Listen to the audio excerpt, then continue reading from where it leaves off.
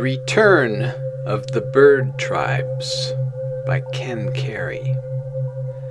Introduction. Although communication with disincarnate beings is not widely practiced in the industrial nations, such communication has played a central role in virtually all recorded human development. Since earliest times, people have sought input and guidance from those on the other side.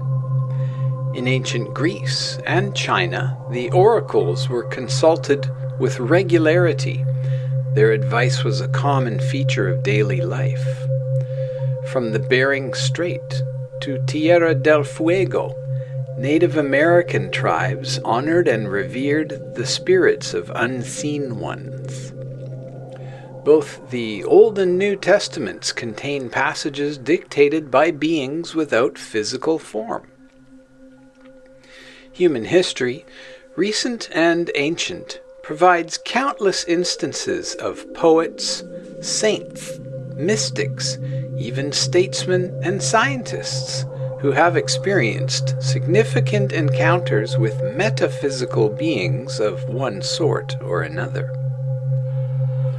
Today, with increasing regularity, quote, channeled, unquote, messages from spirit beings are filtering into media of the new information society, appearing in new movies, books, articles, videos, television documentaries, and interviews.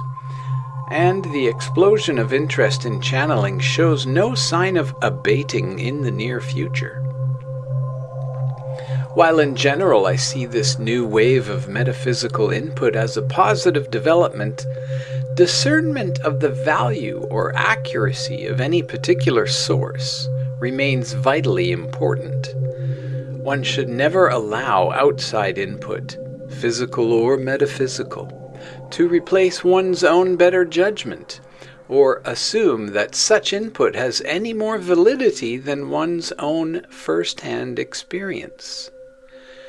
Genuine spirit information helps to broaden and deepen one's experience of this miraculous and largely unexplored universe.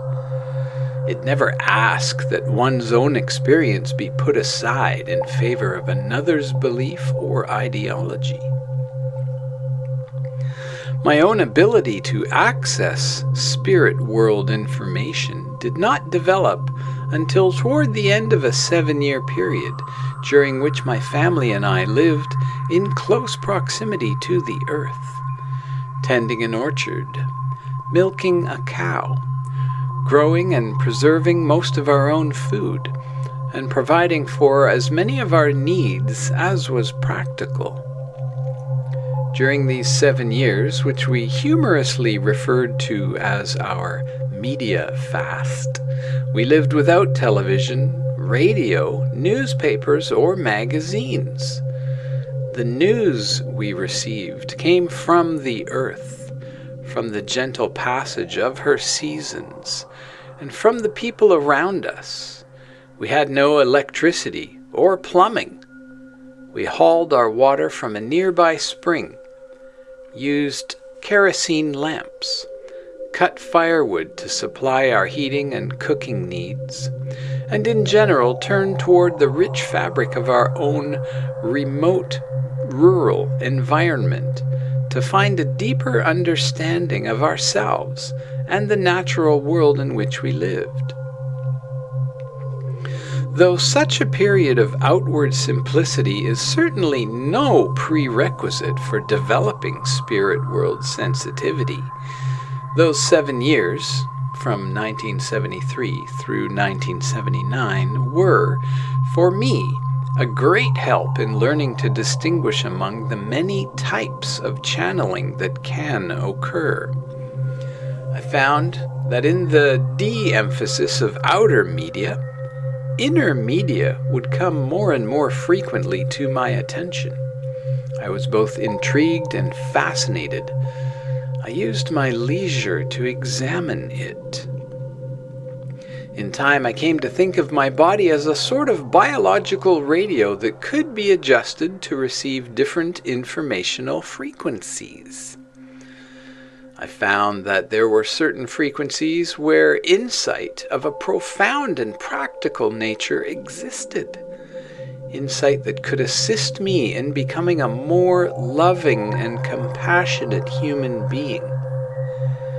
Insight that could greatly enrich the quality of my relationships with my family, with the earth, and with the society around me. I also noted lower frequencies that did no more than crackle with the static of collective human thought. There, early on, I encountered entities who quickly demonstrated a fact worth emphasizing at this time, when so many are becoming interested in channeling. There is nothing inherent in being disincarnate that in and of itself implies the presence of any greater intelligence than being in a body. However, on the finer and more subtle frequencies, it was a different story. There I encountered beings in another league entirely, beings whose natures can only be hinted at in our current human terminology, spatial entities of extensive intelligence, inhabiting the higher frequencies of the light energy continuum, living, breathing, having their very own being in the eternal presence of that immense reality that some call God. These creatures are worth getting to know. In fact, I do not believe that there has ever been a time when the intelligence received from them has been more urgently required by a human society than now. As our present generation juggles the multiple challenges of economic instability, nuclear weapons, the deterioration of the environment, and numerous crises, both present and pending, the thoughts, ideas, and perspectives of these eternal beings can assist us in viewing our world through eyes less encumbered. Communication with them can be an important catalyst of the evocation of a whole new kind of post-historical thinking that instead of perpetuating problems, reveals solutions. It does not require a Sherlock Holmes to note that our problems are rooted in our methods of thinking. And our thinking itself is rooted in assumptions so archaic it is doubtful whether they have received any critical evaluation since the last ice age. The problems of an analogous acorn society would not, in the end, be resolved by improving acorn methods of thinking, but by the beautiful and terrible bursting asunder that unleashes the magnificent power of the implicit oak tree. The lens through which we human beings view reality has been locked into myopic focus for so long it has rusted in place. We tend to view the physical through the physical only, forgetting the spiritual and the eternal. With eyes caught in a tangle of revered cobwebs, we rarely notice even a single tree. The forest, for most of us, has become but a legend. Brushing the cobwebs from our eyes and stepping back a few paces into the clearing of a larger consciousness may prove to be more than just a perceptual exercise. Our future, our children's future, the very quality of life on earth may now depend upon precisely such an expanded understanding of the world around us. Given our present cultural biases, the initial attainment of such an expanded view of things would be about as likely as pulling ourselves up by our own bootstraps, were it not for the fact that we do have some help. During the past decades, a growing number of people have had encounters with those beings of the spirit world that Western tradition simply refers to as angels. I have noticed, as have many others, that these beings are not all of one type, but rather they belong to numerous tribes or families, each group having its own purpose and distinct sphere of activity. Certain of the angelic tribes, for example, rarely interact with the earth or its inhabitants. Others have been intimately involved with this planet from her inception, being, in fact, the agents and overseers of all her organic development. Within this second category of angels, long associated with biological life, is a highly specialized circle of beings who are responsible for the education of humankind. While these entities, who have been known on rare occasions to take human form, clearly have long-term purposes of a more general nature, their immediate goal is the freeing of our race from what they have termed the spell of matter. During the winter of 1986 and 1987, I was involved in a particularly significant series of encounters with entities of this kind. With but a few exceptions, those encounters took the form of tape-recorded dialogue sessions that were later transcribed by my life partner Sherry. From those written transcripts, I have selected key passages which are now presented in this book. In the chapters that follow, I share first-person accounts of several different angelic entities, some of them encompassing rather extensive perceptual fields in the sea of eternal being, others coalescing like solitary crystals, individuating in a particular moment of time to incarnate for a season or a purpose or a day. On occasion, these individual identities offer highly specific memories and perspectives, but all of these perspectives spring ultimately from the same source. Each of them views the whole from a different point along the circumference of the great medicine wheel of eternal being. They spoke to me of the unique role of this earth in galactic development, of the purpose of a human presence on this world, of the rebellion of the warrior tribes, of the role of the South, Central, and North Americas. And they spoke of their own angelic, behind-the-scenes engineering, as they have worked for millennia beneath the surface of human events, patiently drawing our race toward the very times in which we are now living. Through their varying accounts of past human history, present moment insights, and events yet to come, their perspectives combine to reveal a meaningful and exciting new understanding of our current global situation. One of the most interesting features of my work with these particular angelic entities has been their ability to evoke vivid recollections of past events. In my first encounters with them, as recorded in the Starseed transmissions, such a strong emphasis was placed on the importance of my attention being in the present moment here and now, that this apparent focus on the past initially took me by surprise. For some reason, I had never thought of angels possessing the quality of memory. And time travel? I had assumed it belonged only to the realm of fiction.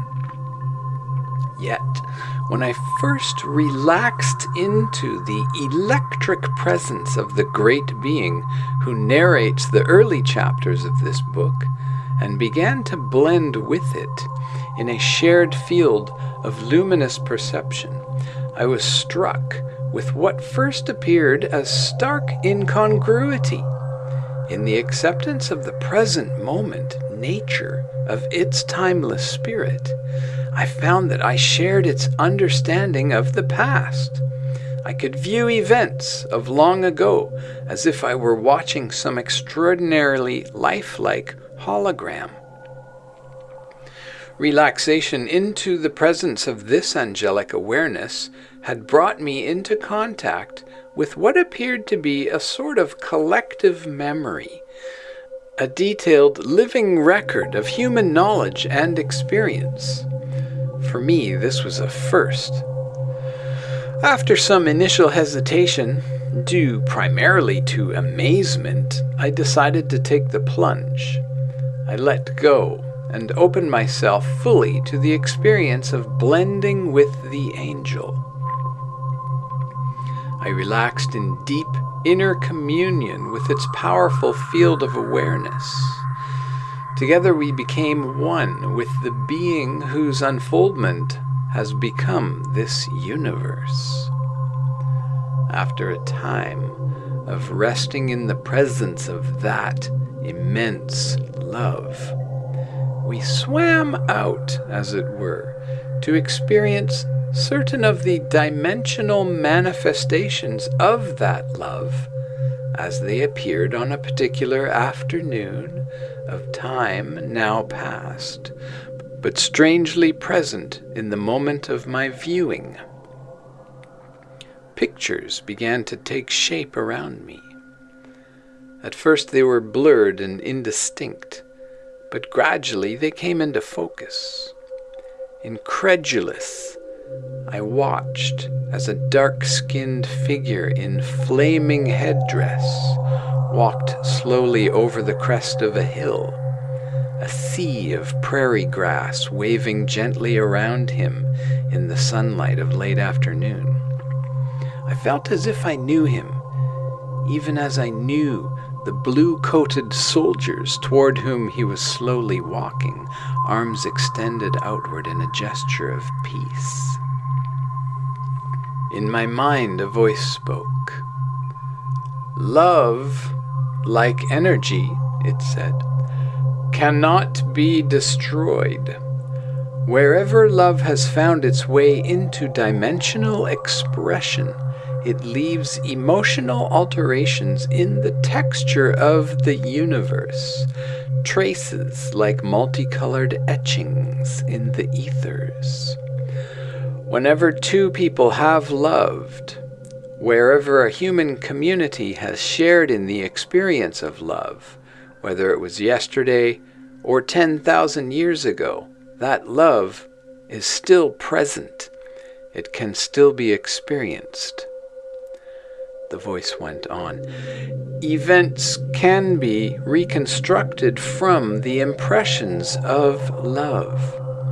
They can be re-experienced with a lucidity almost indistinguishable from the initial occurrence.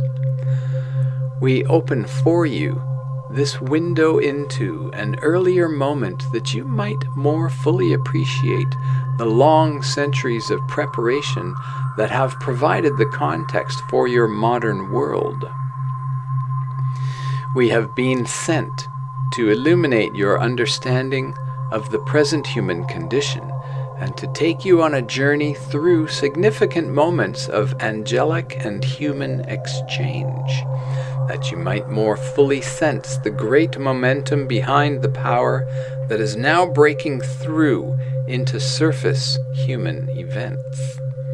When you understand the past as we do, you will understand the inevitability and imminence of the Creator's awakening in the human family. You will be in a position to more fully cooperate with the Great Spirit's purposes, for you will at last recognize them as your own. So began these communications that make up this book.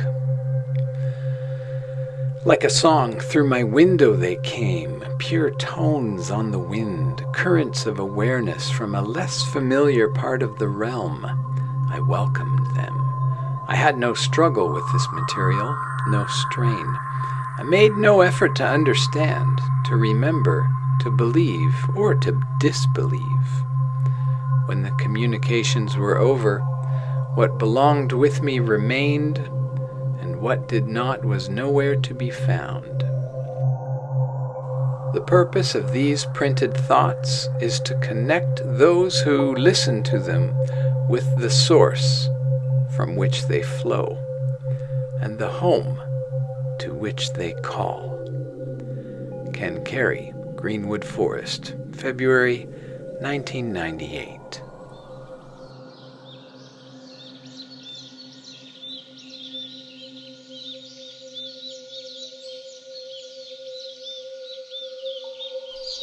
Part 1. The Bird Tribes. I remember the day when I walked across the open prairie with my head held high and my feathers blowing in the wind. The soldiers saw only my silhouette against the sky. I walked slowly toward them, arms extended from my side, palms facing them in a gesture of peace. I watched the waves of love emanate forth from my hands, as powerful as the love I expressed before and after Golgotha. The soldiers shot me dead. I knew they would. But their children have been brought up on my teachings, have loved my spirit, and have understood enough of my creative principles to sail to the moon. Could I have taught them in another way, when their bullets flew and my feathers blew in the breeze that day? Could I have spoken more plainly than through the examples of my deeds? I have died 1,000,000 deaths and lived as many lives to teach the warrior tribes what they would not learn in any other way. In the end, I am the victor because the warrior tribes are changing fundamentally while I am rising again and again, leading them and their kind ever onward toward their destiny among the midnight stars. I live everywhere, all over the earth. I have memories to draw upon wherever there were gentle people through whose lives I knew the land. If I try, I can remember their place names, their faces, the streets of their villages, their dances around the autumn fires when the forest floor smelled of dry leaves and the moonlight filtered shadows through the naked trees. But other things I do not have to try to remember, because those things I can never forget. I am those things. I am often the mountain lakes, because these were the last places my people lived before they flew, before they left their human forms and took to the airs of spirit, or realms of nature, to wait for cycles and changing seasons to bring their time to the world again. I could show you where 500 people lived on the shores of one such lake, yet you might glimpse a human only occasionally, as you might see an otter, a beaver, or a raccoon, so blended were their ways and so in harmony with earth and sun their living. But the time of which I speak was long before the recent European migrations, long even before civilizational influence touched Olmec or Mayan heart. Our cultures were pacific then in this undiscovered world between troubled Asians and warring European tribes. Your records speak little of the Americas because until recently our cultures here did not create history. Our ways were simple. Our troubles, until about 2,500 years ago, were few. Only a few of our consciousness have dressed in human form these 25 centuries now past. Yet when we did, you could not distinguish us from the others. We did not fight. When I put on my headdress and rode my horse across the prairies, I was teaching. I was not fighting. I taught with feather-shafted arrows and landscapes that cradled the sunlight in 1,000 sacred meanings. I drew the cavalry to the prettiest valleys to drink from the streams most likely to give them truth, so that their children would grow up in the hills near those streams and eat the corn and summer squash that would teach them the wisdom their tribe had forgotten. So I do not mind the time my hands were spread to the side, the soldiers fired, and a body died. Lying there beneath the open sky with the high prairie grass waving around me as they rode off in dust and disarray, I drew those bullets into something deeper than a body of soil and stream. I drew those bullets into my soul, and my spirit flew to their source. I understood then what kind of factories made those bullets, what kind of women and children worked in those factories. I understood how they felt about their families as they were pouring the lead into molds, how they regarded their land, what they thought of their fathers, their mothers, their grandmothers, and tumbling and billowing, rolling with them in their jumbled tribal consciousness like the towering thunderheads that massed over the prairie, I, too, dreamed their dreams and found in them what was true and made it my own.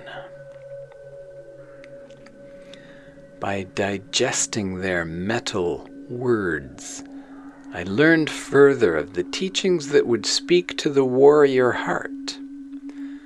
I taught them eventually of electronics, of radio waves whispering wonders on the wind, of metal wings and material things that would lead them down the slow but certain path to wisdom.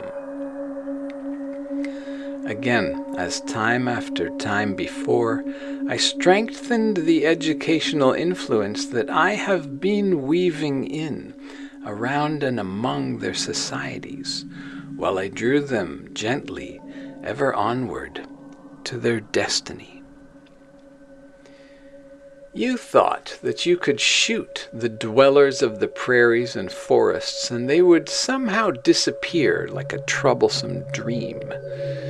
You did not realize that they are my own, just as you are. That they would reappear in your own children, and in your children's children, and, as your own people, live again. For like you, the Native Americans of recent centuries have also been of warrior descent, with lessons to learn not unlike your own. But this was not always so. Humans are not a warrior race. Once we expressed through an American people whose societies saw our creations flower and flow like living brushstrokes across the river valleys, lakes, and forested mountains of the two continents. Listen, and I will tell you of my kind, of the few who have remained to teach and guide you throughout your twilight age. I will tell you of our patient work, as century by century we brought the fearful ones closer and closer to the time of their deliverance and the time of the earth's salvation. I will tell you also of the gentle tribes from which we come, the tribes whom some now call angels, but who in simpler days were known by another name. For thousands of gentle circlings of this earth around her star, the peoples of the Americas, the highlanders of Asia, the natives of Central Africa, and earth people the world over have known us as the bird tribes. Except for a few of us who remained to guide and influence the course of your histories, the better part of the bird tribes have not been incarnate in human form during historical times, though always we were there in nature and in the spirit worlds around you.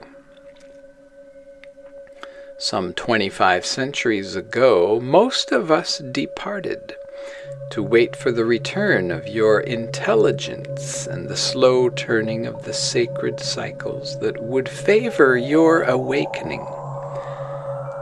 It's time now. We are returning now, appearing like the first stars at the pre-dawn clearing of a storm. Into your consciousness we come, slowly at first, subtly, a whisper among your dreams, but steadily our presence grows, soon to shine as distinctly as the sun of morning. We come now with a message that will prove vital to you in these last years of history's darkness. We call to you, human ones, beings of light. Rise up from your tradition-bound past and become our creative partners in the continuing unfoldment of wonder. Rise from your cultures to remember your origins and your nature. You are light beings, like stars, agreeing to stay in specified temperature ranges for certain periods of time, creating time and space, distances between you, painting spatial landscapes on the screen of time, drawing stardust into the dancing fields of your light. Today you express in tongues and tanks and desert irrigation projects, in urban parks and towers of glass and steel. Today you express in ideas that people have and in ways that people live. Yet your past is no indication of your potential. Compared to an artist full bloom in flower of her time, history's accomplishments are but those of a child groping blindly in a darkened room with one crayon. When you incarnate humanity, know that beyond you is the same brilliance, light, and warmth that expresses so passionately in the stars. And when you know that behind you is the power of the creative, the power of the new, the balance, the synthesis, the power of truth, then you will know there is no threat to your life, to your existence. You will know that there is nothing to fear. for the immense powers of the mother and father aspects of God-sciousness have joined together in the creation of a material universe designed for your support and flourishment. For 3.5 billion years of this earth, we of the angelic realm have fine-tuned and sustained the precise planetary temperatures most conducive to your growth and development. You have nothing to fear as you move into this cycle of cooperation with us and with your Creator. You are in good hands and well loved. Until recently, you were not in a position to understand these things. For, so long as you opened your heart to the frequencies of fear, you used your power to give credibility to fear's illusions. We will help you now tune to the frequencies that will heal your world and draw you toward your future in the stars. Listen and sense behind these words the frequencies of love, where an eternal Creator's designs are ever unfolding in time. We are the bird tribes, the winged ones of heaven, your reflections in perfect love. We are the missing dimension needed for your wholeness. We are the spiritual guardians of the earth. Welcome us back into your consciousness. Blend with us. Remember. Know yourself as fully, truly divine human.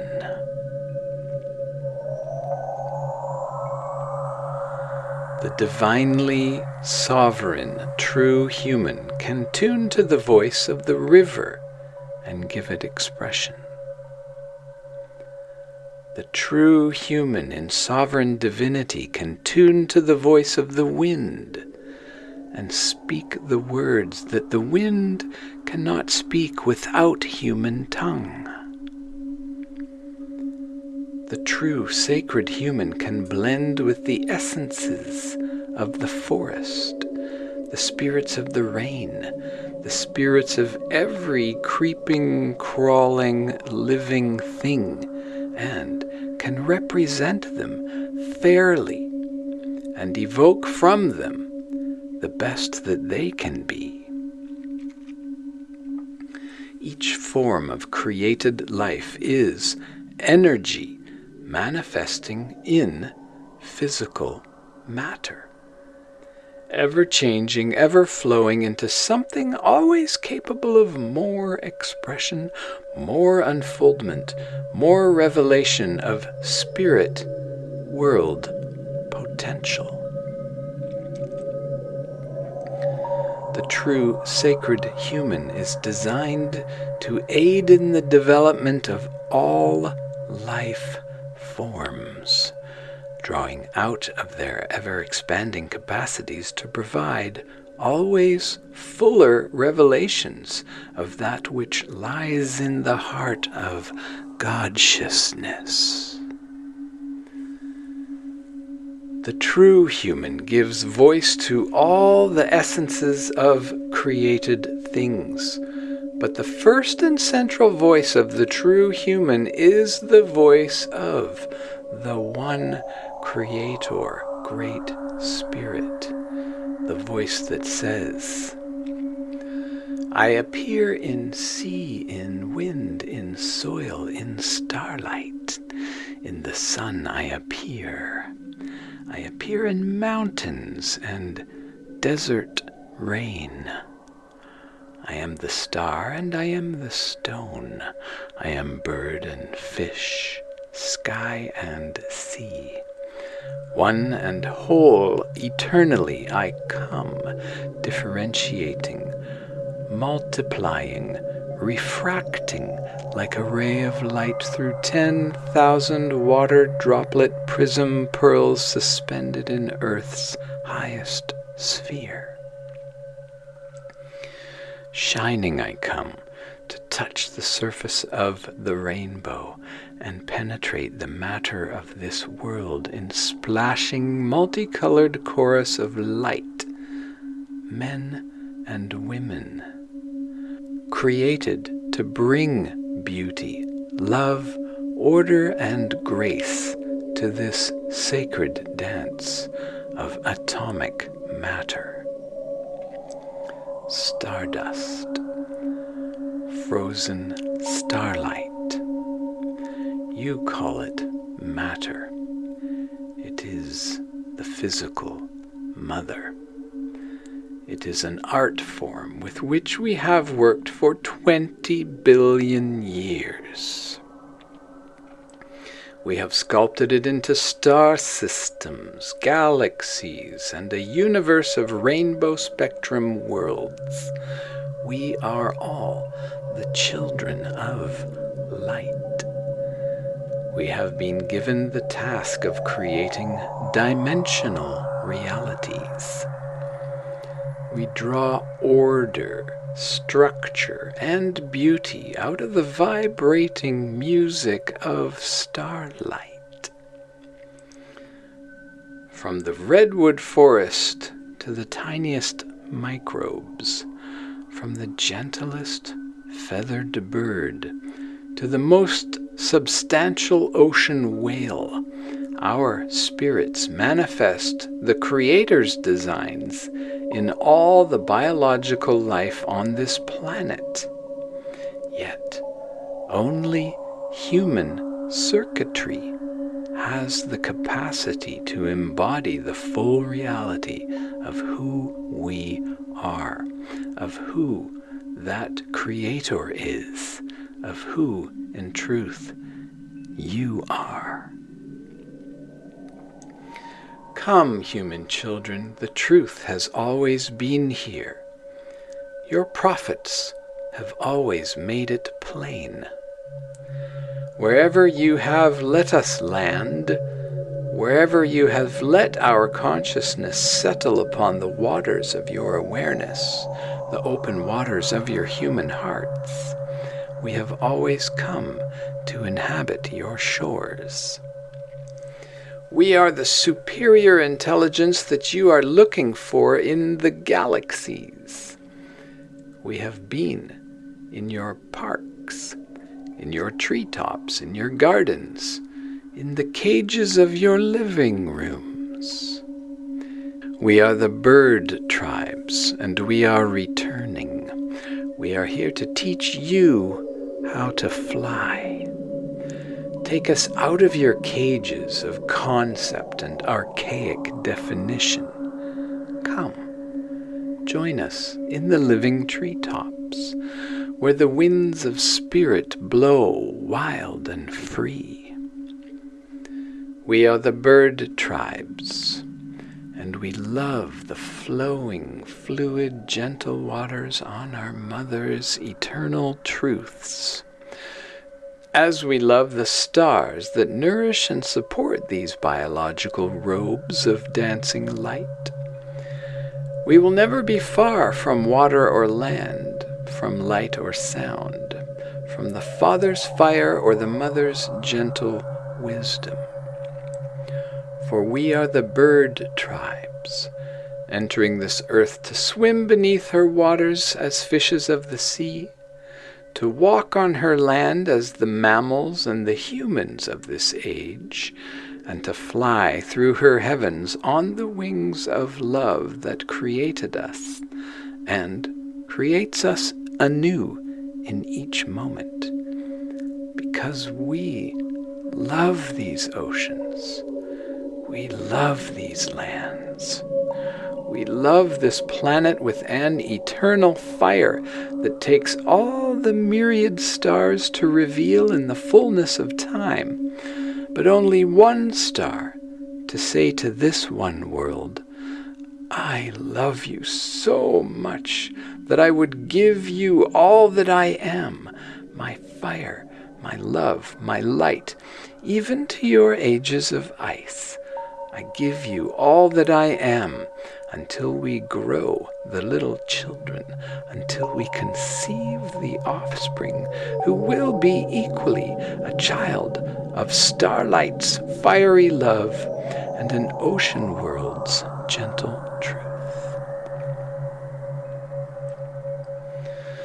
Awaken, humankind. The teachers of love circle around this morning star, spiraling down, coming to rest. They land at the edge of your history's shore, fluttering into your awareness. The bird tribes have returned.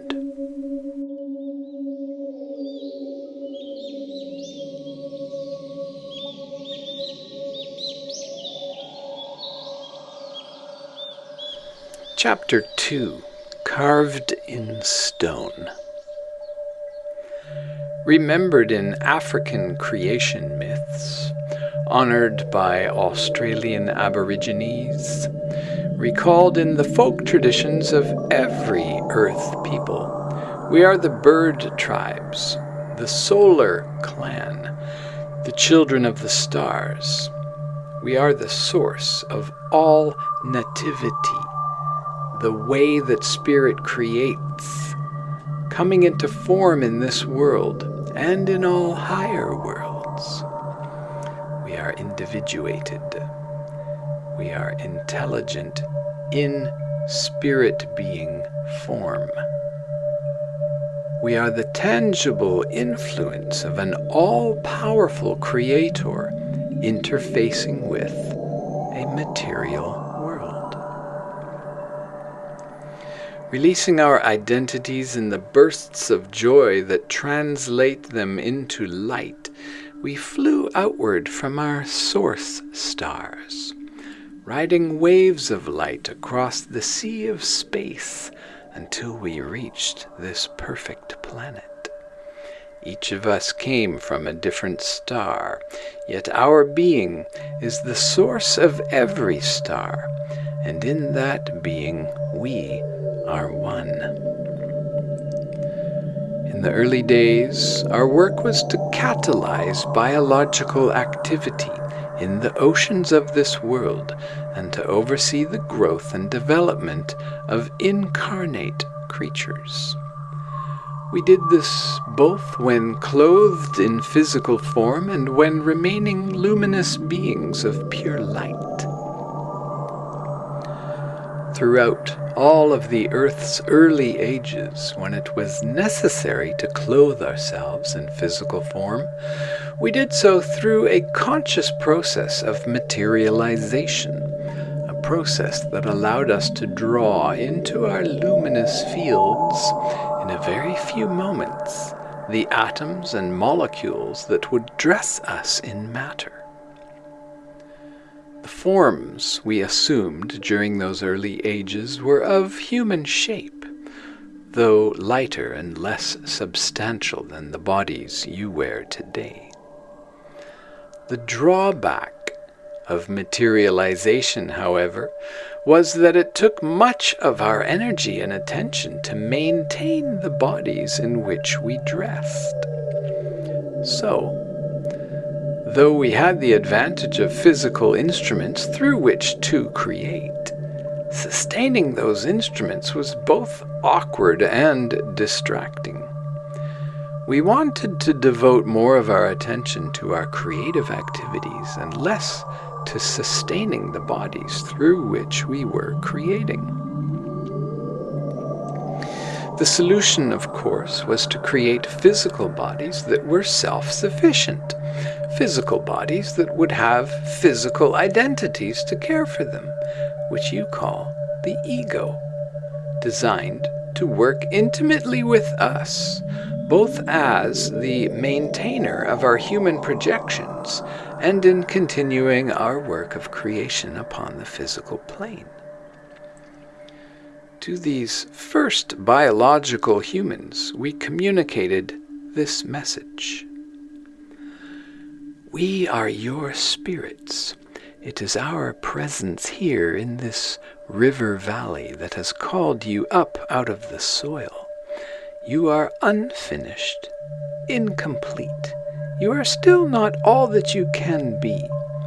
Some of what you now embody represents development in the right direction, but some of what you now think of as yourself is in actuality part of what one day will become afterbirth.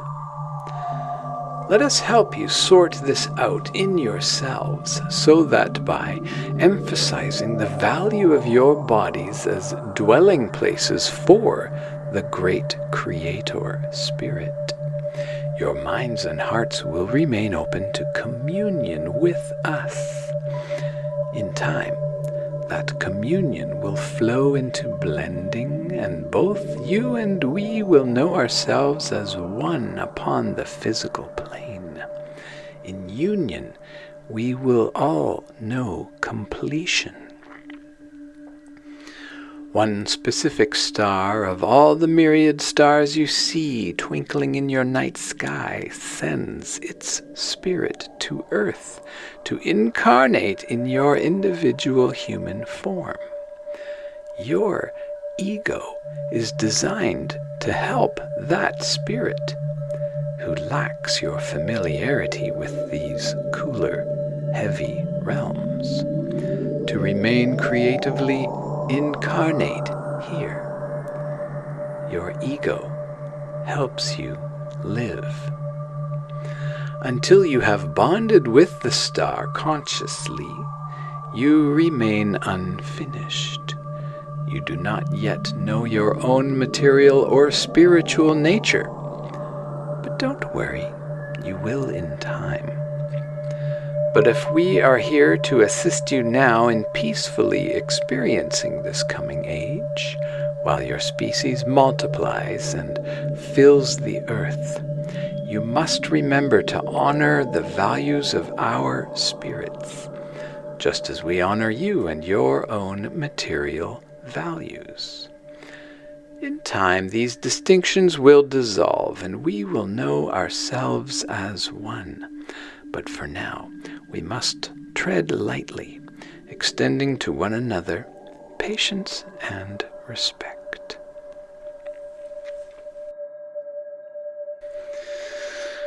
The egos of the first incarnate ones welcomed this message. For a time, they were filled with enthusiasm. They genuinely loved us and shared our wish to see the great Creator Spirit's plan succeed. However, as the many moons of these first seasons passed overhead, willingness to play their parts creatively did not last among all the incarnate ones. What happens when an actor who is asked to play a supporting role rebels and tries to play the lead role instead, with no knowledge of the script or the plot? You were there in the beginning. You might remember what happened. Certain tribes among the first humans found the input of their 5 physical sense channels so sensationally rich and awesome that as their early centuries on Earth passed, they forgot that perception was also available to them on intuitive and imaginative frequencies.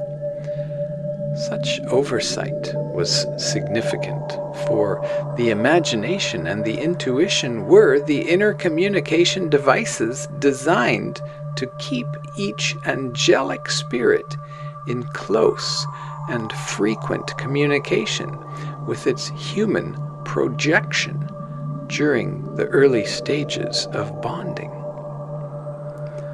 As these first human tribes placed increasing emphasis on the physical, Their behavior came to orient more and more around sensual priorities. As time passed, certain egos began to assume decision-making authority in realms of spirit where they as yet had no experience.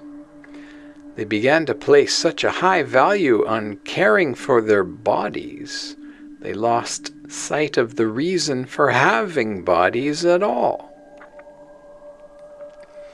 A visible yet disproportionately influential minority of your early ancestors became infatuated with sensual input. They behaved with less and less awareness of our consciousness or the informing designs that we brought from the great Creator Spirit. The bonding that was to occur between spirit and ego could not happen in such a state. These egos came to see our spirits as foreign elements. They forgot that spirit and ego are two manifestations of the same presence, that each human body is created by the presence of a spirit being on the material plane. They forgot that they were reflections in matter of our spiritual presence. In time, the body and its physical priorities, including the quest for money and property, became their sole reality. When a certain tribe began to think of cooperation with us as working with the invisible spirits of non-physical beings that they could not see with their eyes, but whom they felt landing like huge birds in the branches of their central nervous systems, they began to react in fear. Instead of seeing our light-hearted spirit values as a profound basis for co-creation with their own durable physical values, the egos of this tribe began to fear this healthy and quite compatible difference in value systems. They then gave exaggerated emphasis to their legitimate functioning of caring for the physical body and 3D reality, and began to see our spirits as lacking in sufficient respect for the physical plane. They rejected our spiritual values, seeing them as frivolous and irresponsible. They identified with a piece of the puzzle, with an aspect of their own wholeness. They did not realize that by doing this, they were in fact rejecting their true selves and choosing instead fictitious mortal identities. They were focusing on the shadows and not the beings of light who cast them. Seeing spirit as separate from themselves, the egos cut themselves off from the inner direction designed to guide the multiplication and flourishment of their species on Earth. In these ego tribes, the incarnation of our angelic spirits was interrupted, the human creation unfinished. Without the ego's cooperation, the required spirit-ego bonding could not take place. Human creation was still in process when the ego-ruled humans ran off into the jungle. We called after them, "Whatever you do, do not cut off communication with us. Without the input of your invisible spirits, you will never survive as conscious beings in the jungle of subconscious matter. You do not have a view of the larger picture. You won't see the forest for the trees. Come back. You cannot remain conscious when motivated by fear. You will experience sorrow, suffering, and death.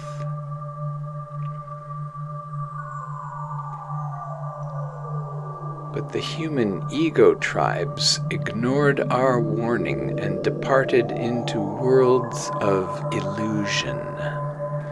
Their fear stirred up emotional turbulence, which crackled like constant static across the frequencies that were intended to connect us.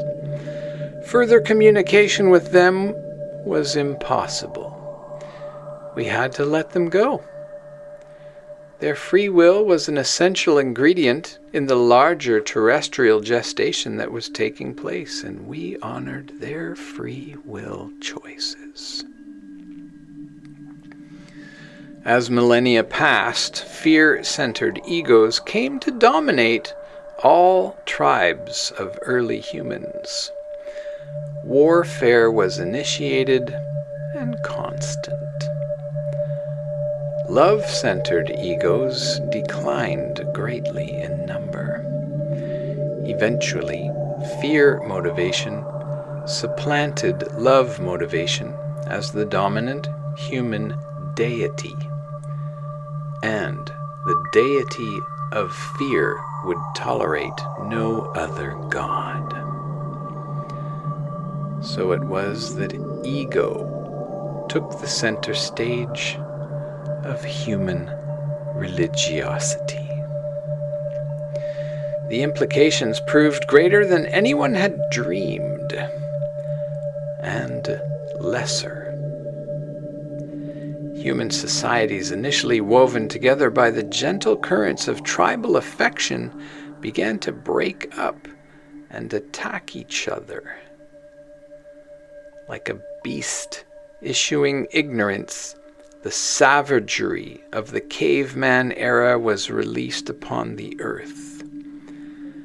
The spirit world blueprints of reality, the great creator spirit's operating instructions for the human body's proper use, were ignored.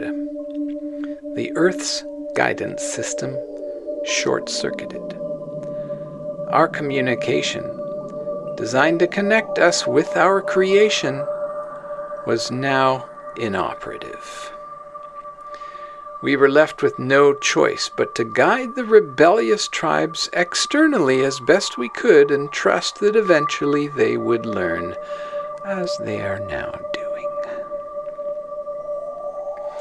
We longed to see our people running lightly through the forests and meadows again, creating songs that would bring joy to the earth and her creatures, not struggling in pain, building their huts and hovels along crowded river banks with fences and pointed sticks. We longed to see the warrior society stop hurting one another and crying out desperately to images of a false god now carved in stone. We longed for them to start seeing once again with their own eyes the spirit of a living and loving God that is both the Creator, Mother Earth, and the eternal spirit fire of the sun.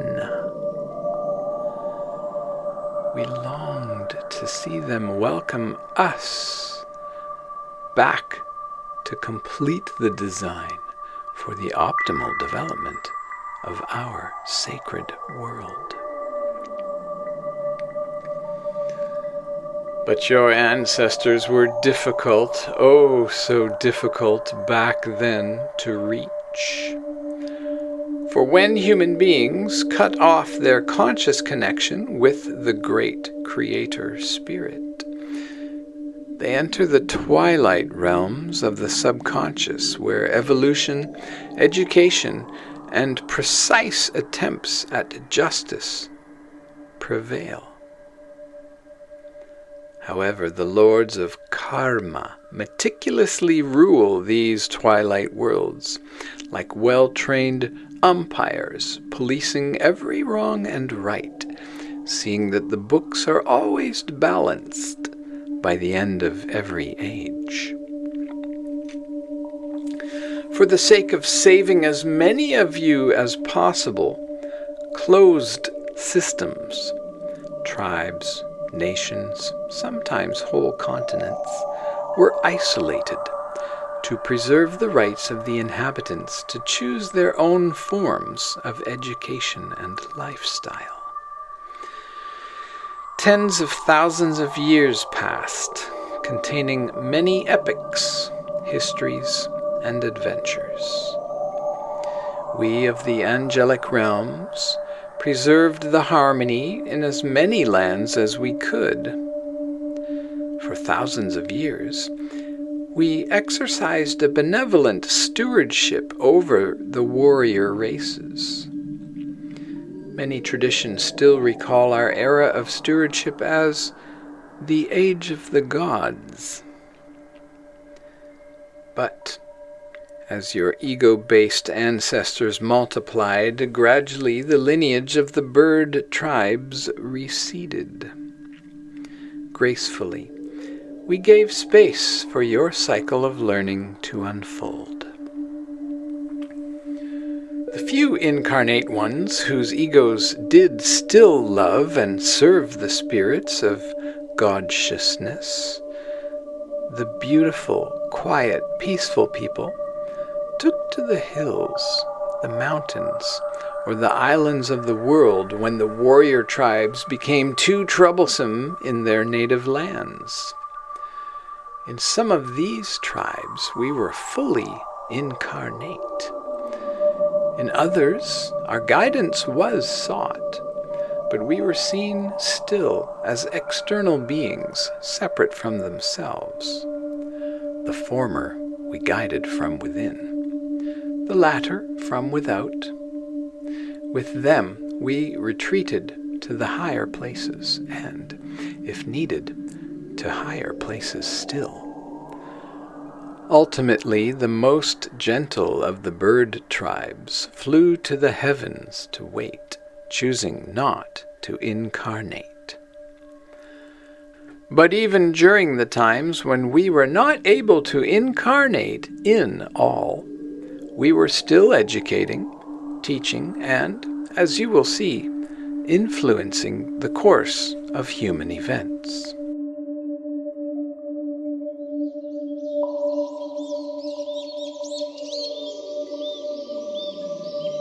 Chapter 3. Ciilizations. After the rebellion of the warring ego tribes, there remained still a few human tribes who refused to participate in the rejection of their stellar spirits. In the sand around our council fires, we would depict each of our faithful tribes as a small circle. Around these keepers of light circles, we would then draw one great circle to represent the great Creator Spirit who included us all. We knew ourselves as the Ongwehonwe, which means the people true to reality. During our attunement to the original instructions of the Creator, and due as well to the energy amplification that we experienced through agreement among ourselves, earthly power was still very much in our hands. But some things cannot be coerced, and love for the truth is one of them. The cooperation of the egos had to be voluntary, or the human design would not work. Though we had the power to do so, eliminating the warrior tribes in some great battle and thereby driving them from the earth was not something we even considered. Incarnate or disincarnate, the warrior tribes remained a part of us. Incarnate or disincarnate, they would continue to disrupt the emotional atmosphere of the collective consciousness that, with them, we shared. The physical level was the level on which the warrior people had fallen. It was the only level on which they could be made whole. Incarnate lives were required to teach them the folly of fear motivation. Nothing but earth experience could bring them to a time when a core of them would again turn their hearts to God-sciousness. Their passionate spirits remained essential ingredients in our future global species, and thus we had to accommodate them. We gave them the lands surrounding the sea that today is called the Mediterranean. Elsewhere, we maintained our presence. But the ego-based warrior tribes were very aggressive. They multiplied rapidly. Our way was to teach through patience and example, not through warfare and confrontation. So, as millennia passed and they took over more and more of what is today Asia, Africa, and Europe, we gradually withdrew. In the end, there were only 2 islands where we were able to maintain a consistent presence into historical times. 2 islands, each an entire continent, wild, uncivilized, as refreshing to us as the abundant fresh water that flowed living through their heartlands and rained amply upon their lush vegetation. Over these 2 continents we sustained a clear and protective vibrational field in which many tribes lived and prospered long after the rest of the human world had plunged into darkness and disorder and fear of the warring ego tribes. You of this present generation know little of what transpired in these Americas. There was no history, no written record. The people of the bird tribes came and went off the face of South and Central and North America without a single name being carved in stone, with not one stone head being raised in arrogance to look out over the sea, with not a single human bone left to note them in the mother's soil, for they ascended these tribes and left no remains. The Americas, continents without turbulence. Few records, few ruined cities. Of all the earth's lands, we remained incarnate here the longest. After the ego-tribal rebellion, a certain amount of warrior energy had penetrated throughout all fields of thought and emotion that surrounded the earth, known as the noosphere. But in the Americas, our continental auras filtered out the most turbulent of these influences. On those rare occasions when excessive fear motivation did find its way into expression among our people, we would hold a meeting of the council. If the fearful people were a danger to the sacred balance, they were asked to change their ways. If they refused, they were asked to leave. Those who left went willingly. They would not migrate back. They knew the decision of the council was fair and just. They knew that they had chosen behavior that was vibrationally incompatible with our continental emphasis, and so they would depart, either by boat or by the great ice bridge to the north. Those who left the Americas to settle other parts of the world knew why they were being banished. If they preserved birch bark or buffalo hide records or maintained an oral tradition, their descendants knew that a time would come when they would be invited to return, when what was broken would be made whole again, when what was lost would be found, when what was forgotten would again be remembered. Those of us who remained in America came and went peacefully, honoring our spirit selves, finding our balance with nature, living in harmony with the seasons and with each other. We were peace-loving tribes. We were not perfect, but we did not make a controversy out of every meal. We learned how to fill our needs in harmony with the earth and her creatures. We honored the land on which we lived. We saw the animals as our sisters and brothers. The thrust of our creative interests was biological. We created fruit and vegetable foods, potatoes, corn, beans, peanuts, squash, melons, sweet potatoes, pumpkins, cacao, yams of many shapes and sizes.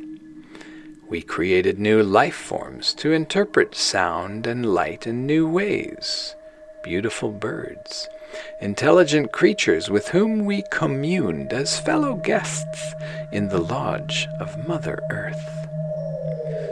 Our people knew the spirits of the plants and animals as equals and friends. There was still trial and error among us, fine-tuning here and there, but we had the opportunity then to fine-tune. Most of the human egos in the Americas remained true to spirit. Though the spirits of God were not fully incarnate in all, we were incarnate in most. We could keep the fear disease out of our islands as long as the human populations remained small and collective human consciousness was not making itself felt on a planetary scale.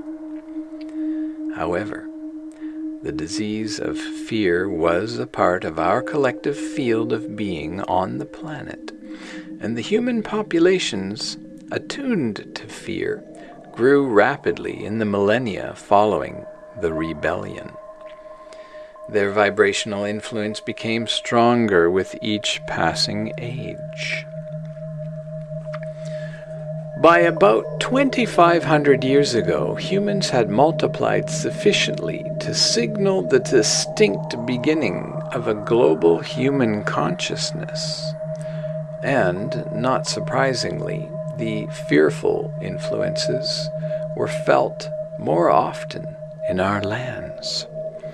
Our continental aura was weakening.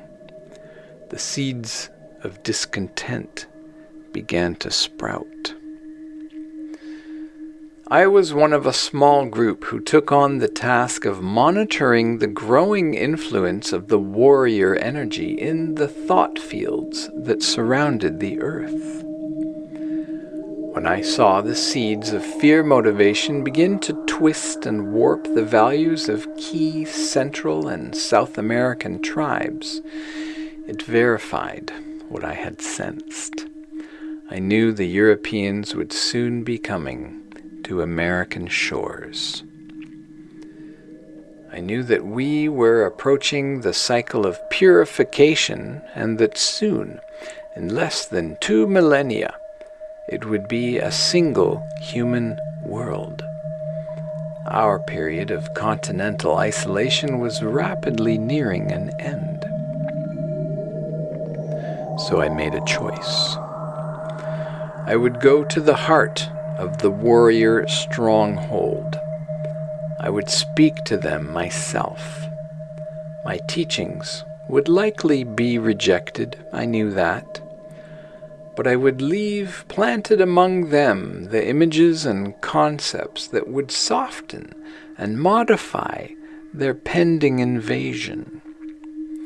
I would attempt to give them some conception of the overall global picture, to remind them of their own integrity, of why they were banished, and of the kingdom to come.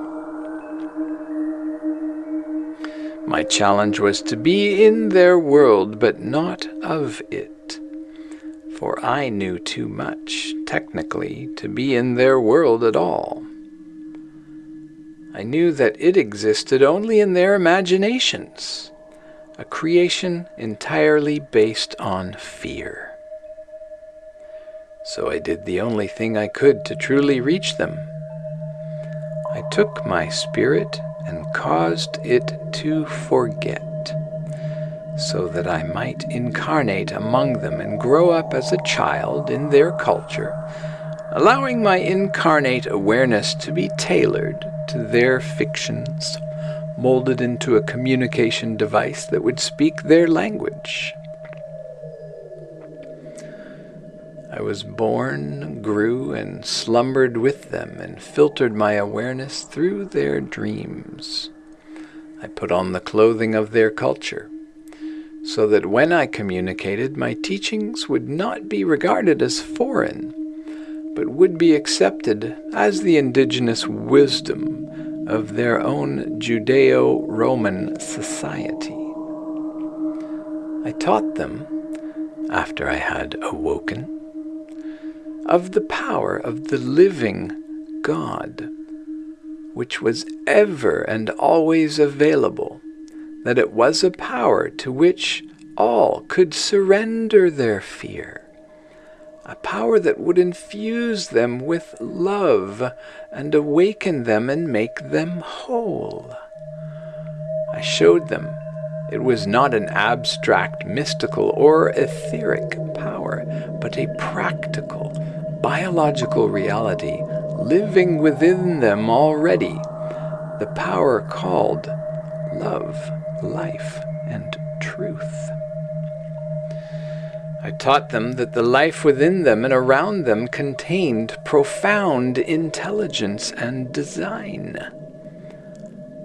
I showed them how to contact this intelligence and how to allow life's designs, the kingdom of heaven, to emerge from within their own hearts. I taught them of the spirit beings, the angels, who have been wielding the creative power of life on earth for 3.5 billion years. I explained to them how blending with the Holy Spirit of these beings would transform and revolutionize their lives, but that they themselves had to invite spirit into their affairs.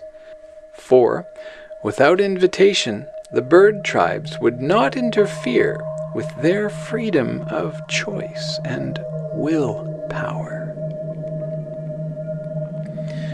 In my life, my teaching and my example, I made the point that human beings do not have to be controlled by their fears, that they could relax and surrender all their fears to the fire that burns eternally in the sacred heart of God, that they could align themselves with eternal love and become one with the Creator, and to live their lives in peace, in harmony with each other, and with a benevolent universe.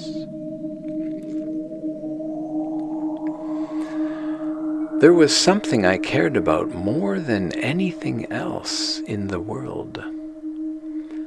I longed to see the human beings incarnate in the warrior societies forgive one another, love one another, and look at things through the eyes of their spirits, instead of exclusively remaining locked into the perceptions of their egos. I longed for them to come to an awareness of the magnificence around them, of their potential and forgotten joy. I called upon the highest good, and because I was aligned with the Creator's intentions, when my statement was cut short, my prayer triggered a response from both heaven and earth. My call broke through to the highest levels of the spirit world.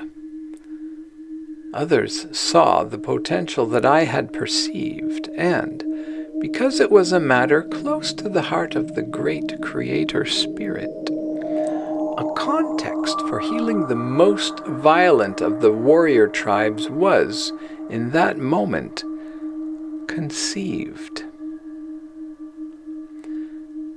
Any time a statement is cut short in the earth walk of one incarnate, and there is a longing to complete that statement, as there was in my case, it represents a type of a bubble, a potential culture, like yogurt culture or yeast culture. This one happened to become a new sort of human culture, complete with the manifestation of every positive as well as every negative potentiality. Christian civilization was born, something that invited each one to complete the life of the crucifixion interrupted, something that flew in the face of all odds, something that took the fear-centered darkness of the Judeo-Roman world and split it down the middle. There is an underside and an overside to what the unconscious centuries of Christian civilization have done. I know that well, for I and the other spirits of my light circle bird tribe family members have monitored each day of those centuries very well. Incarnate for days or moments in the lives of key figures here and there, inspiring the bards with songs of innocence and experience. We have guided those who were open to us, the musicians, the children, and occasionally political leaders when we could. Our historical, behind-the-scenes presence has been obscured from human vision because the historical people have no vision. They turn their perception over to others. They refuse to give credibility to any experience not easily put into words. They believe that if their native language does not have a term for it, if people cannot speak of it, it must not exist. In effect, they let their controllers do their seeing for them. They give away their power.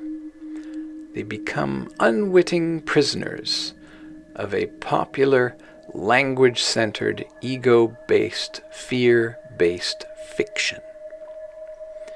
They do not even notice even a single angel, much less an entire species of spiritual guardians, though we are ever present behind the stage props and their preoccupations.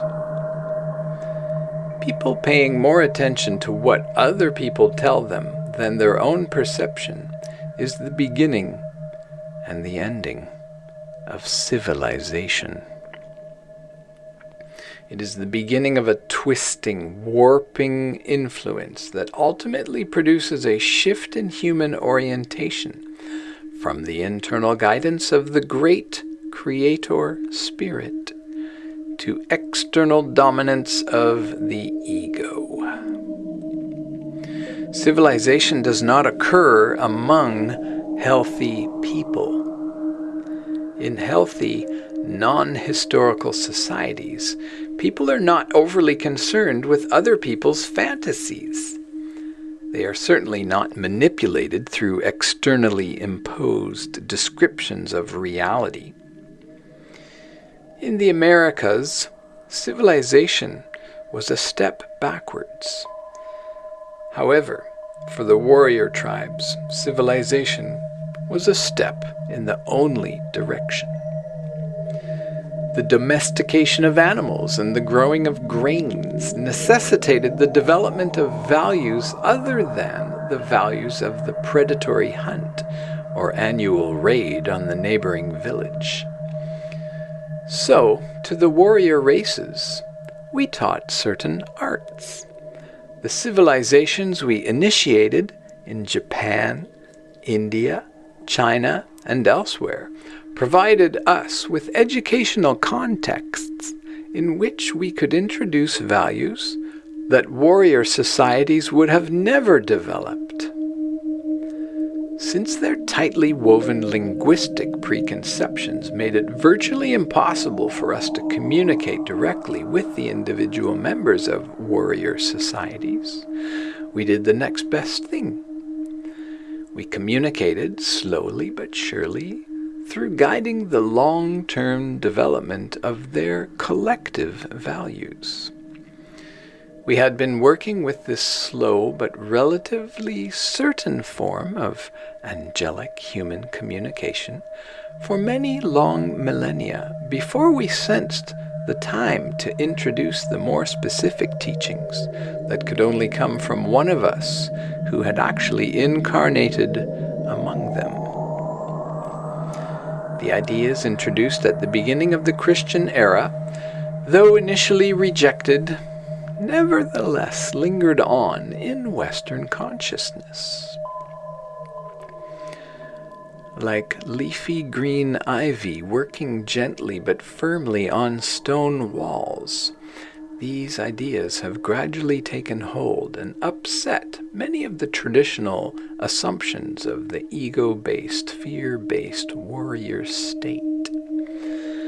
By intensifying every creative as well as every destructive human influence, these ideas were directly responsible for the highly stressed social context that gave birth to the Industrial Revolution. Although its negative use has wreaked havoc with Earth ecologies, the Industrial Revolution has been both valuable and necessary. When humankind is healed very soon, and we are able to work freely through our species, there will be no ecological damage. All ecological damage will quickly be healed. It is easier to flush toxins from the Earth's river valleys than to remove the toxic ideas that caused them in the first place. In the order of healing, it is human consciousness that first must change, however. The most significant effect of the Industrial Revolution is that it has birthed the information age and has brought us into communication with your race on a scale far beyond what otherwise could have emerged. The Industrial Revolution drew the inherent contradictions of the fearful state into high visibility. At a time when the intelligence level among human beings has risen to unprecedented heights, almost to the very threshold of awakening, global telecommunication systems now keep human attention focused upon the problems and threats that result from fear-based thinking.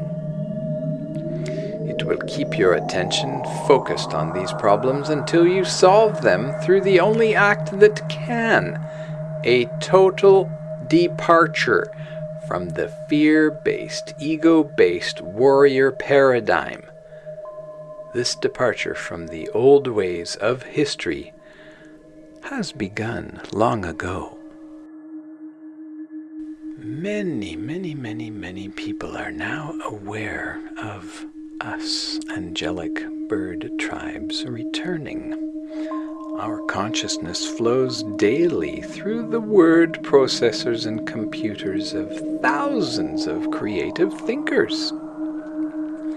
Our insights and our perspectives are bubbling beneath the surface of dozens of new movies, hundreds of new books, thousands of news articles, millions of songs. Humankind is linked in a single socio-economic community that now closely monitors all new and potentially relevant information. Your present global civilization is rooted upon premises of separation from God that are as flawed as any civilization that came before, but it has dynamically accelerated our education of your race. It has increased human intelligence across the board. Hundreds of thousands and even millions of you are now about to understand something that even 100 years ago we could only get through in bits and fragments to a few isolated individuals.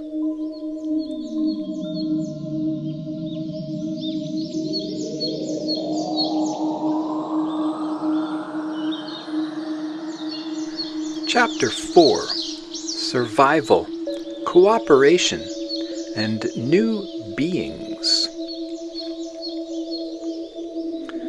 Just as distinct little beings work together to produce each complete human cell, there are spirit beings designed to work in symbiotic cooperation with each human ego.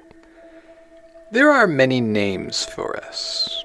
We have been called angels, bird tribes, higher selves, Hoxedas, spirits of the stars. The reality of what we are is far more than any name could possibly convey. We are the multiple projections of the Eternal One, spirits designed to blend with present-day humans. You now consider yourselves to be your egos and your bodies. But egos and bodies are only half of the human equation. The complete human is a spirit-ego partnership in a body. We are individualized aspects of one holy and eternal Creator. We are your spirits as they exist apart from the spell of matter. We do not evolve. We occasionally incarnate. Our intelligence is pre-existent. Our identities, highly focused frequencies of starlight. You need us to be whole, just as we need you to fully enter the physical plane. We seek to awaken in your mind and hearts, to incarnate in your bodies. We are here to return your human circuitry to its Creator. Yet, your human egos are the guardians of this circuitry, the stewards of your minds and hearts. And without your ego's cooperation and permission, our bonding with you is impossible. You ego-ruled humans who feud and fight among yourselves do not seem to realize the obvious. The very values that you employed to determine your social behavior would, if employed by your individual body parts, effectively block any cooperative association of ribosomes, enzymes, mitochondria, not even mentioning the larger organs, to say nothing of the whole healthy and integral human body. Hundreds of thousands of little beings, all working voluntarily together, make the human body what it is. It is not a case of survival of the fittest, as your belief systems, based on short-term observation, proclaim. It is rather a case of flourishment of the most cooperative, as all long-term observations of the universe verifies. It is through cooperation with one another that diverse forms of life adapt and thrive. And it is only through the symbiotic cooperation of multitude of simpler organisms that more complex organisms, like your bodies, are able to come into existence at all. At critical stages in their development, life forms cooperate for their own advantage with other separate and distinct life forms.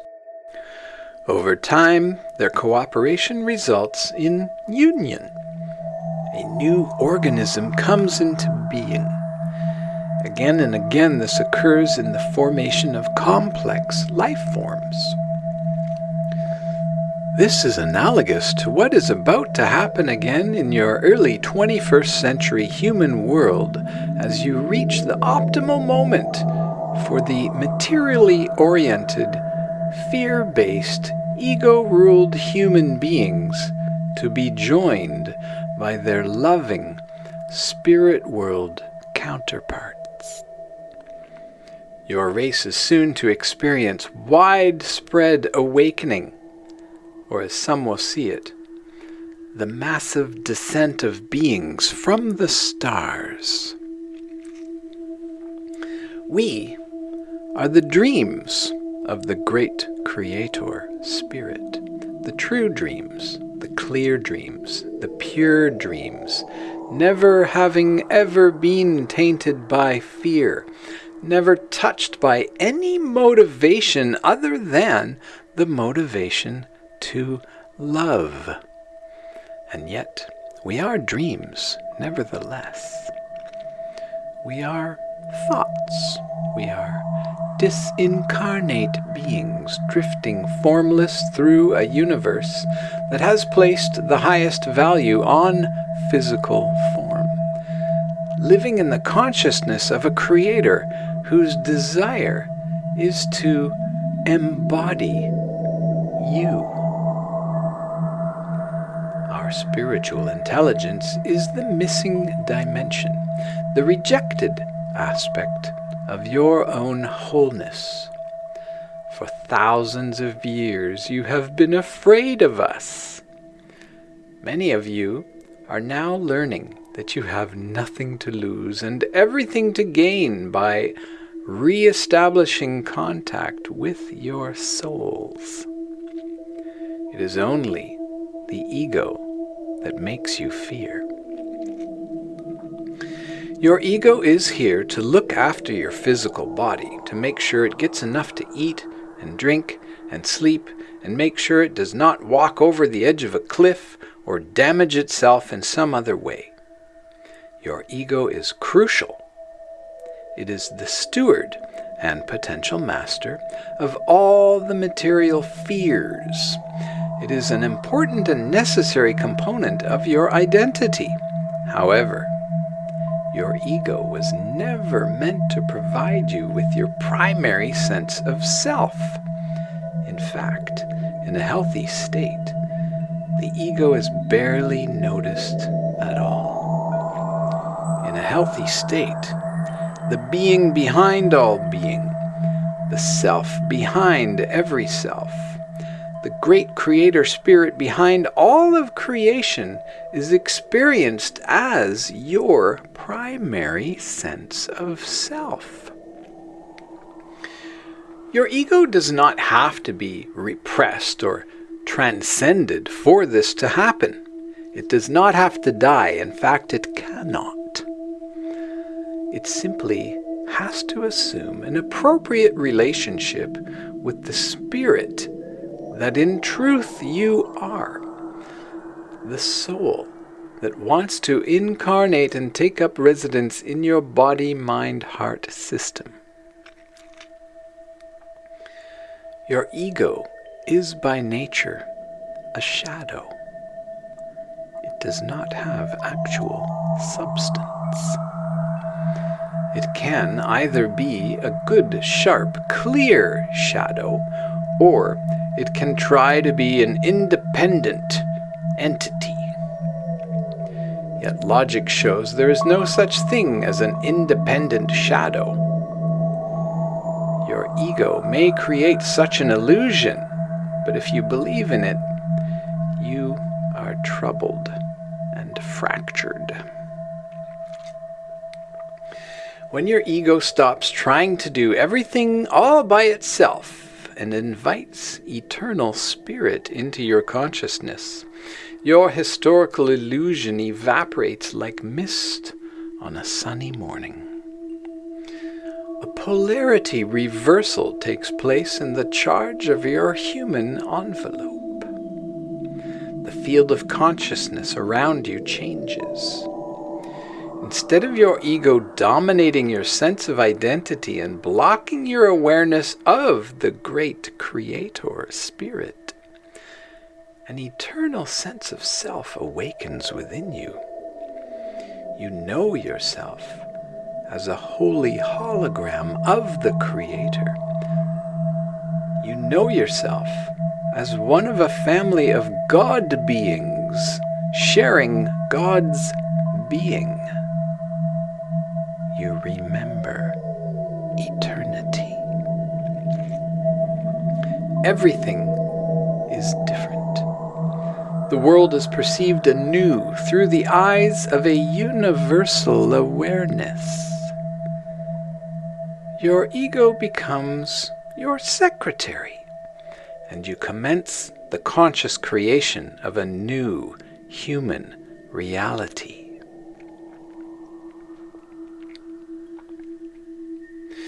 We bring you an angelic awareness that historically has not often been incarnate in human form. We bring an eternal continuity of consciousness that henceforth you might know yourselves as we know ourselves. Together, in loving cooperation, we join to provide spirit and matter with the optimal balance.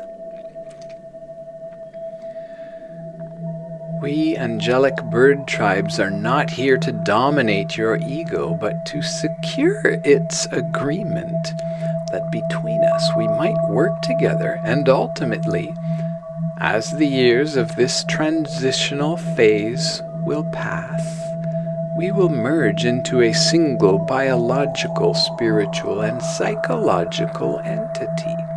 An entity that shall in no way deny the needs and concerns of either ego or spirit, but that shall in every way honor the fundamental design and purpose of both, loving life. We understand love and how it seeks to become objectified in a material universe. Your human egos understand the mechanics of the physical plane.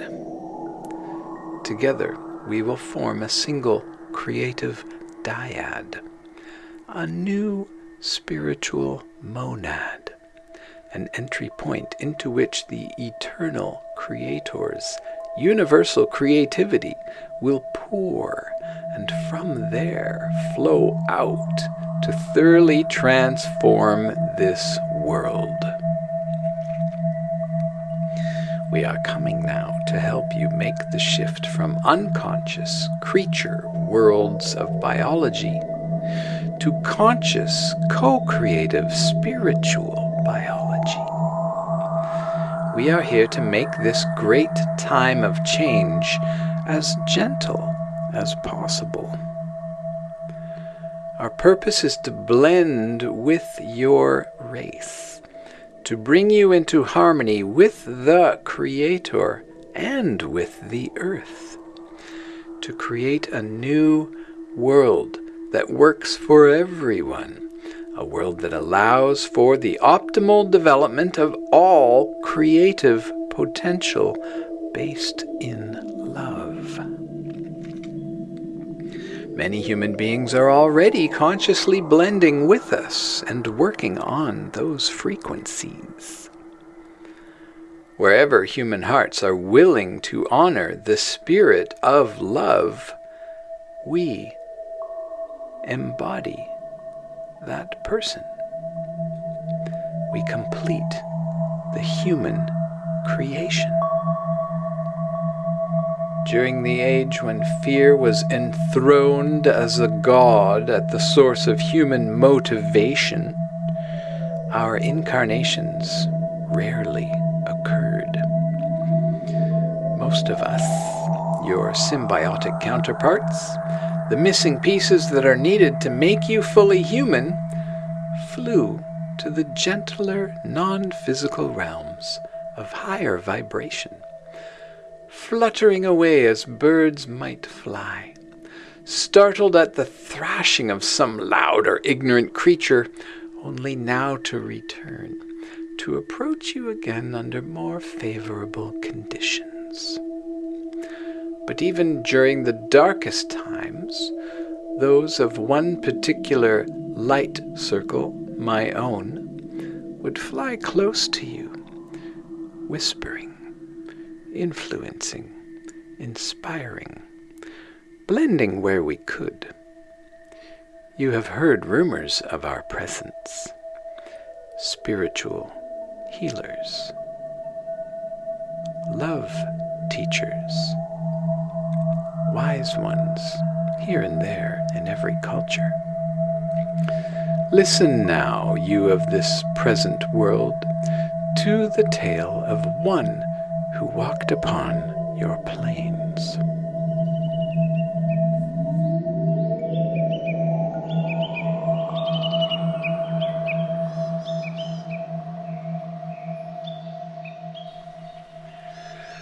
Chapter 5. White Buffalo Calf Woman. She came from the stars. To many tribes she came, though each knew her by a different name.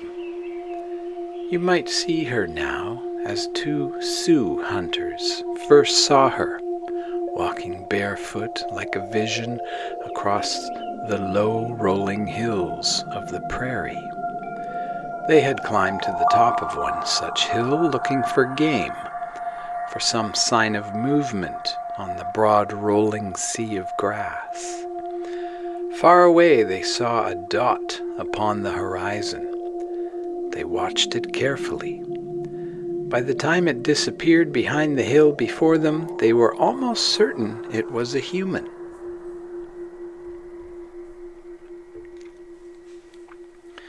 With bated breath they waited.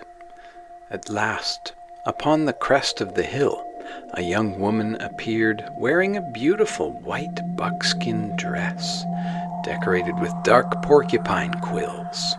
At her side she carried a skin pouch. An eagle feather, woven into her long braided black hair, caught the light of the early afternoon. Remarking on her extraordinary beauty, the first of the warrior braves exclaimed how he would like to have sex with her right there in the sun-warmed prairie grass. "Put aside such thoughts," spoke the other brave. "This is a sacred woman, a vision perhaps, certainly not one to be approached in a sexual manner." But to his surprise, the woman in white buckskin smiled at the lusty warrior and said to him, "Come to me. You shall have what you desire." And so the second brave was left standing alone on the prairie, watching as his brother walked off, apparently enjoying the mysterious woman, in a swirling cloud of dust that for a while hid them both from sight. But when the dust had settled enough to see, there was the woman, bringing slowly together the stitches of her dress, and at her feet, already partially decomposed, lay a corpse alive with worms and beetles and a cloud of hungry flies. Then White Buffalo Calf Woman, who was the form in which the Great Spirit had come to teach the people of the plains, spoke to the young brave who now remained alone and said, "A man who looks first to a woman's outer beauty will never know her beauty divine, for there is dust upon his eyes, and he is as good as blind. But a man who sees in a woman the Great Spirit, and who sees her beauty first in spirit and in truth, that man will know God in that woman, and should she choose to couple with him, he will share with her in enjoyment more fully than the former could ever imagine. And all will be as it should. You, when you looked upon me, were not blind to my beauty, but your first thoughts were, 'Who is she, this beautiful woman? What is it that makes her countenance glow so brightly in the afternoon sun? What thoughts are those that dance behind her eyes? From what land does she come? With what tidings?' And so, my young friend, have no fear. You too shall have what you desire. You and your friend symbolize the two paths that men of any tribe can take. If you seek first the sacred vision of the Great Spirit, you will see as the Creator sees, and in that seeing you will find that what you need from the earth will come readily into your hands. But if you seek first to secure your earthly desires and forget the Spirit, you will die inside alone. In olden days, most of the men took your path, but in this age, many men are now going the path of your fallen brother here. What you saw in the cloud was a speeded up lifetime. Your brother lived many years in those moments, while you only saw a swirl of dust. It was not so bad for him as you might imagine. He lived a life that many, in his forgetful age, would even say was a good one. But he was always ruled by his passions. In the end, his body turned to dust, for all his thoughts were dust all along. He contributed nothing of meaning to me, to womankind, or the people of the plains. Then the young hunter asked the woman who she was. With eyes as black as the midnight pools between the stars, she looked steadily at him for a moment, as if her gaze alone gave obvious answer. "I am the Spirit of Truth," she replied at last. "Your people know me as the mother of the old ones. But as you can see for yourself, I am not so old as all that. I am no older than any stalk of grass waving in the wind or any prairie flower. I am the great mother who lives inside every mother, the girl who plays in every sister child. I am the face of the Great Spirit your people have forgotten. I have come to talk to the nations of the plains. Go before me to your village. Tell your chief to prepare a generous teepee that will accommodate all the people of your camp. I will be there shortly. I have some things to teach you, sacred things that your tribe has forgotten." In awe and excitement, the young hunter ran back to his people and told his chief of all he had seen. Now, the chief of this young man's tribe was named Standing Hollow Horn, a name that no chief would have had in healthier days, for that name well symbolized the hollowness and bravado that by this time had come to typify all too many men of the plains. And yet, standing Hollow Horn was not a thoughtless or an evil man. After hearing the young brave's tale, he set to work, along with the others, to build a great teepee of many skins in which the people of the camp could gather.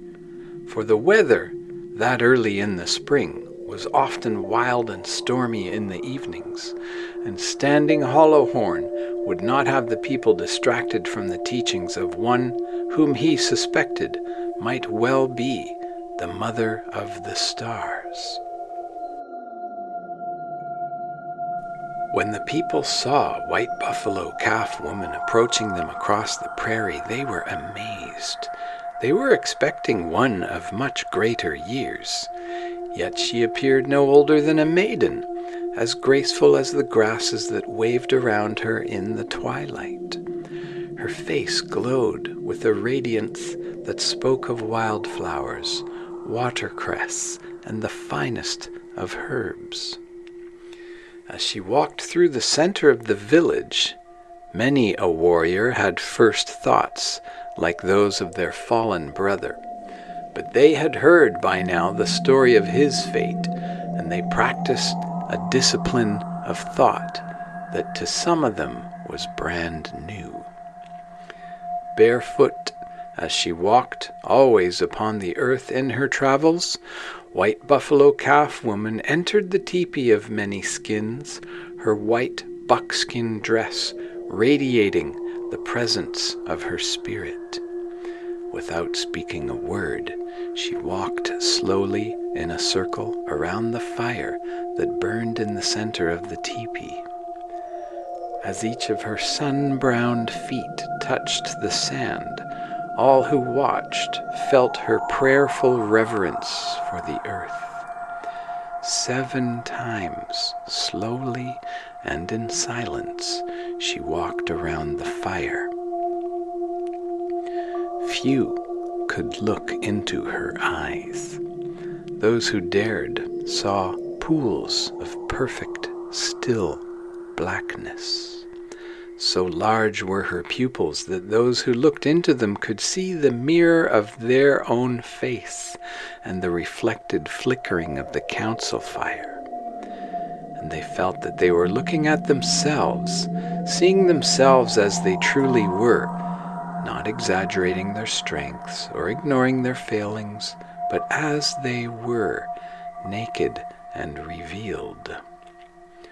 Those who could not, with honesty, look into the eyes of White Buffalo Calf Woman did not look at all. Even before she opened her mouth to speak, her bearing and example had given the people of the Sioux all the greatest teaching those present had ever received. When she spoke at last, her voice was like the song of waters singing upon the rocks, like the song of prairie birds calling above the meadows. It reminded those who heard it of the wind that whispered around their teepees at night and whistled through the branches of the mountain pines. 7 times, she said, I have circled this fire in reverence and in silence. This fire symbolizes the love that burns forever in the heart of the Great Spirit. It is the fire that warms the heart of every buffalo calf, every prairie dog, every sage hen, every eagle, and every human being. You people of the Sioux are like a single being. This teepee of many skins is your body. This fire that burns at your center is your love. The fire of your love is at times expressed sexually. Here she paused and looked deeply into the eyes of all of those who would match her gaze. There is a creative as well as destructive way for sexuality to be shared. Passion that roars out of control is like a wild grass fire that destroys everything in its path. But, tempered with wisdom, that same passion can fuel whole generations. It can warm 1,000 lodges through 100 snowy winters and give its power to your children and to your children's children.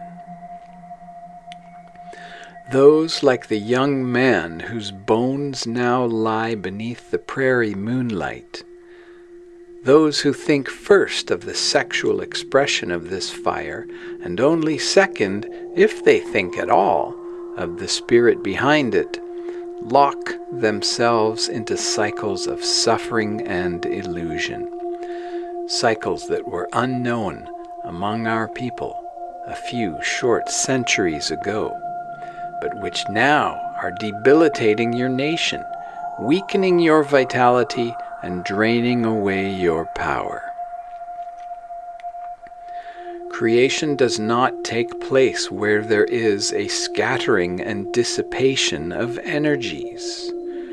Creation requires a gathering together and focusing of your power within a circle of commitment, like a seed, an egg, a womb, or a marriage. If you would create and not destroy, you must remember always the sacred hoop. Consider wisely the ways in which you would use your power, and then around those ways draw a sacred circle of commitment.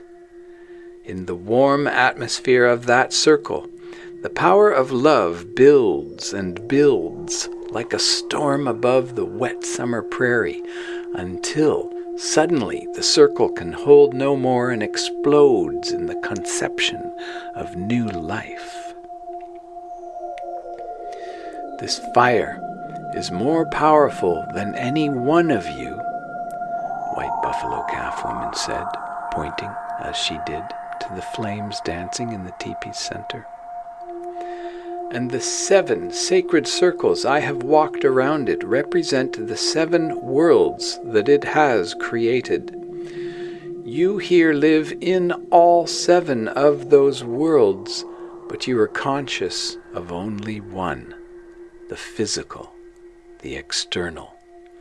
You have forgotten the inner worlds, the worlds of vision, the worlds from which I come, and in which all of my kind live. I am dressed like you people of the plains, but my tribe is not Sioux. She paused for a moment and slowly bent forward to pull a burning branch from the flames. My tribe is the Firebird tribe, she stated quietly. I am of the bird people, whose tribes once covered this island of the turtle. Do you remember the winged ones of heaven? The firebirds? The thunderbirds? How long has it been since you called us into your councils? She walked once more slowly around the fire, holding up the burning branch and looking searchingly into their faces for an answer. All of the eyes of the tribe turned to their storytellers. The storytellers were silent. Some looked at the ground. Your people have forgotten, White Buffalo Calf Woman continued, that which is more precious than water. You have forgotten your connection with the Great Spirit. I have come, she said, holding the burning branch above her, with a fire from heaven to kindle again your memory of what has been and to strengthen you for the times that come. She then placed the branch back into the fire and took from her side the skin pouch she carried. Many only now noticed this pouch for the first time. They were amazed at the beautiful beadwork and porcupine quill designs on its surface. "In this pouch," she said, "is a pipe. This pipe is sacred. I give it to you to help you remember the teachings that I bring. Always treat this pipe with respect. Carry it, and the others you may make after its fashion, only in bags of the finest skin, decorated by only the most reverent of hands." Not yet opening the skin pouch that contained the pipe, but placing it reverently on the ground near the fire, and occasionally gesturing toward it, White Buffalo Calf Woman explained how to use the pipe with sacred intention. "Fill this pipe only with sacred tobacco grown especially for this purpose. Draw your first breath of smoke from this pipe as a breath of gratitude to the Great Spirit, from whose breath you were first given life. Use the smoke of this pipe to represent your thoughts, prayers, and aspirations. Send them upward with your exhalations to the Great One, Wakantanka, Grandfather of all. Every time you do this, pass the pipe slowly and reverently among those who may be gathered with you, while each offers his first inhalation to the Great One above this world. Then with your second breath of the sacred tobacco, let your thoughts be of love and gratitude to your mother, this earth. Give thanks for the grasses that clothe her breasts in the prairies of flowing grain. Give thanks for the canopy of blue sky that she holds for you as a world in which to live. Give thanks for the storm clouds that bring rain to the prairies, filling the creeks, the waterholes, the springs, and the ponds. With reverence, pass the pipe around the circle, while each one takes a second breath of the sacred smoke and blesses their Mother Earth.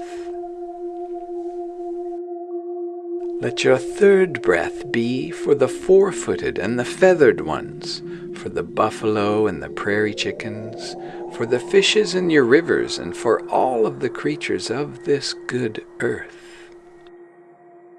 And let your fourth breath be for the Ongwehonwe.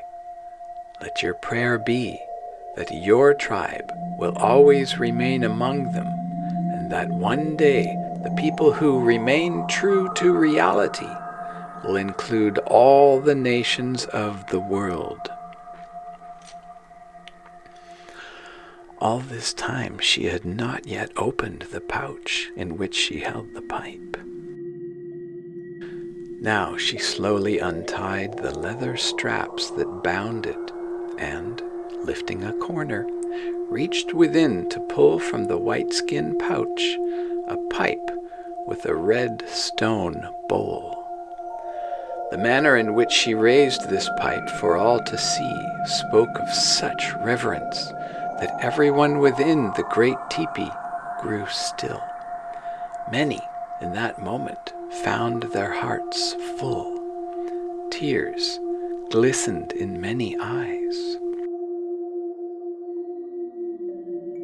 "This sacred pipe," spoke White Buffalo Calf Woman, "and every breath of sacred smoke you breathe through its stem will help you remember that every breath you take is sacred. The bowl of this pipe is made of red stone.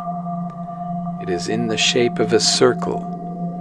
It symbolizes the sacred hoop, the sacred circle of giving and receiving, of in-breath and out-breath. in which all living things come to life through the power of the Great One. Asking for some tobacco, White Buffalo Calf Woman filled the bowl of the pipe, saying, "This tobacco I know was grown in your most fertile soil and given your most special care.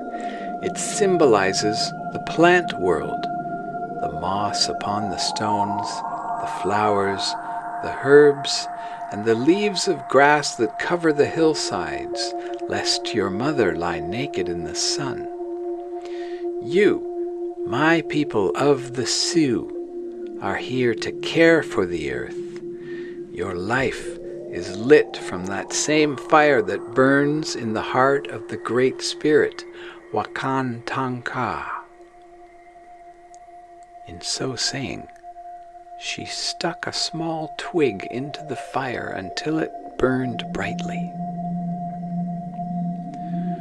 "Just as I light this individual twig from the great fire that burns in the center of this teepee, so each individual human being is a flame taken from the eternal fire of God's love."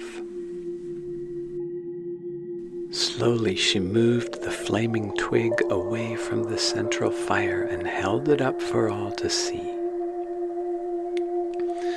"This, your individual human life, like the single flame that burns upon this twig, is sufficient to light a great fire. As long as the love that burns within you is turned toward self-centered pursuits, it will remain tiny, like this flame. Remaining tiny, it will bring you no joy. Eventually, in the swirling winds of spirit, it will be snuffed out. But when you live in harmony with the Great Spirit, your flame of love is fanned by all those same spirit winds. You are in love with the very purpose of living life itself. You light the fire of love in all you meet. You know the purpose of your walk through this world, and you know why the Great One gave you a life flame. Not so that you could keep your tiny flame to yourself, loving what you need alone, but so that you could give it away, and with the fire of your love, bring consciousness to the earth."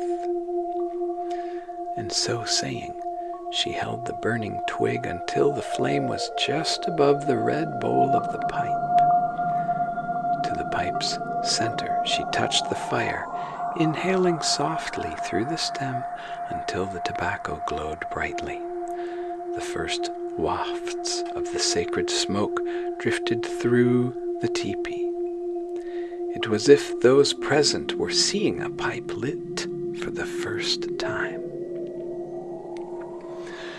"Just as the tobacco that burns within this pipe of earth represents the plant kingdom," continued White Buffalo Calf Woman, "so this buffalo you see carved on the red stone bowl of the pipe represents all the four-legged creatures that share with you in this sacred world, Adadarhoh.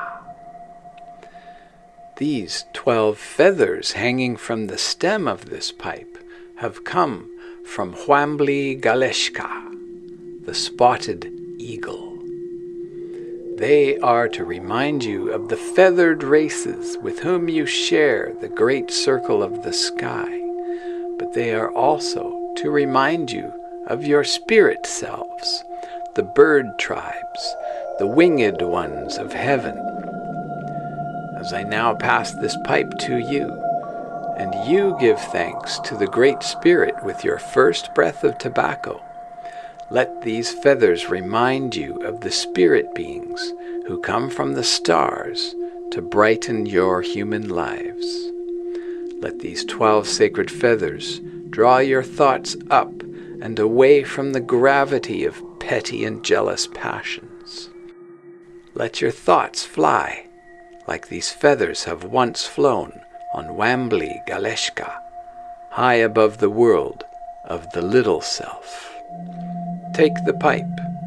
Give your thanks to the Great Spirit and pass the pipe to the others in our circle. Let your thoughts be lifted up to the Great One who comes now to stir your memories and to open the eyes of your storytellers. Every dawn that dawns red in your eastern sky, like the red bowl of this pipe, is the birth of a new and holy day. And just as the sunrise drives out the darkness, so the light that shines in the lives of all those who love drives out the darkness of self-centeredness and dissolves the shadows that cause misfortune. Remember always to treat every creature as a sacred being.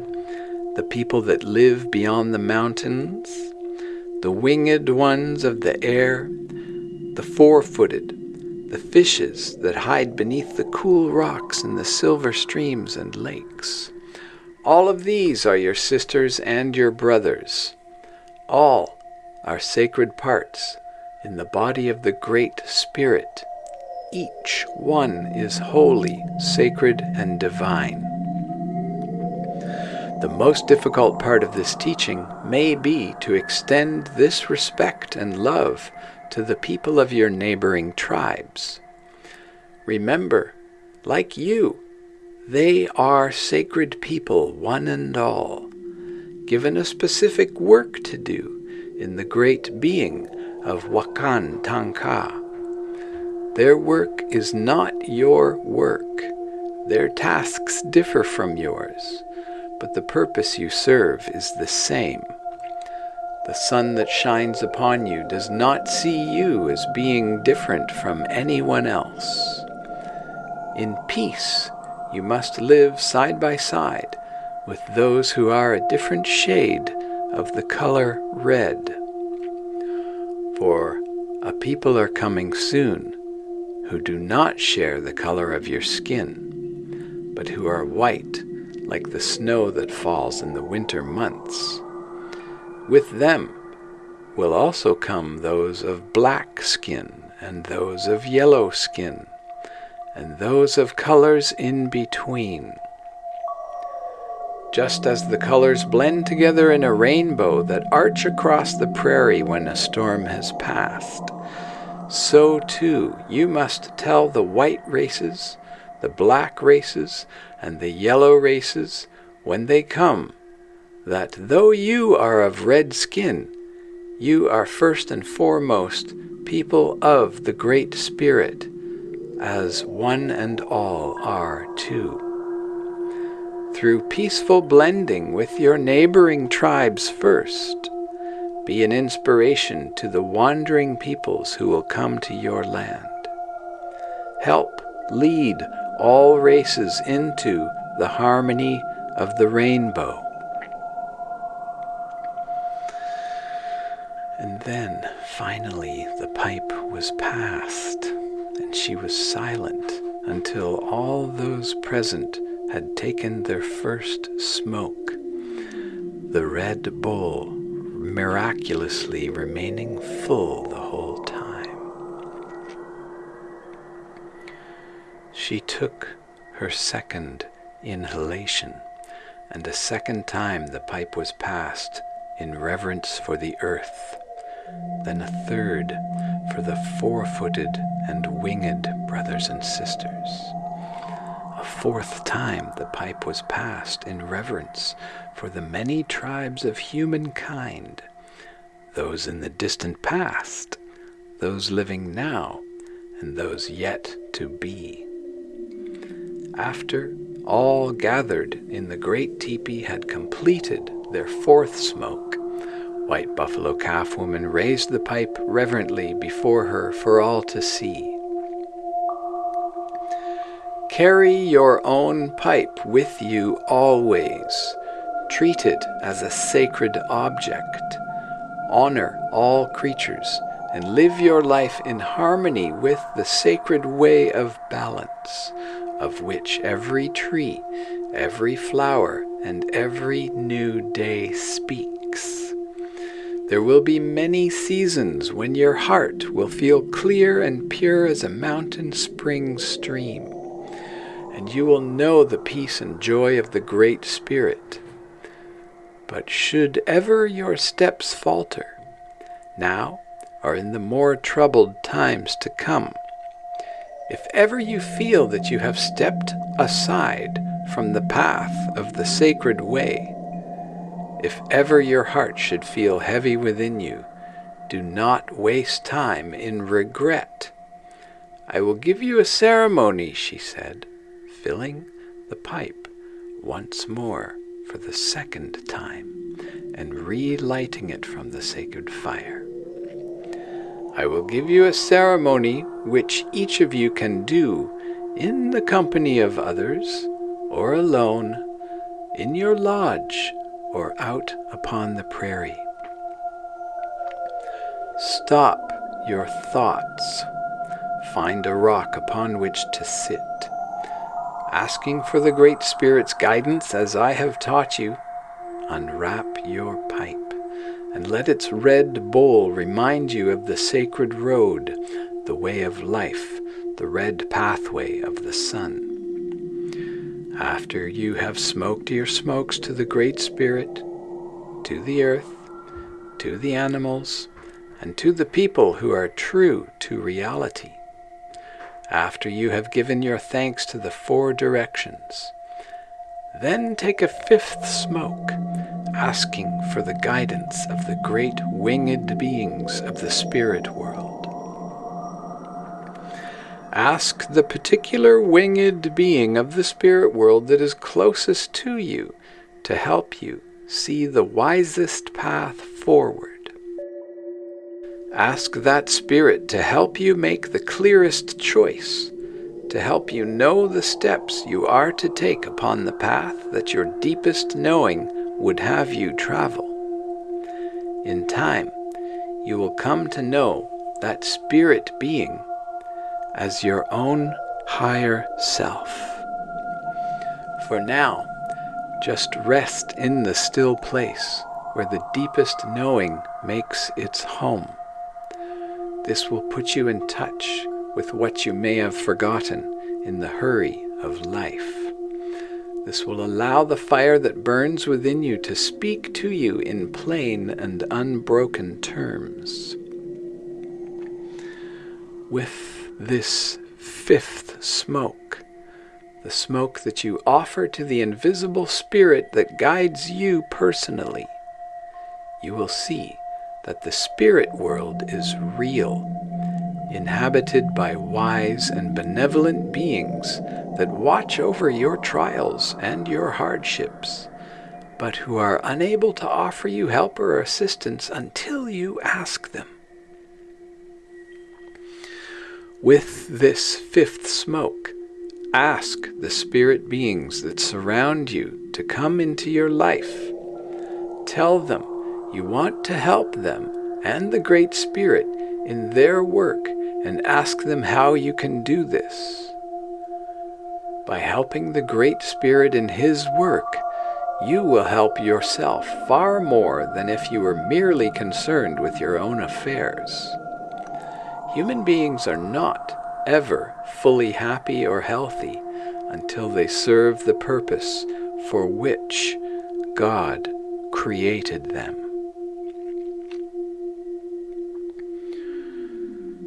Then, my friends, offer your sixth smoke to the 6 people whom you would most like to see especially blessed. A loved one whose spirit has flown from his body, perhaps. A young man or woman who will soon be entering adulthood, perhaps. The leader of a neighboring tribe whom you would like to see deepen in the ways of wisdom. Perhaps your own grandfathers or grandmothers or family members. Perhaps your children. Each time you do this, choose the 6 people whom you would most like God to smile upon. For them offer this smoke." She then explained how the sixth smoke could be taken in 6 smaller smokes, one for each of the people involved. While the pipe was being slowly passed, she drew circles in the sand to represent the souls of each of these 6 people.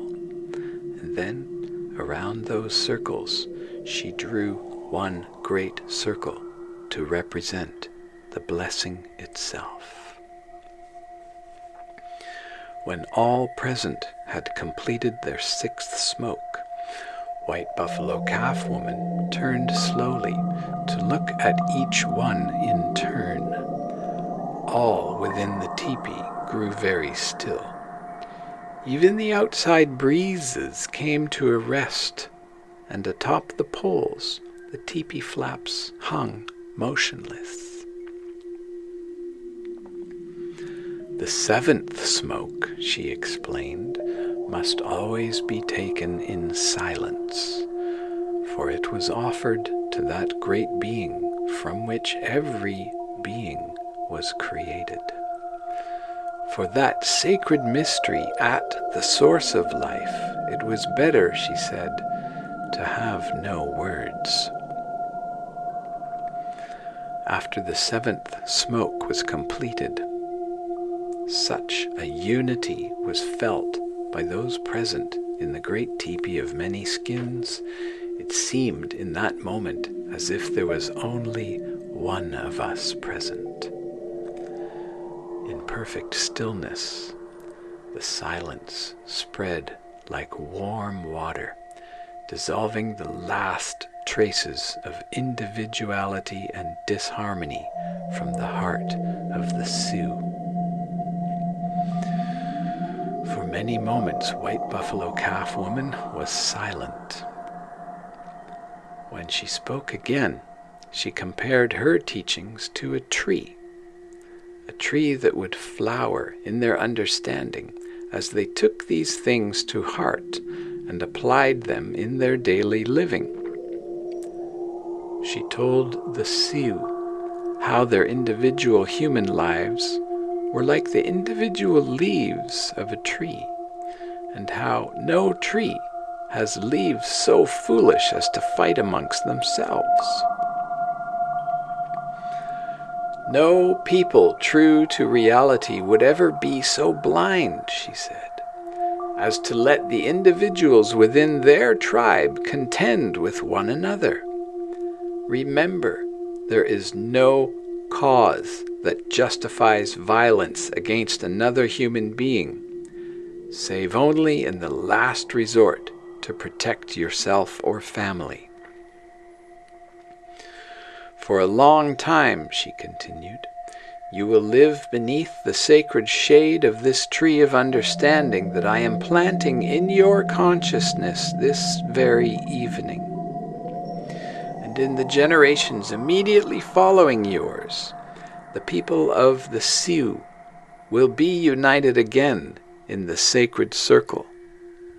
Be true to that circle, my women of the buffalo, my braves, my people of the plains. Be true to these ways and hold steadfast in this truth. For a time will come like a dark storm from the east, when the prairies shall be overrun with those who speak fast, perceive little, and wield much power.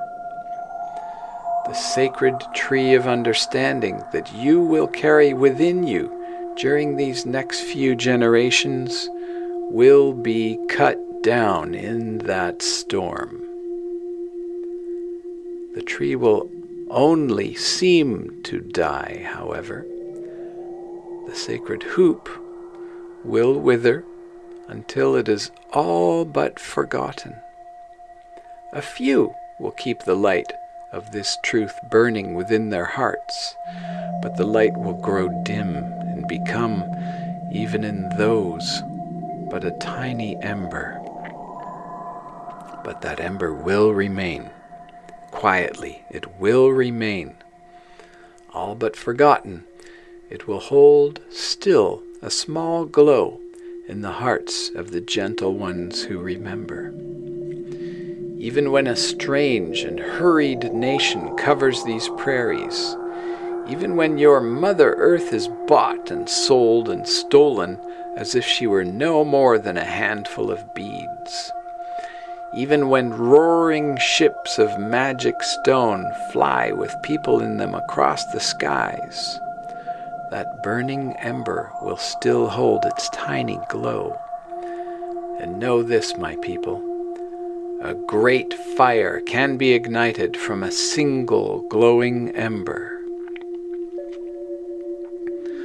For when that storm is finally over, that ember will ignite a dawn brighter than any dawn before.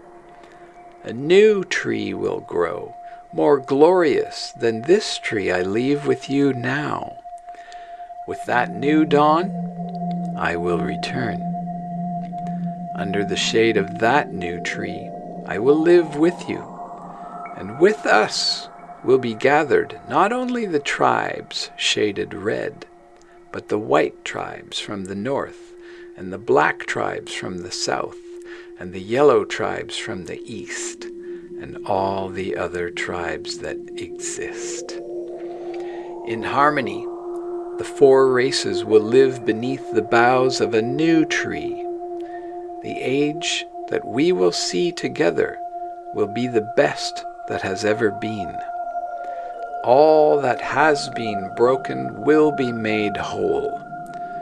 The sacred hoop will be mended.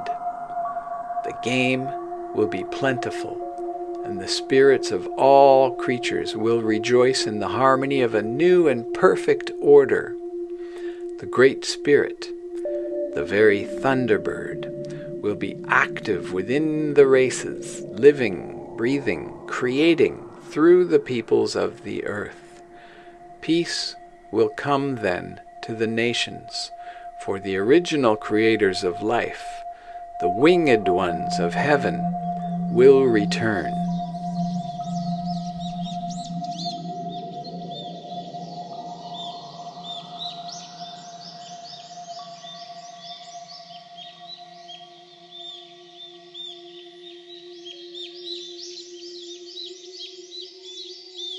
Chapter 6. The Great Peacemaker. Our original vision saw the maintenance of integrity among American peoples. Had it succeeded, American and European exchange would have been strictly educational, with the Native Americans teaching healing and consciously leading the warrior tribes out of darkness. Had the tribes of America not departed from our ways, these past 500 years of human history would have unfolded very differently. It was not just the Europeans who shattered the peace. Europeans could not have transplanted their cultures on American soil had the people of the lakes and plains remained true to the vision. And yet, there is no judgment here. In the America of 25 centuries ago, one incarnate in human form with sensitive human heart was bound to feel the emotional turbulence of the times. Our hope was that the truth our people had lived with so long ago would serve them during this age of purification, that they would feel the pressure of the fearful collective in their hearts, but not allow it to control them, remaining a race of healers and teachers. In fact, it did not work that way. In the people of South and Central America, where human predispositions had always been a little more open and loving and relaxed, largely due to the warm annual temperatures, the growing pressure of collective human consciousness began to manifest as a strange new tendency toward fearful ways of interpreting the events of the world around them. This naturally brought their egos to the forefront. Self-centered behavior was increasingly justified until it spread and became focalized in distorted city-states. Eventually, the people created what they feared. Exploitive, hierarchical societies appeared where for many thousands of years there had been decentralized, peaceful living in cooperation with the earth and her creatures. The people of the Americas had always had their challenges, but prior to this time they were external challenges, the challenges of wind and rain and heat, challenging human ingenuity to meet them with successful designs. Until now, the American tribes had not encountered the destructive challenges that arise from within, when people become fearful and divided within themselves. Once the people of the bird tribes lost touch with their eternal spirits, they were as responsible for what the Europeans brought as the invaders themselves. They were left with no choice but to blend with the warrior tribes, that in the end all might again become conscious and whole. It was a dark time, but not without hope. The momentum of the larger cycles was still guiding all things inexorably toward an eventual healing. Even after the fear-based control of the Aztec, Incan, Mayan, Olmec, and Toltec peoples, there were still some American tribes who remained true. Here and there, for a while, a few of us bird tribes were incarnate and had influence. The ones you may know as Quetzalcoatl, Deganawida, White Buffalo Calf Woman, Ulicron, the Golden One of the Sun. But as the centuries wore on and the troubles increased, one by one, we bird tribes took to the air to fly into the spirit world, to withhold human incarnation until the great flowing tide of time should return again at the changing of the ages. Bird tribes do not stay where not invited. We do not impose. We blend only when the human egos welcome us. We flutter gently into human curiosity to offer what we are, to blend only where there is openness and trust. We incarnated as long as we could in the Americas for thousands and thousands and thousands of years, but eventually the pressure of collective human fear created sufficient emotional turbulence that physical incarnation among the warrior societies became too painful for us light-hearted spirits of the stars. By the time the first European settlers began meeting with the Native Americans, they were meeting people whose true native social order had been declining for over 2,000 years. By then, there were very few of us bird tribes incarnate as far south as even the Great Lakes. Most of us had retreated inland to the mountains or to the far north.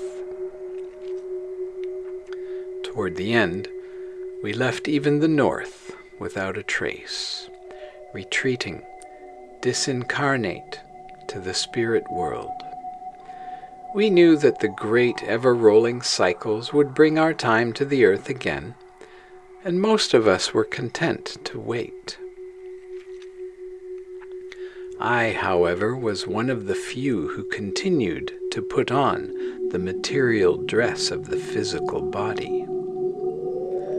For a time, I sought to draw the nations of the North American forests into a pre-existing reality that the Ongwehongwe had once experienced. I knew that my efforts could only partially succeed during this age when the dominant human vibrations were so fearful, but I also knew that the mission I set out to accomplish could greatly reduce the trauma of the pending European invasion. A confederacy of peaceful and cooperative tribes along the North Atlantic seaboard would have provided a powerful center from which our energies could radiate during the troubled times that were approaching. Conceivably, our influence could even spread from such a center, perhaps in time even reaching the Great Lakes to touch the Mississippis and the people of the plains. In addition to the immediate value of the Confederacy to its member nations, the principles that guided the Confederate tribes would help to reduce the violence that would most likely follow in the wake of the massive European migrations, which were now but a few short centuries away. The Confederacy would heighten the level of conscious exchange for all the people of North America. It would establish a precedent in human consciousness, a template, a pattern that would subtly affect human thought for generations to come. It was a goal worth attempting. Even partial success would be of substantial long-term value, so I gathered my awareness and prepared for another rebirth. I caused my spirit to glide across the forests of what you now call Ontario. From a tribe along the northern shore of the great inland sea, I felt the welcome of a family strong and brave and true. I was born and raised in the Huron way. In a Huron village, I lived and grew. As he who is now called the Great Peacemaker, I traveled among the Iroquois-speaking nations. I reminded them of the winged tribes available to help them and of the sacredness of all life. I taught them that warfare makes one as vicious as one's enemies, and that to fight for any reason other than self-defense is to become what you hate. It was to the fiercest of the northeastern tribes that I first brought my message. To the Ganienkehaga, the people of flint stones, or, as they are called today, the Mohawks. Though these were among the distant, much later descendants of the original bird tribes, many generations removed, they nevertheless retained a deep inner rhythmic feel for the truths I presented. I knew that if the Mohawks agreed to the intertribal peace, it would be easier to win over the other Iroquois nations, for the Mohawks were famed for their bravery and abilities in war, and the other tribes were sure to take an interest in any significant news regarding the Mohawks.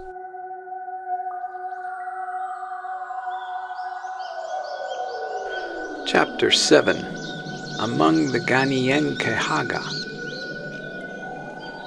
Who is this Huron to come here and preach to us? The old warrior exclaimed. Have these teachings been tried among his own people? Let him go back to his own kind. When his people have practiced these sayings, and when peace has come to the tribes north of the inland sea, then let him return to us, and perhaps we will listen. But now, these are empty words. Take them with you back to where you have come, Huron. You are no longer welcome among us. Your words are not words of peace, but slippery words that cause confusion in the minds of my young warriors." Without reply, I walked away from the council fire. I had been among the Mohawks now for some weeks. Even at first, they had only reluctantly tolerated my presence, an outspoken stranger from the north. Now, even what reluctant welcome I had was terminated. During the long, early spring evenings, I had been speaking to them of the needless tragedy of intertribal warfare. Around the central fire, I had been presenting my vision of Mohawks, Oniedas, Onondagas, Cayugas, and Senecas all living together with an agreement of peace between them. However, in the course of these past weeks, my presence had brought many things to the surface, including a certain growing contention. Opinion regarding the wisdom of what I said was divided.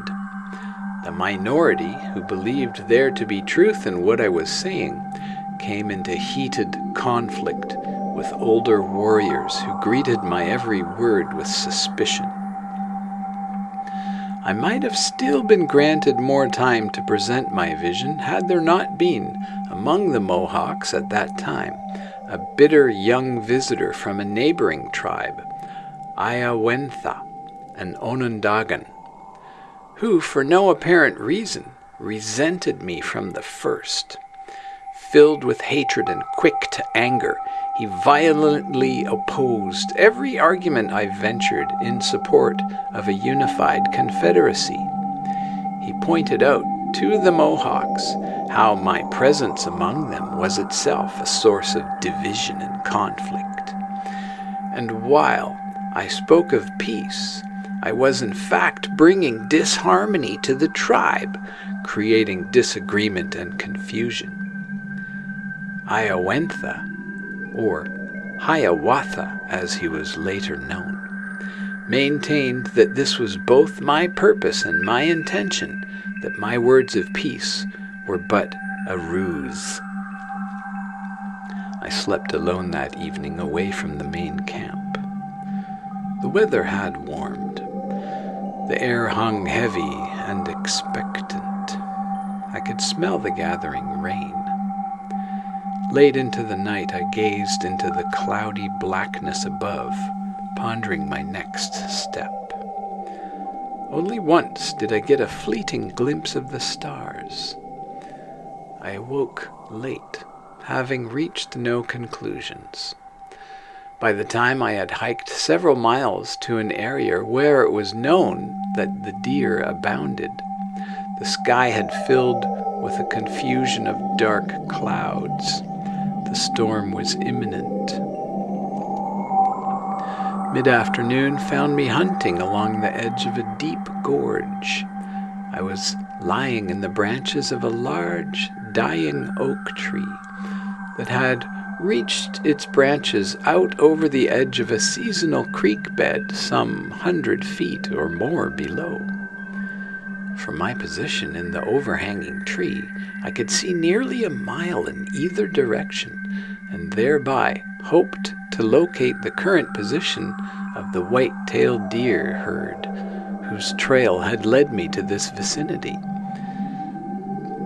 This evening's discussion around the fire, I hoped, would go much better if I could supply a deer, for I still intended to pursue my mission. I would not let a few hard words deter the purpose of yet another lifetime. I was surprised to hear others approaching through the forest behind me. This was a remote spot, yet I could tell by the rustling leaves that it was a large company of men. 2 braves ran forward from the approaching party and gestured at me with quivering arrows to remain where I was. I found afterwards that Hiawatha had, during the morning, taken advantage of my absence, so to rouse and enrage the principal warriors of the Mohawk tribe, including the chief and his closest counselors, so that all of them had set out in a body to kill me, planning to thereby rid themselves of this man whom they now perceived as an enemy. No sooner had the party assembled among the trees at the edge of the gorge when they began to berate me in the most violent fashion, accusing me of being a Huron agent sent to split the unity of their tribe. I listened in patience at first, but then my spirit was roused. Ignoring the order of the two young men whose arrows were trained upon me, I stood in the central fork of the twisted and dying tree. I pointed out to them that though they claimed they wanted peace, they were so defensive and suspicious and unwilling to give those such as myself from neighboring tribes credit for having peaceful motivation. They created enemies through their fear. I used myself as an example of one who had come in peace and friendship, but who now felt himself so mistrusted and falsely accused that were I any other, I would become, in fact, their enemy. I told them how their own fear and suspicion had turned many of their neighboring tribes into enemies, when in reality those neighbors wanted peace as much as any Mohawk could imagine. "Look," I said, pointing to the ground at the base of the tree. "I can see your hatred and your fear. Can you see it too, crackling through the air?" At that very moment, the storm clouds, which for some time had been soberly massing ahead of us, suddenly exploded in thunder and lightning. A crackling fork of jagged lightning danced upon the very ground at which I pointed, and a deafening roar of thunder shook the tree beneath me. "Look again," I repeated in the pause that followed. "I will show you your hatred.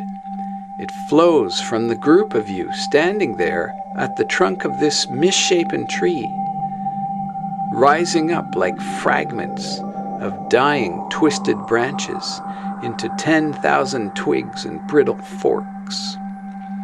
The idea that you live with, that warfare among tribes is necessary, is as false and misshapen, as precariously rooted as this dying tree that hangs suspended over the gorge. Your belief in warfare as a way of life not only divides you from other tribes, as the branches of this twisted tree divide from the trunk, but it also divides you from your families, from your own hearth fires, and from all the things you love the most. And every day you go forth to do war, you know this is true.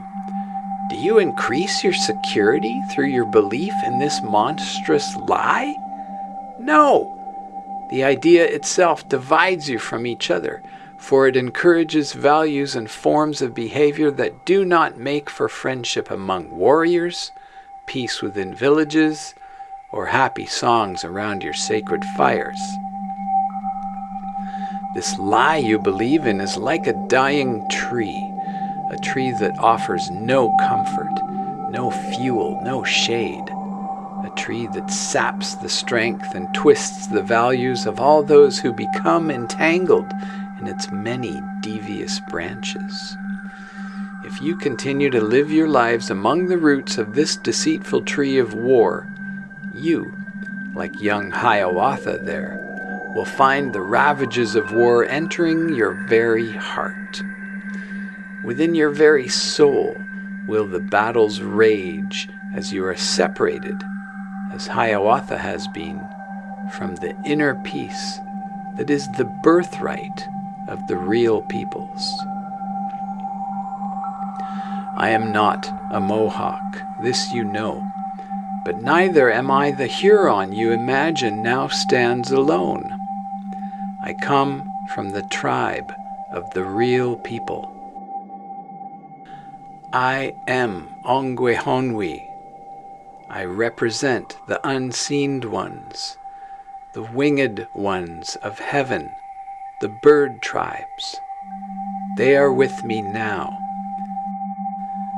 The breath of their spirit fills my body, and my voice carries their power. Together, we beseech you for love of all that is sacred and true, for love of your families, your children, and your children's children. Leave the deceitful tree of war, and take weapons against your fellow men only in self-defense. Move your village under the great boughs of the living tree of peace. Men of the Mohawk Nation, if you care for honor, if you care for truth, if your children are to grow up healthy and whole, cut this tree of war from your hearts. We will cut this tree of violence from our hearts, all right, Hiawatha spat in anger. We will cut it here and now with you on it to fall into the gorge where vulture, wolf, and panther will find what little nourishment a carcass like yours has to give. There was a rumble of assent from all the gathered warriors. An elderly chief raised his hand for silence and said, Deganawida, you have been using this very tree upon which you stand to tell us your betters.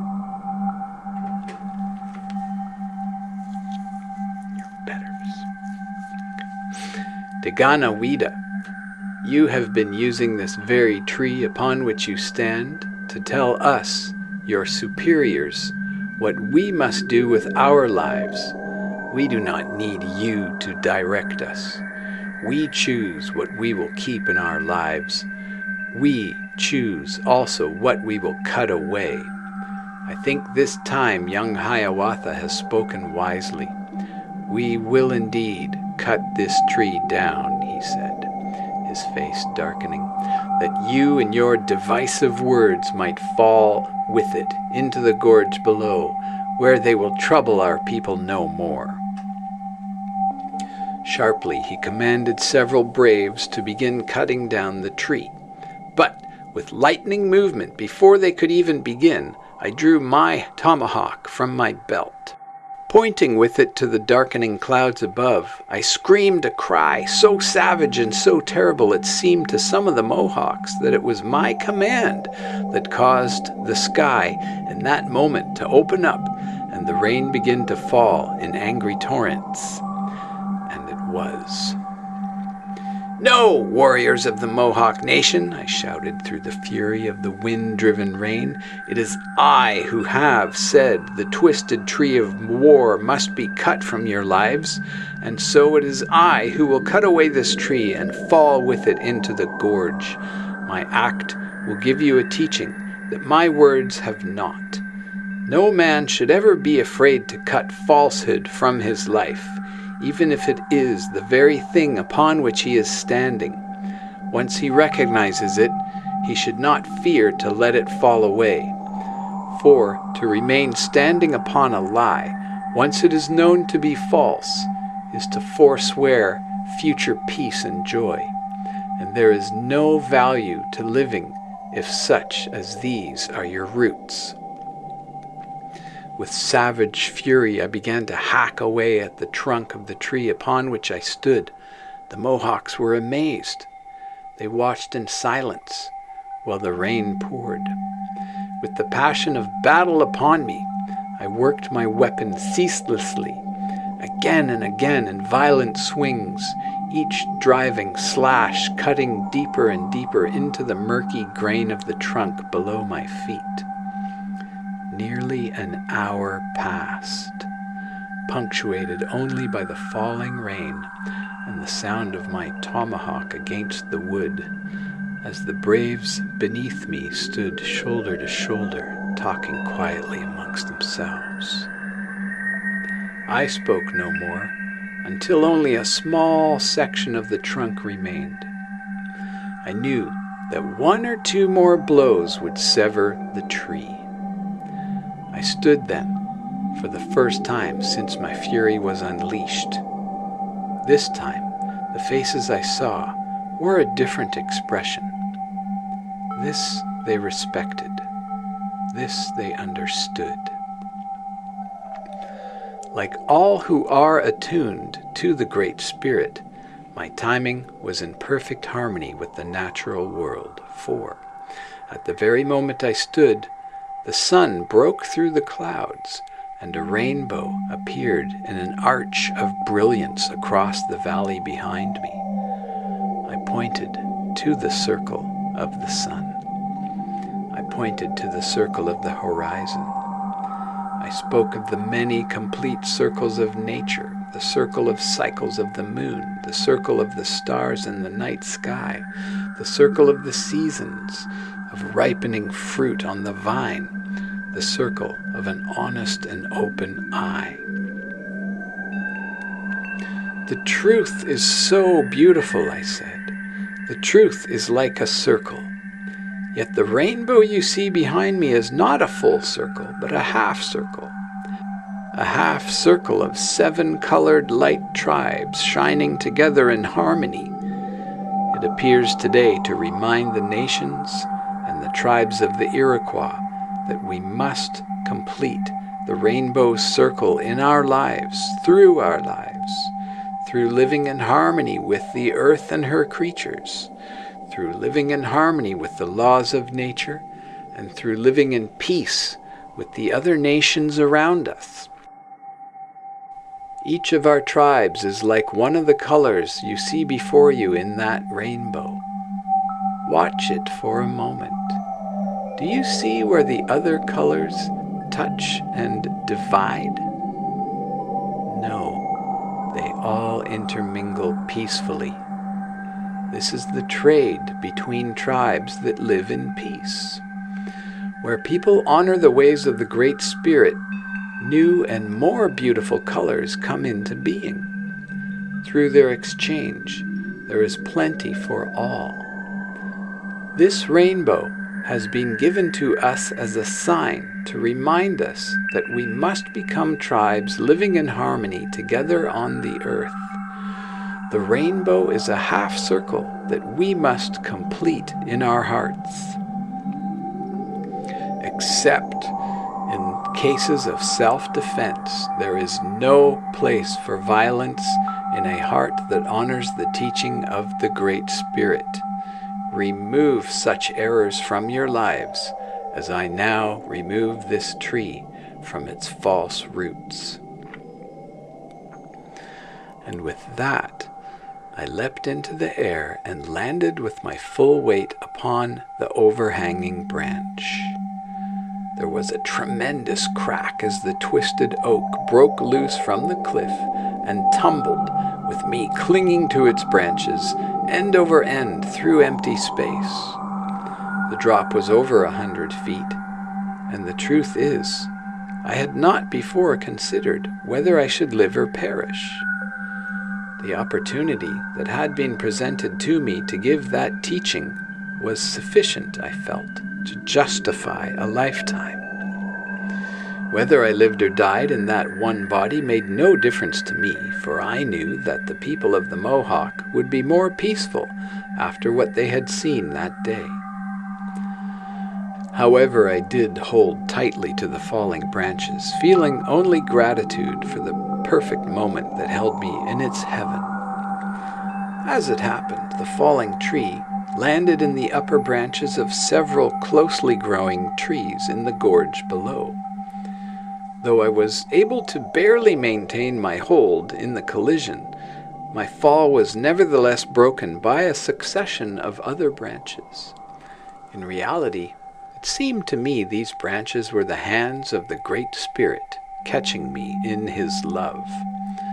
I reached the ground with a few scratches, a bruise or two, no broken bones, and with triumph in my heart. As Providence would have it, as I was making the return journey of about 12 miles to the Mohawk encampment, a large buck deer crossed my path, and thus ended up arriving with me on my shoulders as I entered the village just as dusk was falling. The Mohawks were silent as I entered the camp. I threw the buck to the ground at the edge of the fire, making it clear that it was my gift to the people of the camp. I waited, standing in silence, only for a moment, when the same elderly chief who just that afternoon had approved the method of my death gestured for me to be seated. I knew the worst of this resistance was over. In the feast that followed, my surmise proved correct. The Mohawks were now open to hearing my full message. However, not one of the Flint people was touched so deeply as the Onondagan, Hiawatha. His transformation was like the transformation of darkness into light.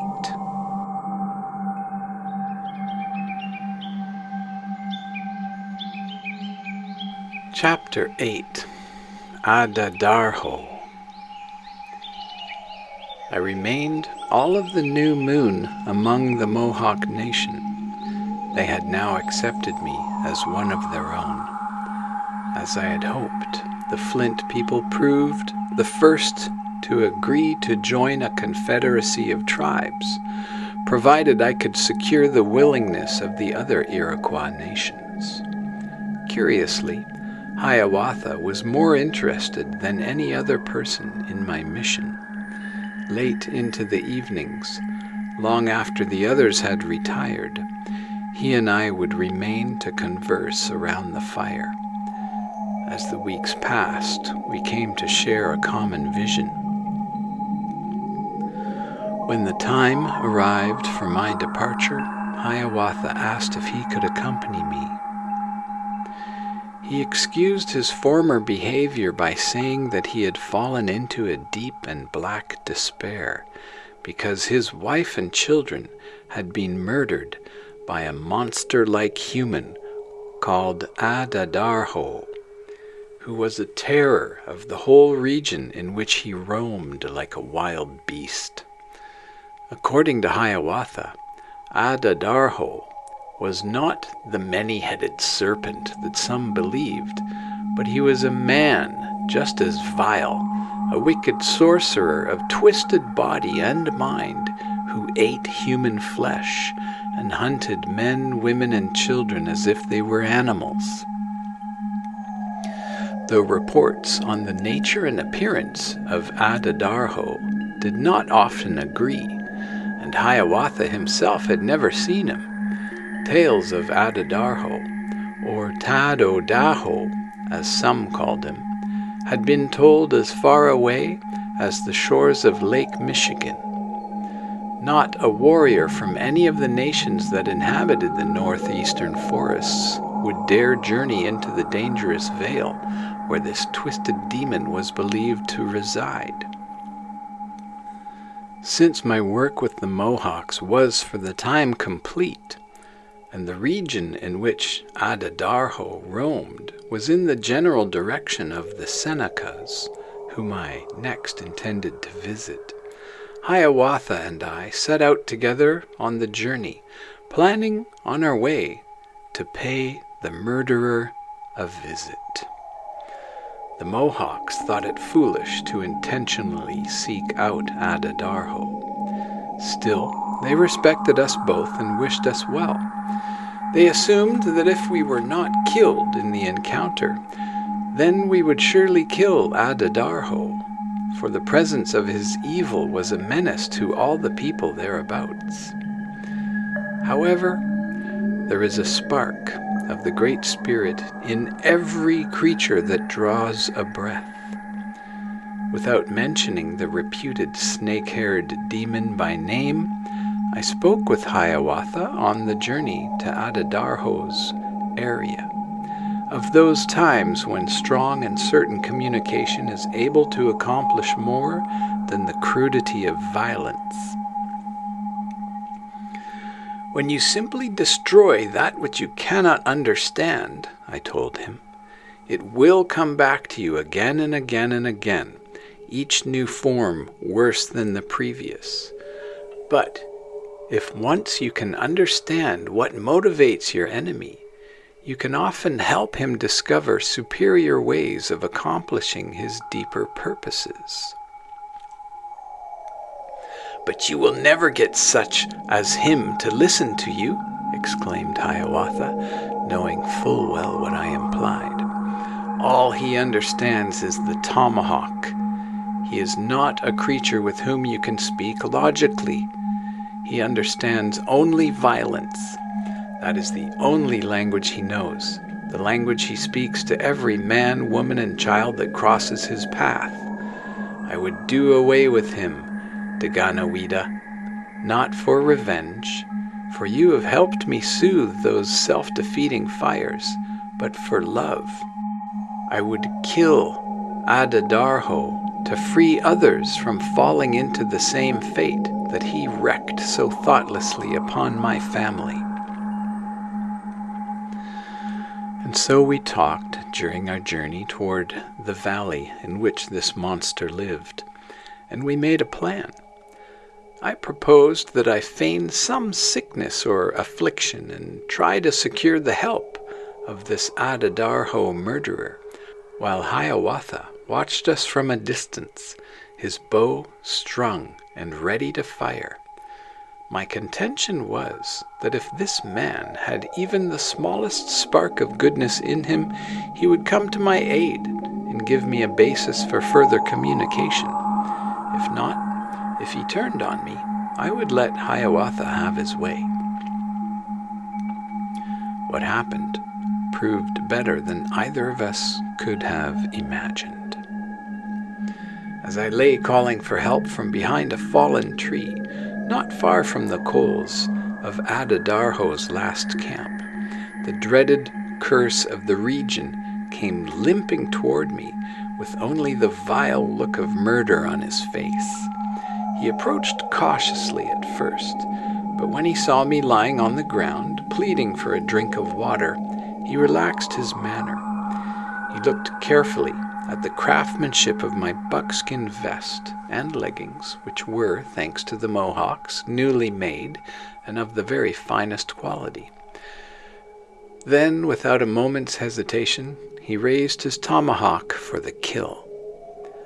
But Hiawatha surpassed my expectations, for instead of shooting him, he leapt upon Adadarhoh from behind and knocked the weapon from his grizzled hand.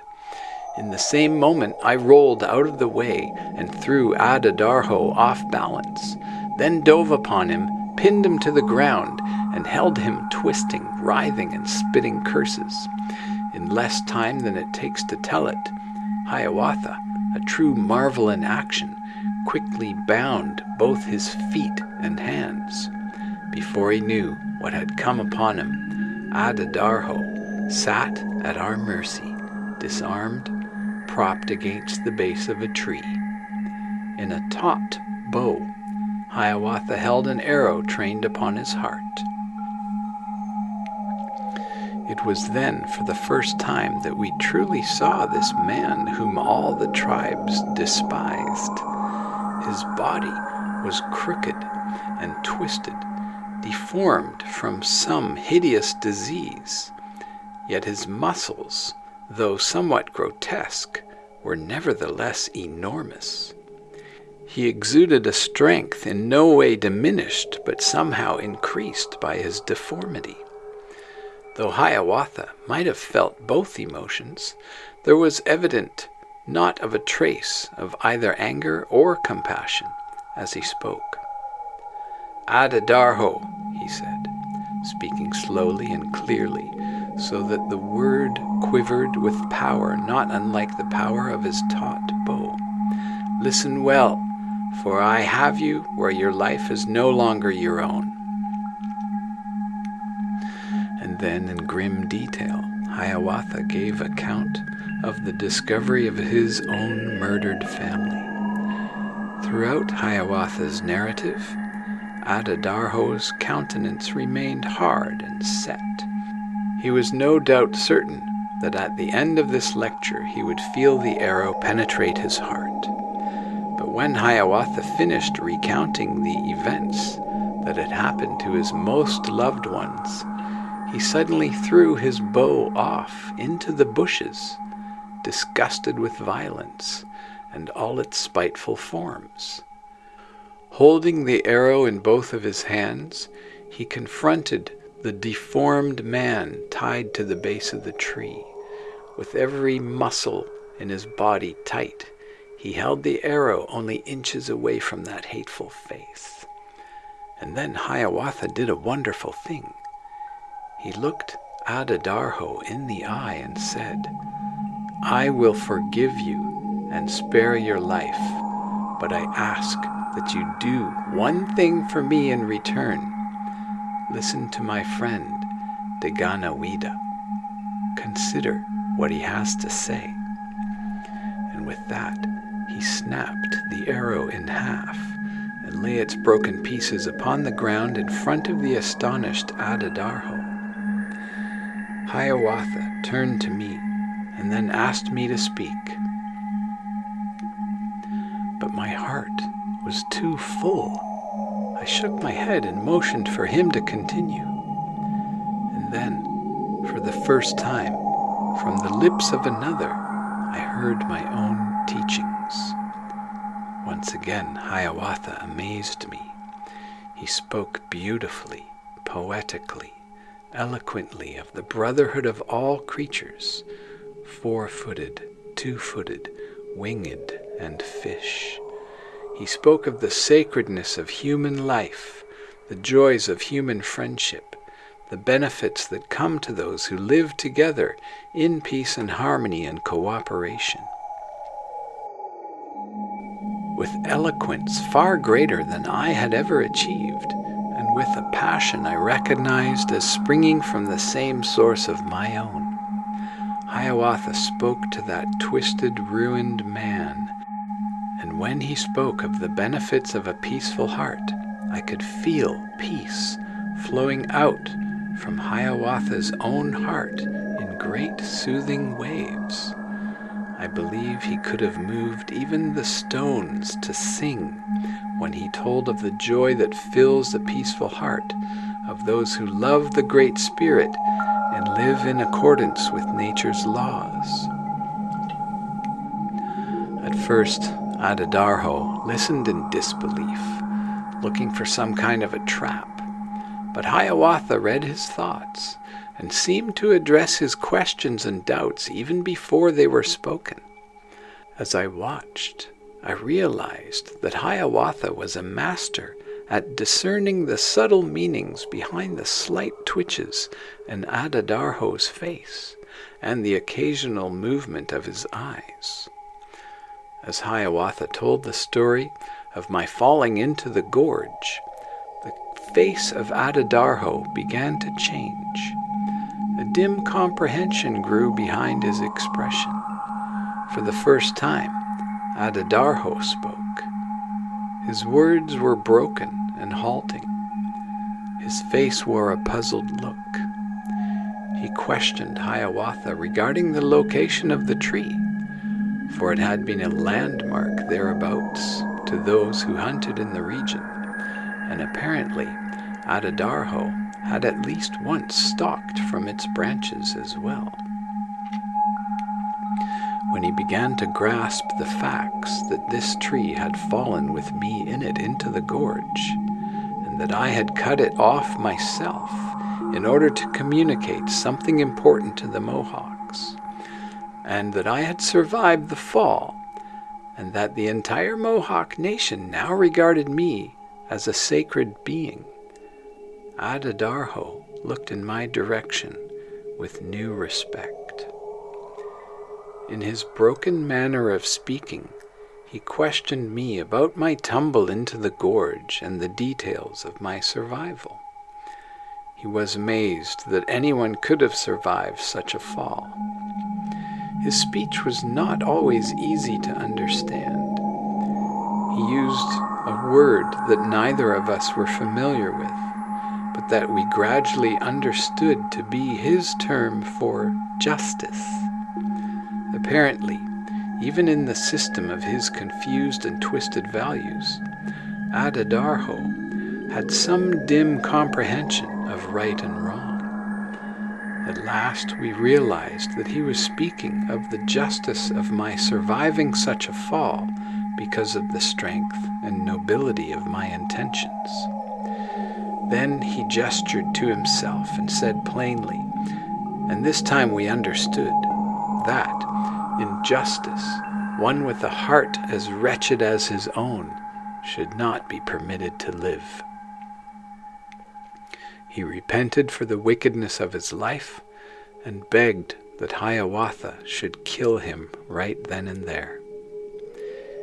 Hearing this request, I saw the flash of Hiawatha's long knife, as, without hesitation, he leapt at Adadarhoh and answered him not by killing him, but by swiftly cutting him free.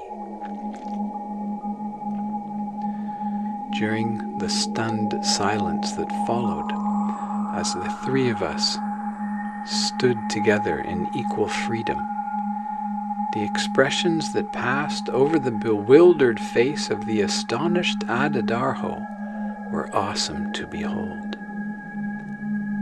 A few minutes passed. There began to be a humor in the air, a sense of brotherhood, a sense of all three of us at one time or another having experienced a certain darkness of the soul. Picking up Adadarhoh's tomahawk from the ground where it had fallen in the struggle that now seemed so long ago, Hiawatha spoke of his own recent transformation from anger and hatred to his present commitment to aiding me in my peaceful mission. As Hiawatha told his story, he made it seem as if such a transformation was quite a natural thing, as if it were not surprising, really, that one who so recently had been full of the violent passions of the warrior would now, with equal passion, devote himself to this great and noble cause for peace. This was the first of many times that I heard Hiawatha speak in this way. It had an effect on Adadarhoh. In the months and years to come, I was to see it have an effect on others. There was a naturalness, not only in Hiawatha's person and in the form of his expression, but in the whole manner in which he conveyed his story. Adadarhoh was slowly nodding his head in agreement as Hiawatha handed his tomahawk back to him, saying, "We grant you your freedom, brother. Just assure us that you will not use this weapon against us or against any of the Iroquois people with whom you will soon have reason to call your friends, as I now call you my friend." Adadarhoh reached for the weapon. "Friend," he said meaningfully, looking first at Hiawatha and then at the tomahawk, as for a moment or two the two of them held it together at the same time. "Friend," he repeated. "I could never use this weapon on a friend." When Adadarhoh spoke the word friend, he spoke it slowly as if it caused him pain or stirred some ancient wound. Hiawatha then withdrew his hand from the tomahawk. And in the broken speech of Adadarhoh that followed came the story of his childhood deformity, the ridicule of the other children, his subsequent plunge into evil and banishment from his people. Adadarhoh spoke of these things as though he were himself just remembering them for the first time after many long years. He ended his tale by gently lifting the tomahawk that Hiawatha had returned. Looking me and Hiawatha in the eyes, he told us again, and with obvious sincerity, that he could never use such a weapon against friends. By now we knew the truth. Hiawatha and I were the first human friends the man had ever known. We stayed with Adadarhoh in his valley as spring warmed slowly into summer. I can recall the passage of no season before or since that I have more fully enjoyed. During those days we would hunt and fish, at times together, at other times alone. In the evenings around the fire, I would teach Hiawatha the songs that were the history of our bird tribes. As Hiawatha and I sang these songs together, songs born on the winds of eternal spirit, songs our ancestors had sung for tens of thousands of years before the warrior values entered the hearts of our people, Adadarhoh was visibly changed. He began to sit up more straightly and think more clearly. He felt, as we did, the healing presence of the winged ones. As Hiawatha and I sang, often late into the night, we would sometimes see in the moonlight swirling, luminous currents flowing from winged figures that appeared around Adadarhoh while he slept. Sometimes we would hear the gentle strains of a fine and subtle singing that seemed to direct the glowing swirls with melodies not unlike our own. We knew that the Great Spirit was healing Adadarhoh's body, heart, and mind. Words and example had already healed his understanding.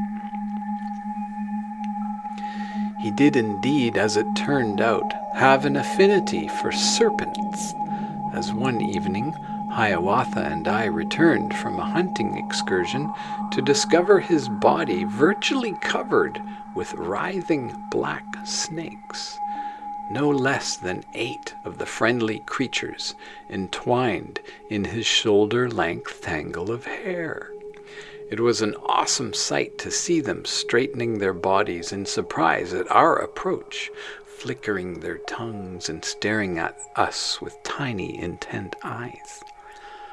Apparently, the snakes had provided the lonely soul with his only source of companionship during his many years of exile.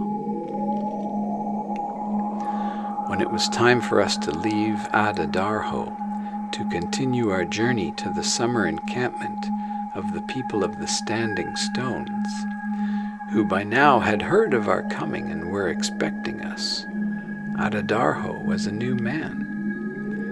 Healed and strengthened, looking younger and stronger, he walked with us to the edge of the valley. Before we took our leave, he held our hands together in his own and shook them, saying, "I will go back to my own people, to the Onondaga who once drove me out. I will tell them what has occurred here and speak to them of what you have shown me. I will tell them of this great light, of this wisdom you teach. I will tell them that 2 sacred beings will come among them in the not-too-distant future, speaking of peace and bringing the songs and words of the winged power tribes that all revere. When you come, I assure you, they will welcome you and listen. You are my friends, you 2. You are my first friends. I thank you." We left Adadarhoh, hiking leisurely through a forest now sprouting the full growth of summer, speaking with one another as we walked of all that we had seen, of Adadarhoh, and especially of his people, the Onondaga, the fierce and stubborn people of the hills. We were not to see Adadarhoh again for nearly 3 years. By the time we were at last to find ourselves among his people, we would have already secured an agreement of 2 other tribes besides the Mohawk, the Seneca and the Cayugas. Though many tales could be told of what transpired during our journeys as we lived and worked among the people of the Standing Stones, and the people of the swamps. It was the conversion of Adadarhoh's people, the Onondagas, that was both our most difficult and most significant encounter among the 5 nations. Despite the growing strength of our reputation and the welcome that was extended to us due to Adadarhoh's testimony, the fiercely independent Onondaga proved to be the most headstrong of all the tribes, the most resistant to our teachings. They were ever polite in their listening, but being rugged people of the hills, they were slow to let mere words change the tradition of recent generations. Gradually, between Hiawatha's tale of my fall into the gorge and Adadarhoh's inspired and much repeated reference to an older tradition that harkened back 100 generations, we helped the Onondaga see their more recent traditions in perspective. Eventually they came over to our way of thinking and agreed to join the proposed League of Nations. During our work to bring the Onondaga into the Confederacy, Adadarhoh proved essential. Without him, it is doubtful the stubborn people of the hills would ever have become the 4th nation to give their commitment to the Great Peace. Apparently, Adadarhoh's central position throughout our negotiations and the high regard in which Hiawatha and myself evidently held him, elevated him as well in the eyes of his own people. We were not surprised to hear some months later that he had been elected chief of the Onondaga. Eventually, he was elevated to a prominent position on the Supreme Council of the League of Iroquois Nations itself. This position he filled with honor and distinction throughout the remainder of his days. Though he was never noted for his eloquence, Adadarhoh's sincerity and genuineness of heart were unsurpassed. He possessed a keen and discerning insight into the motivations of all men. More than once, his perception saved the Confederacy from dangers others had not noticed.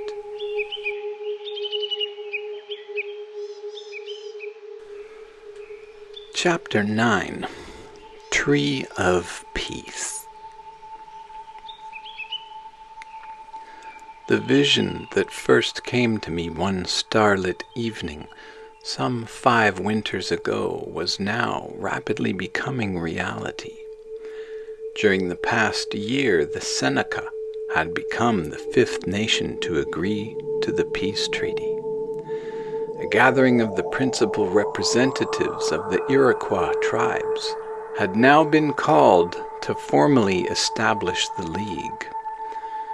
For months, runners and braves had been traversing the countryside, inviting not only the chiefs and leaders, but all who cared to attend to meet at the headwaters of the Onondaga, a sacred lake in what is today called Upper New York State.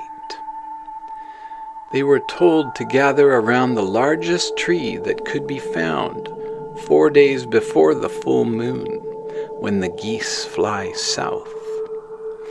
Virtually every inhabitant of the 5 nations who was fit for travel set out that fall for the appointed location. For weeks they had been coming, gathering, camping in anticipation of this historic and long-awaited occasion. By the time Hiawatha and I arrived, there was no question as to the largest tree. It stood prominently in the center of a huge natural basin at the edge of the lake. The surrounding area, as far as the eye could see, was filled with the encampments of the 5 nations. The basin itself, however, had been kept clear, for it and the open area around the base of this majestic pine had been designated as the site of the first Supreme Council of the new Iroquois Confederacy. It was on a windy and sunny morning that Hiawatha and I arrived. In silence, the others gathered to greet us. With no word spoken, the chiefs and braves of the Seneca, Cayuga, Onondaga, Oneida, and Mohawk nations joined us in forming a circle around the base of this magnificent tree. Surrounding our circle were thousands of men, women, and children. They had come not so much to hear the words that were spoken at this historic meeting, for voices did not carry much beyond the circle of the Central Council, but to feel the spirit of the occasion and to meet and see thousands of their brothers and sisters. Though there were many thousands gathered around us, so respectful were they and so silent that our initial prayers were broken only by the sound of woodpecker and chattering squirrel. For 3 days we observed the wigwam of silence. From dawn until dusk, no words were spoken. On the 4th day, the wigwam of oratory began. Standing upon a great moss-covered rock about 30 feet from the base of the towering pine, Hiawatha spoke with the eloquence that had served our people so well during the preceding years. He spoke of the bird tribes, the winged beings of light who come to earth, calling up these mortal bodies of flesh. He spoke of the law that rules throughout the natural world, the law that one receives in the course of a lifetime exactly what he or she has given, that one experiences oneself in the same conditions that he or she creates for others. Hiawatha spoke of the great peace that the whole of the Americas had experienced for hundreds of generations when this simple law was honored, respected, and understood. All present could not hear his voice, but the leaders in the central circle followed closely every word that he offered. For by this time Hiawatha was regarded as the finest orator that perhaps had ever walked the Americas. Many of the chiefs were not only listening to what he said, but studying his manner, that they might bring something of his spirit back to their own people, as they in turn spoke of these truths in the years that would follow this momentous event. Hiawatha spoke of a great lie that had become deeply rooted in the hearts and in the consciousness of all the world's people. A great lie, he called it, that had stolen the happiness and disrupted the harmony of the nations here gathered. Recognizing the opportunity for a symbolic teaching that could be witnessed by all present, Hiawatha referred to this great lie as I had once before. The tree of war, he called it. And throughout the multitude that surrounded us, the words were quickly whispered from one to another. The tree of war, Hiawatha repeated, has been as firmly rooted in the habits of our most recent generations as this pine is rooted in the earth. It may seem that a tree as large as this is too well established, too firmly implanted to ever be removed, and yet, he said, this giant of the forest can be toppled by something as simple as this. And here Hiawatha held up a single hand. And though every word was not conveyed to the multitude, the gist of Hiawatha's meaning was soon grasped by those present. He paused until he felt it was understood by all, and then he continued. Something as simple as a human hand, created by the Great Spirit with 5 fingers, each one separate, individual, and independent. Something this simple can topple this great tree of war when the 5 fingers work together as one. When our 5 separate nations are working together, we have great power. Let our 5 nations become the 5-fingered hand of the Great Spirit. Let us eradicate the tree of war, the habits of warfare, the ways of violence, not only from our nations, but from the nations we will influence in the generations to come. Human hands, serving the purposes of the Great Spirit, given again to the purpose of peace, could even uproot this greatest tree behind me, the greatest tree of all the forest. We paused then, and I spoke quietly to the spirit of the tree, both hands touching its mighty trunk, asking for its understanding. Would it be willing, I asked, to release this particular tree form and inspire another instead? Would it open itself to a death as glorious and meaningful as its life had been? Your life has been good and long and healthy, I said to it. You have served the forest well. But the 2-footed dwellers of this land need a teaching that only you could possibly provide.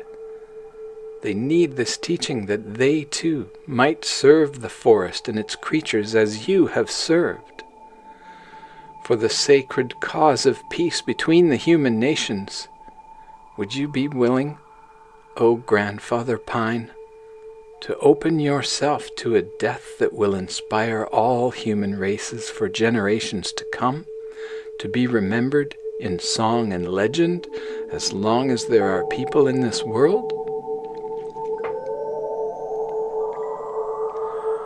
All the men gathered around heard me and were silent, waiting for the tree's response.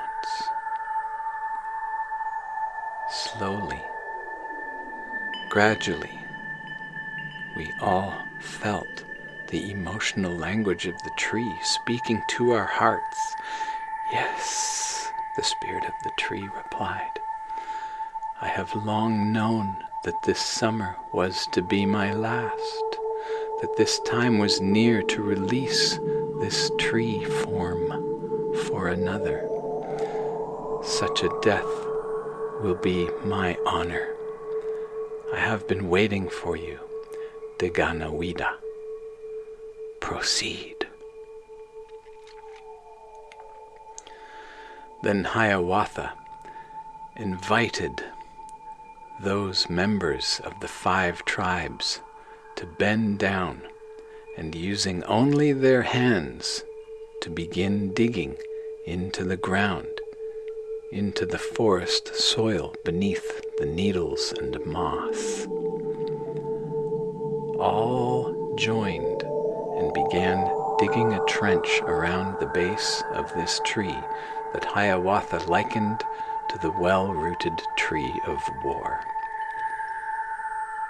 He forbade the use of any tools or implements whatsoever, but the enthusiasm of the chiefs and the braves were strong, and as they dug, their hands were joined by the hands of all those who were able to get near enough to be of any use.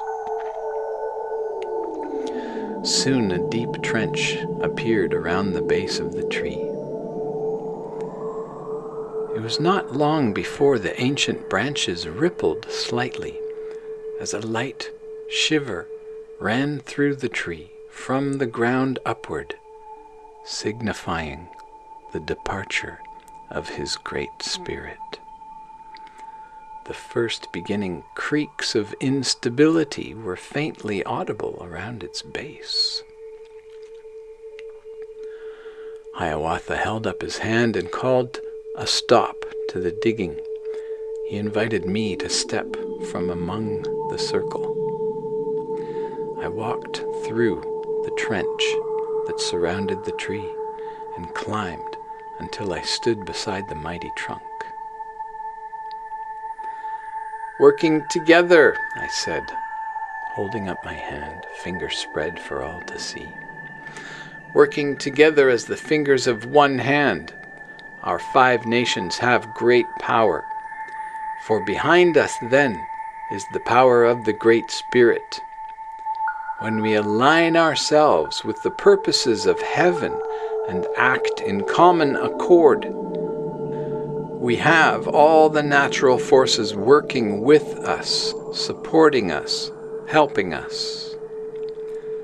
Though the truth may be simple as a human hand, and though it may be gentle as a baby's hand, aligned with the powers of heaven and the powers of earth, that single hand can stand up to the greatest lie, to the most entrenched habit or tradition, to the most stubborn and firmly rooted illusion, and that single hand can topple that lie as easily as my single hand now topples this tree."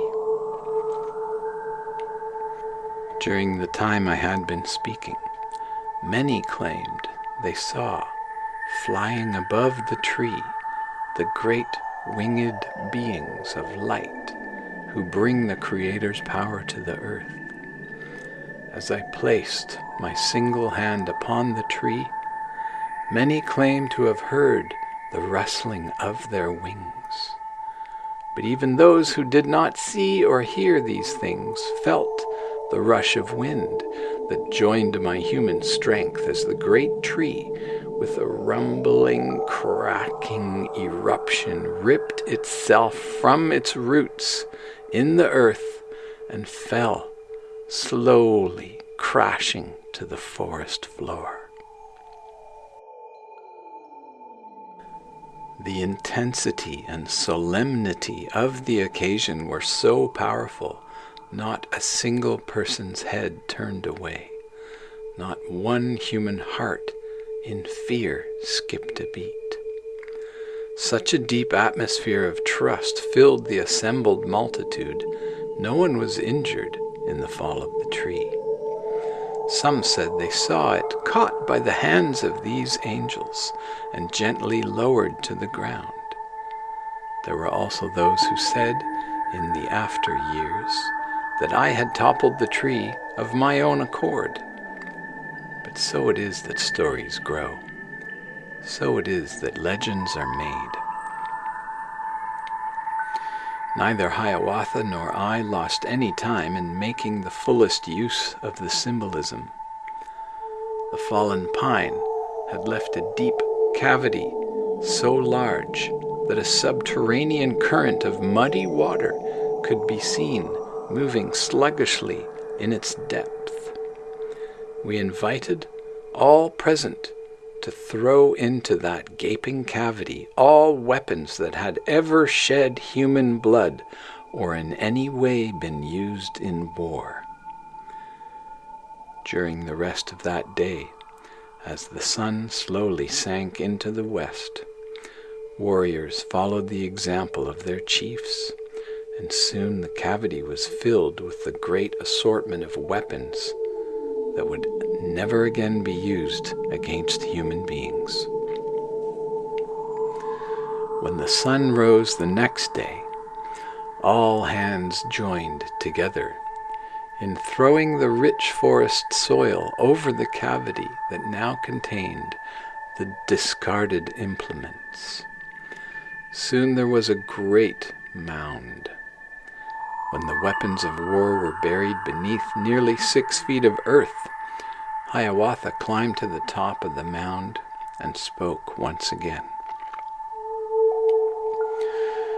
Here, beneath our feet, is where all weapons of war belong, among the currents that flow in the nether regions, beneath the level of human knowing, beneath the level of our interest or concern.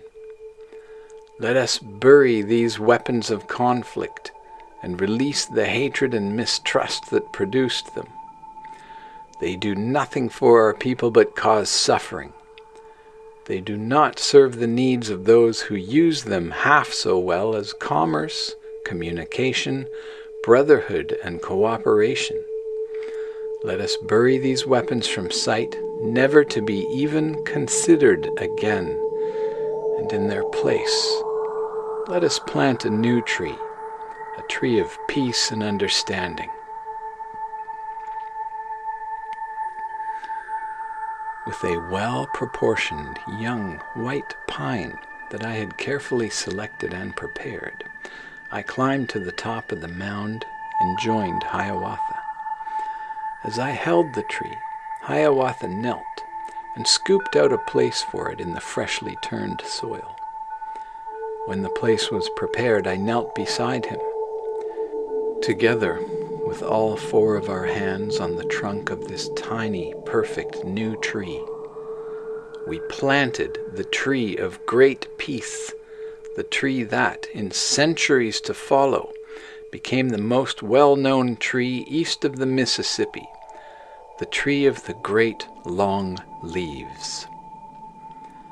As the leaders of the 5 nations sat in a circle around the newly planted tree, Hiawatha spoke to them in a new way, in a new tone, with a spirit that he now drew from all of our hearts, with a voice that was only made possible through the profound harmony and agreement of the thousands and thousands who gathered with us. "We are at the beginning of a new time," he said.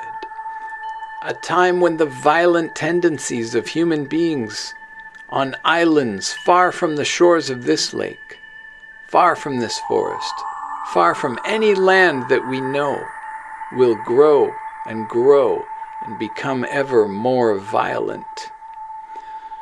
We are living in the beginning of the end times. This is good, because it is the beginning of the healing that will remove the lying tree of warfare from human hearts forever.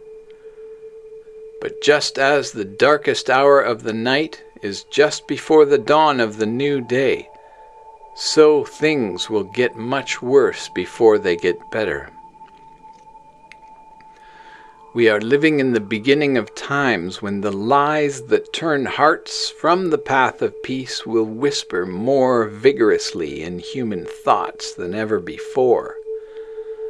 So it is fitting, at the beginning of these times, when the powers of warrior ways will grow in the hearts of people far from these shores, it is right and fitting that we honor the precedent of peace established here thousands of eons ago.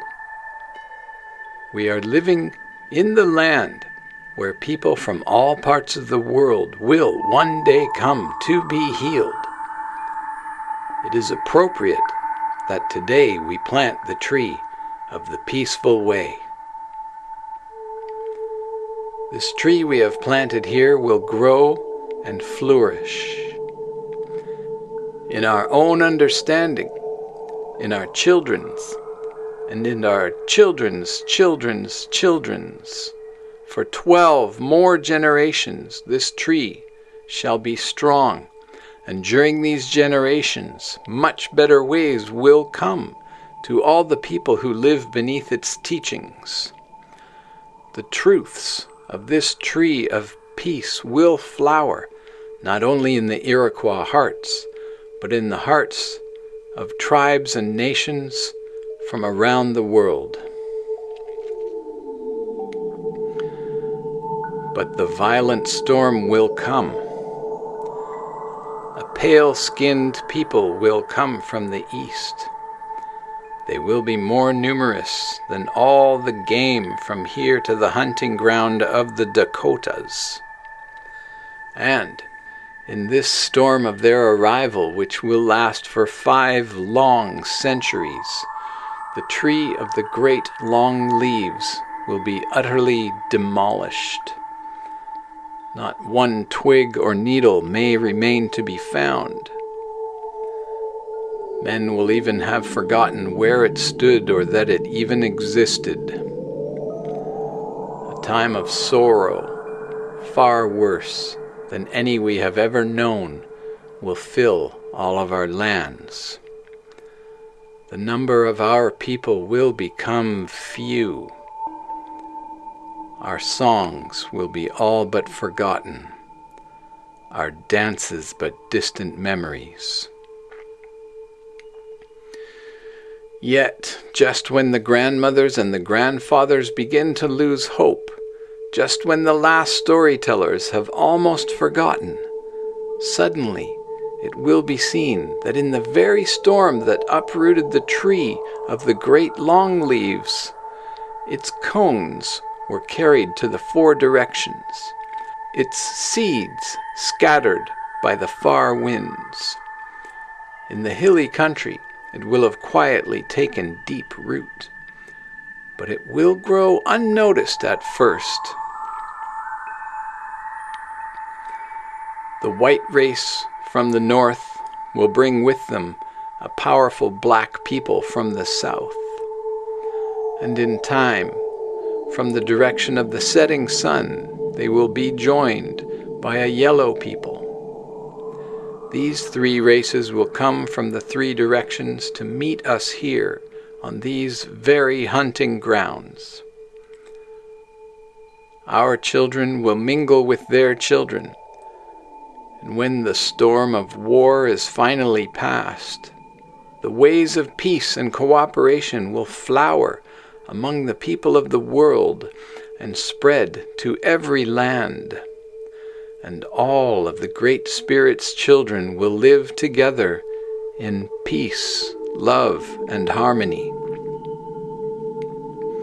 Someday, spoke Hiawatha, these same thoughts that flower in our understanding here today will reach out into the stars, beyond the farthest cloud, and bounce back, echoing the teachings of the flowering tree.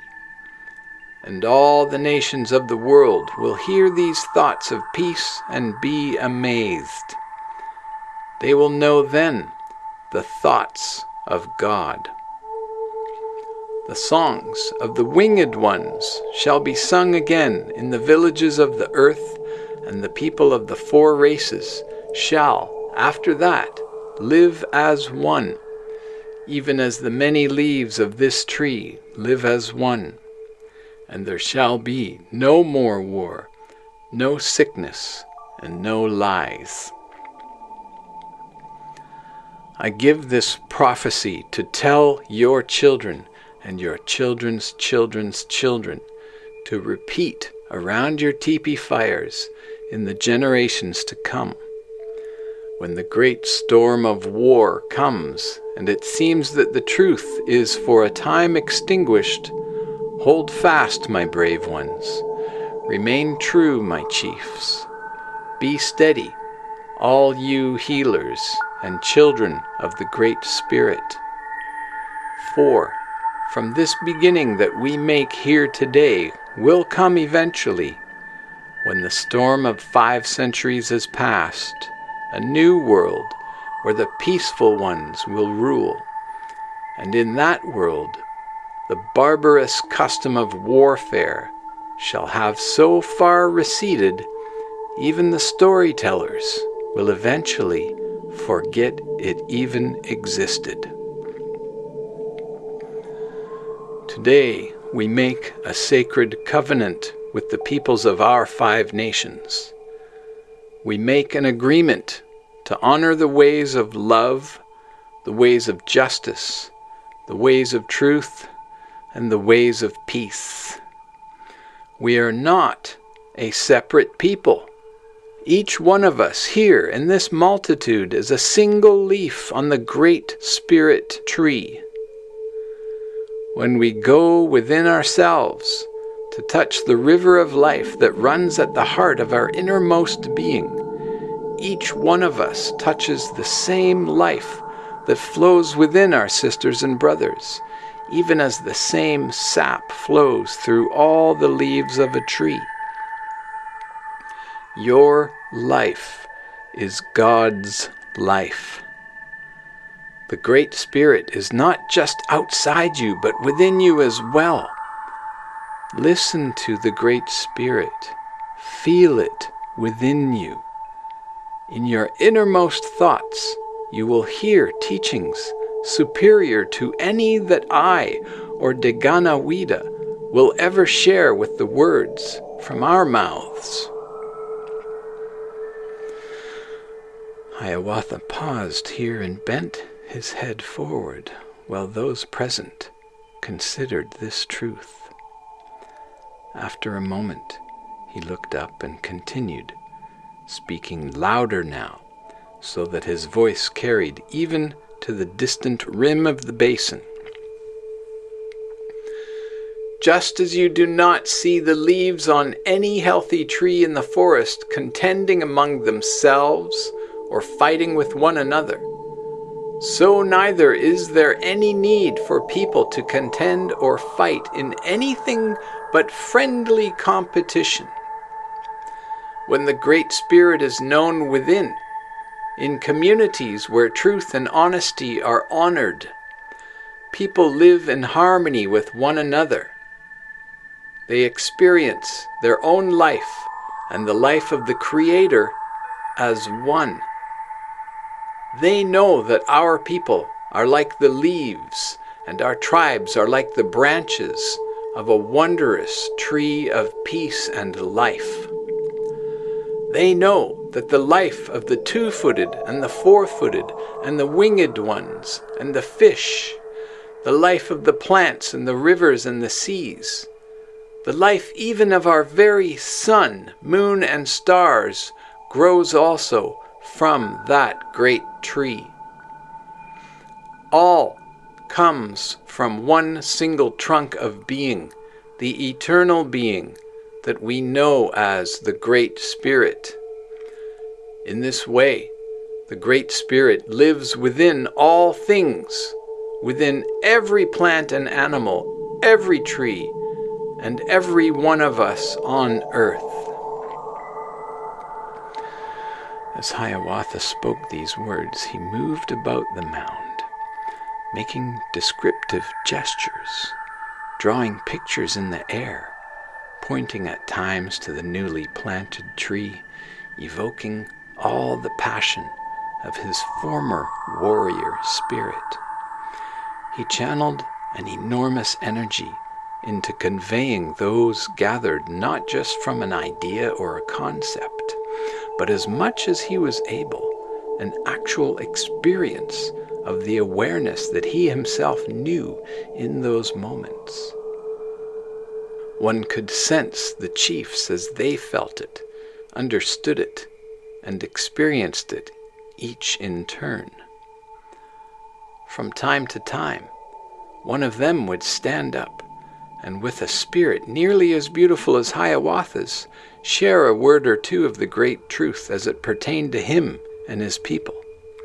But the chiefs kept their comments brief, for I think, like myself, they were truly awed by the Great Spirit whom Hiawatha in these moments had obviously become. Some say that as Hiawatha spoke there that day, they saw a great winged form extending high above him into the trees. I saw only Hiawatha, but I saw him as I have always known him to be, in the Andes, in the Himalayas, and once upon the shores of the Sea of Galilee. There was no presence overlighting Hiawatha. The great eternal spirit that is the reality of every human being had simply found a welcome home in his heart.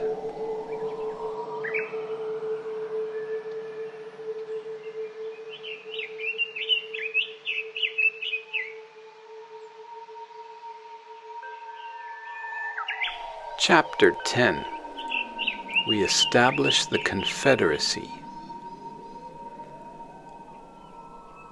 What happened next was remarkable in the midst of such a gathering of hunters and warriors. Some later said it was a miracle. However, to those of us who witnessed it firsthand, it did not seem unnatural. In fact, so natural did it seem, and so much in the flow of Hiawatha's speech, that our distraction was only momentary. Hiawatha was speaking of the Great Spirit's life flowing not only through human beings, but also through the winged and the four-footed. Even as he named them, a large, snowy owl landed, ghost-like, in the lower branches of a tree immediately behind us, and 2 deers, followed by a less adventuresome buck, came ambling along the seated people, at times cautiously stepping over those who were in their way. Hiawatha pointed to the deer and to the owl. "To peace with them we also do commit our lives," he said, "taking life only when it is necessary to feed our people, giving thanks to the spirit of the animal whose form we eat, giving thanks to the Great One who appears as all of these forms, within all of these forms, in every tree, in every flower, in every herb-bearing seed, in every animal, in every stream, in every living being thing. The Great One is here, with us today, in these deliberations. And that Great One has both inspired and witnessed this ceremony. May He also inspire all of our activities henceforth, everything we do, everything we say, as He has witnessed them from the beginning of time itself. May our lives and the lives of our respective tribes be dedicated to the spreading of this peace to the distant and far-flung peoples of the forests and the plains. This is the finest way to honor our Mother, the Earth, and our Father, the Sun. We are the people who remain true. Let it always be so." Almost imperceptibly, as Hiawatha had been speaking, twilight grew in the forest around us. One by one on the outskirts of our gathering, lights appeared. A host of small fires gradually filled the basin of the new tree and danced across the nearby hills as people gathered near them for warmth. The full moon had not yet risen, but above us, as if reflecting our many little fires, stars began one by one appearing across the sky. A larger fire was built in front of the mound of the newly planted tree. Upon this mound, next to the tree of the great long leaves, Hiawatha stood. "As the smoke from many family fires rises tonight and spreads above the forest, let us remember," he reminded the Iroquois, "that this smoke comes from many fires, and no one fire is better or different than another. Though one fire may burn brighter and another more faintly, who is to say which is better? You know as well as I that there are times and seasons for both big and small fires. Remember always that the truth springs from many hearts and takes many outer forms. No 2 forms are ever the same. One in the Great Spirit, we shall have no one leader, nor one ruling family, nor a class of ruling shamans, for such traditions are warrior traditions and not the traditions of the Ongwehonwe. Let such customs be buried with our weapons. Let them lie forgotten beside the tree that is no more. Under the tree of the great long leaves, the new tree flowering in our hearts, there is but one leader, but one chief, Wakan Tanka, the Creator, the Eternal One, who shines in the light of every star and burns in the fire of the sun. Understand, my people, that one lives in your heart. Do not diminish the sunlight by giving your power away to another. From this day forward, let all Iroquois-speaking people recognize that hierarchy makes sterile soil in which the tree of peace withers and soon dies. Wherever you have the entrenched leadership of one man or a small ruling elite, you have a society structured according to the ways of violence and fear. Such a society is camped under the very branches of the tree of war. Violence is the root of a hierarchical society. Such societies will never know peace. Their people will always be at war. If not with others, then within themselves.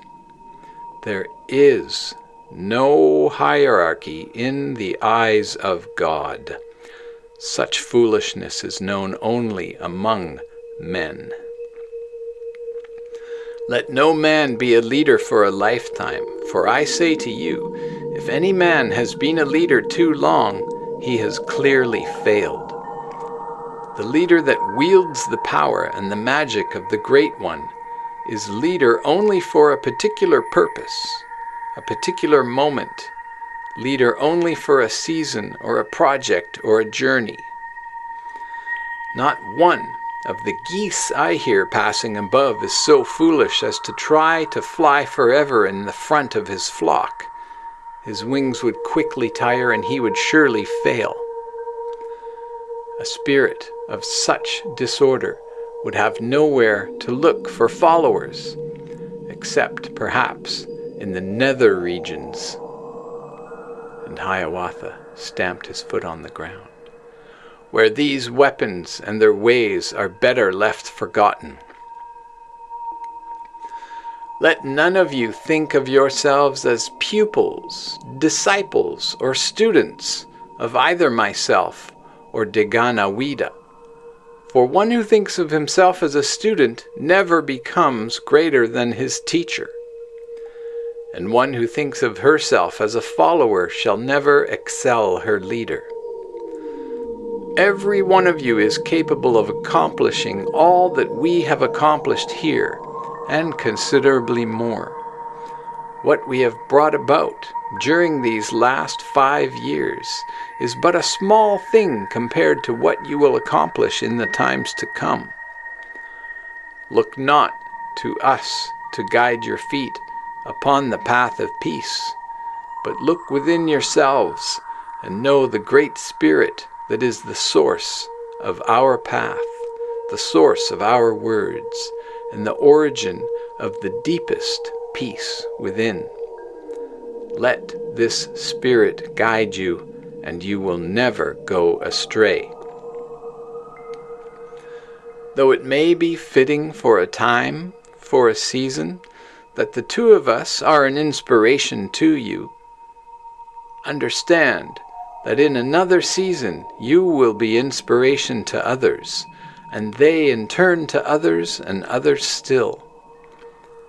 As the smoke from our many individual fires rises up to the heavens tonight and becomes one smoke flowing out from the tree of the great long leaves that we planted here today, may these thoughts that lie at the roots of peace spread out to all nations and all people of the world. Let the roots of this tree grow and spread out beneath this forest floor.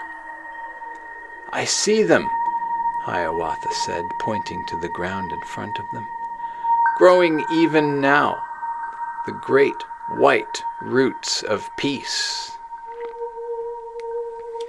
Many said they saw in that moment the tree grow a hand's breadth or more in height. Beneath the firelight, others saw, with an inner eye, 4 great white roots growing deep into the forest floor, spreading underground, one in each of the 4 directions, reaching into the subterranean currents that rule human passions. To many in those moments, the great white roots of peace became tangible and real. Above us, our thoughts and ideas spread like smoke into the stars. As Hiawatha sat down to rest at the foot of the newly planted tree, I remained standing. Behind us, a majestic orange moon was slowly rising, half revealed now above the naked trees. I spoke more slowly. I was conscious that each word I said was being repeated quietly, whispered from ear to ear. I could hear the repetitions like a quiet echo or a gentle breeze rustling through the forest leaves. I asked that 1 arrow be given to Hiawatha from each of the 5 assembled nations. All present could see the arrows, one by one, brought to the top of the mound and ceremoniously placed in Hiawatha's outstretched hand.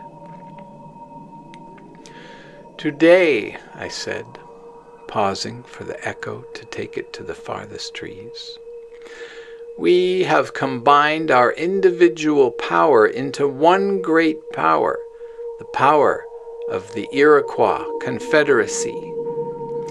We symbolize this confederacy by joining together into a single bundle these 5 arrows, one from each of our nations. At the base of the Tree of Peace, Hiawatha is binding the arrows with deer sinew, which is strong and durable. So shall our commitment to the great peace be strong, binding and durable. So shall these truths that we have celebrated on this occasion bind every one of us here into a single being, that we might henceforth act together in unison for the benefit of all. If but 1 arrow is removed from this bundle, it loses much of its strength. If 2 arrows were to be taken away, the power of the Confederacy would be deeply weakened. If 3 arrows were removed, anyone could take hold of the bundle and snap it easily in 2. Alone, these arrows have little strength. Even a child could break them. But bound tightly together in a single bundle, they are strong enough to withstand whatever might come against them. Let the 5-nation league face the future together. Let us think with one mind the thoughts of our Creator, and always seek to peacefully resolve difficulties both within our league and outside of it.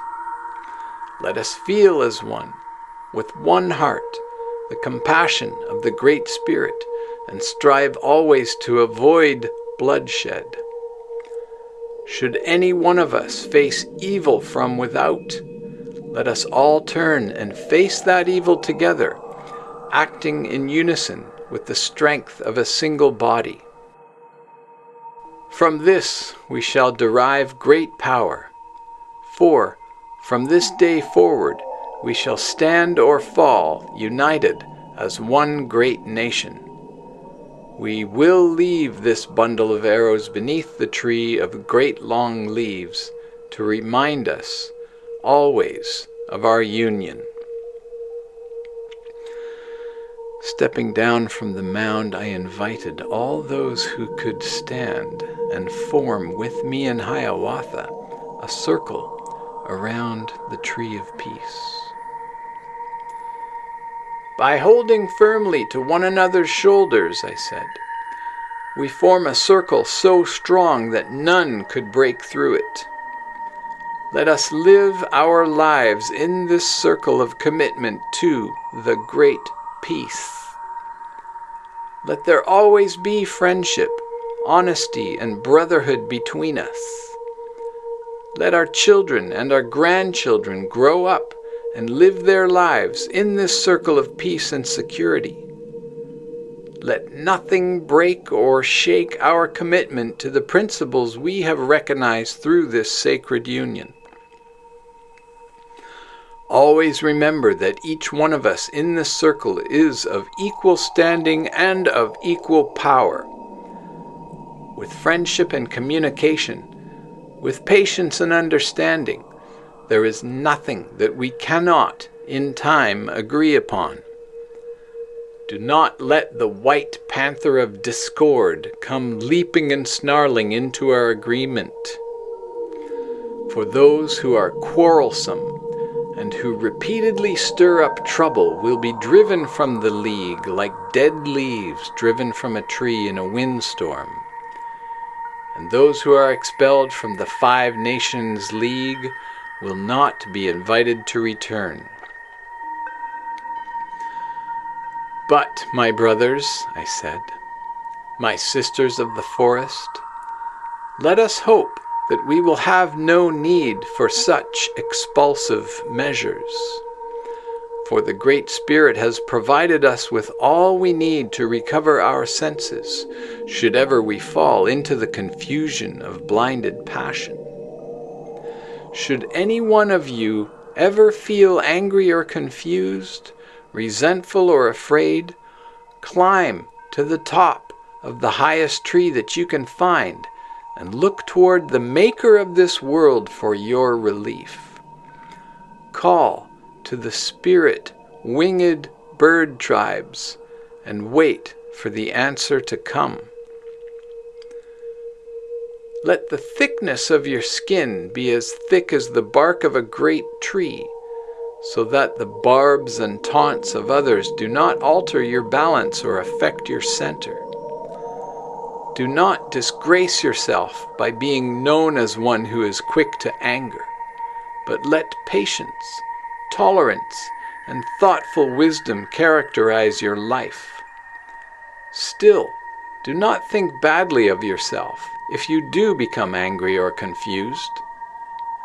Maybe it is only the Creator's way of telling you that it has been too long since you climbed a tree.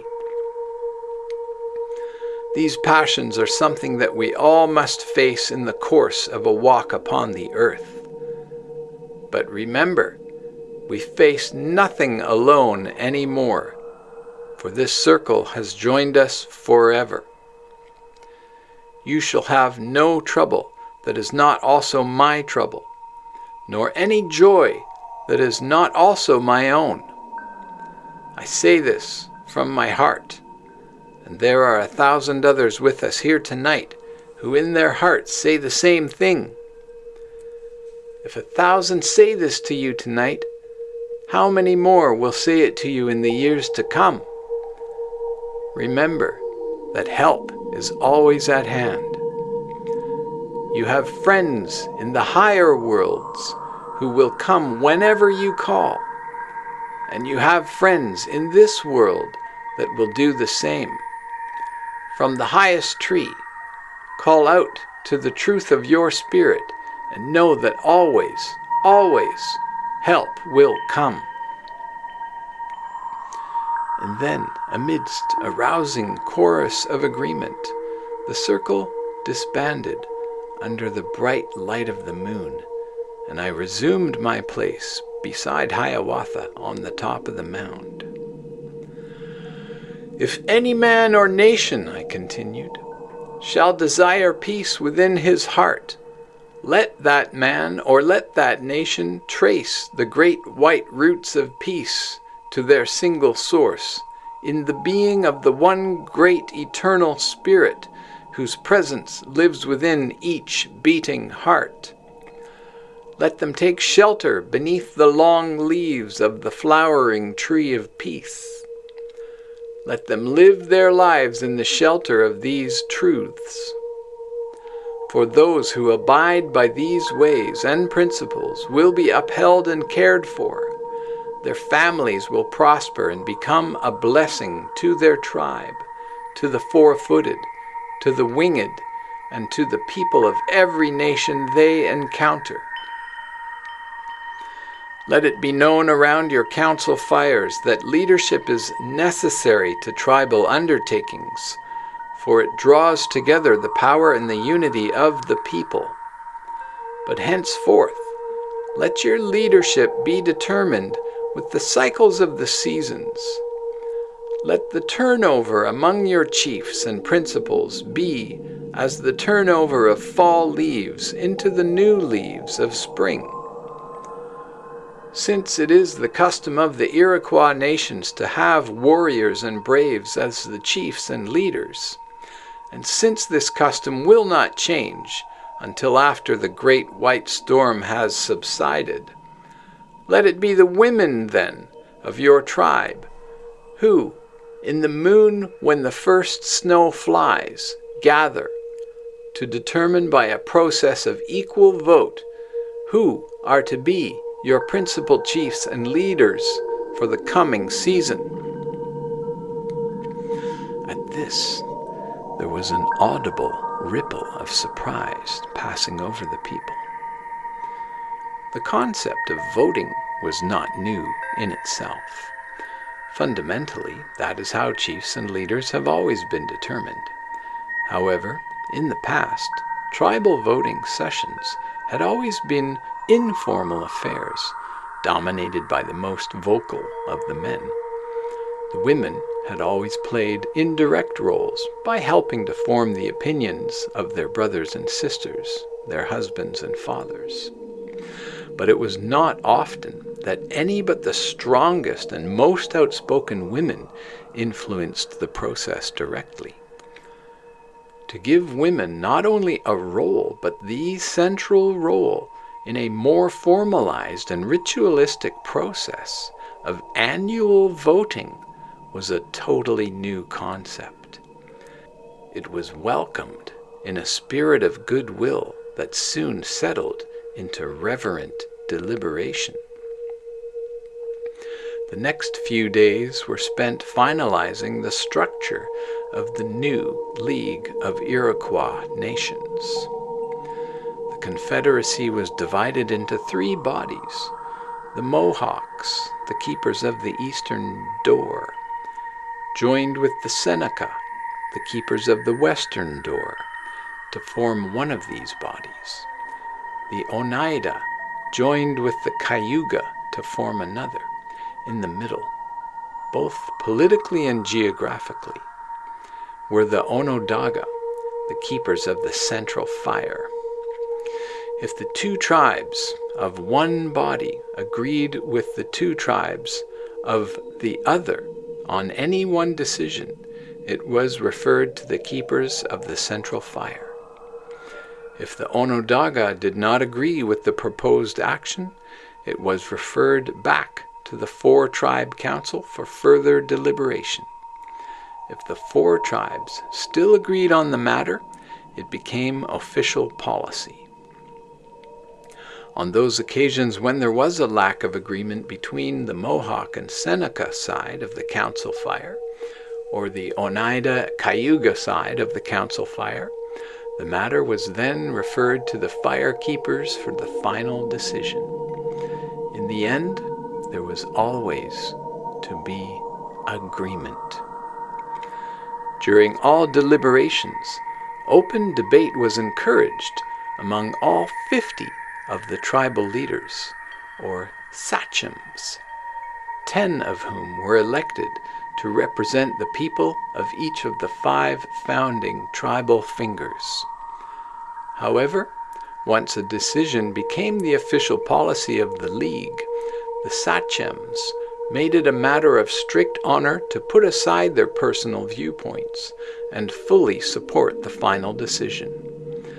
This principle of putting aside individual viewpoints and fully supporting the goals of the united body of nations, once they were established, was carefully adhered to throughout the early centuries of the Confederacy's existence.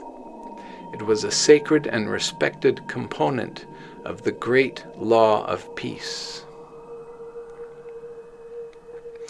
Democracy had been practiced among the Iroquois Confederacy for many centuries before it was heard of and then modified and adapted by the troubled American colonists who had lost patience with the British royalty. Though the practice had degenerated somewhat by the 18th century, there remained then, as there does to this day in the heart of every Iroquois, a strong sense of the danger of leadership by entrenched vertical hierarchy. It is not surprising that a young colonial boy growing up in the forests of Virginia would become very familiar with these ideas. Not surprising that Jefferson, Washington, Franklin, and Monroe came to think as the Iroquois did. Though we were not often incarnate for more than a summer or winter or two in the Americas of colonial times, always we were there watching, from within every tree, from the blossoms of every flower, from the eyes of birds and children, we watched these colonists. It was we who gave our venison for their tables, we who influenced their dreams, and we who, through Jefferson and others, assisted in the firm and absolute rejection of British aristocracy on American soil. We maintained a strong and focused presence in the American colonies of those decades and assisted the newly united states in modeling much of their government after the Iroquois Confederacy. We helped them to establish a democracy that required the periodic replacement of leaders, the recognition of certain basic and inalienable rights of its citizens, and a three-way balance of power among its elected representatives. We knew that these former colonists were creating the context for the great melting pot that America was soon to become. We knew that they were creating the political structure that would guide the interaction of strategic representatives of the four races during the last and most crucial centuries before the advent of the new peaceful order of the ages. We did not return to our more general pursuits until the new government of the people, by the people, and for the people had been firmly established. The great white roots of peace, as they were perceived by the 5 nations of that now distant day, represented a deep and genuine understanding becoming firmly rooted in the consciousness of a historical people, an understanding that has never left the Americas and never will, though it has become distorted during this 5-century storm. We invite all who are able to look back at this day when the flowering tree teachings were re-established in America. Those of you who can read such things in the records left in the electron spin of the leaves of trees that today grow in those same places.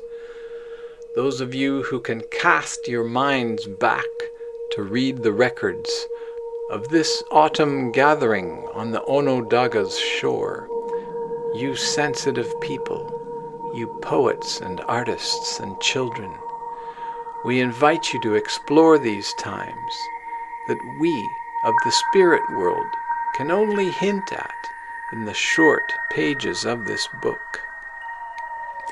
What transpired there was, in seed form, what you are now experiencing as a global spiritual awakening.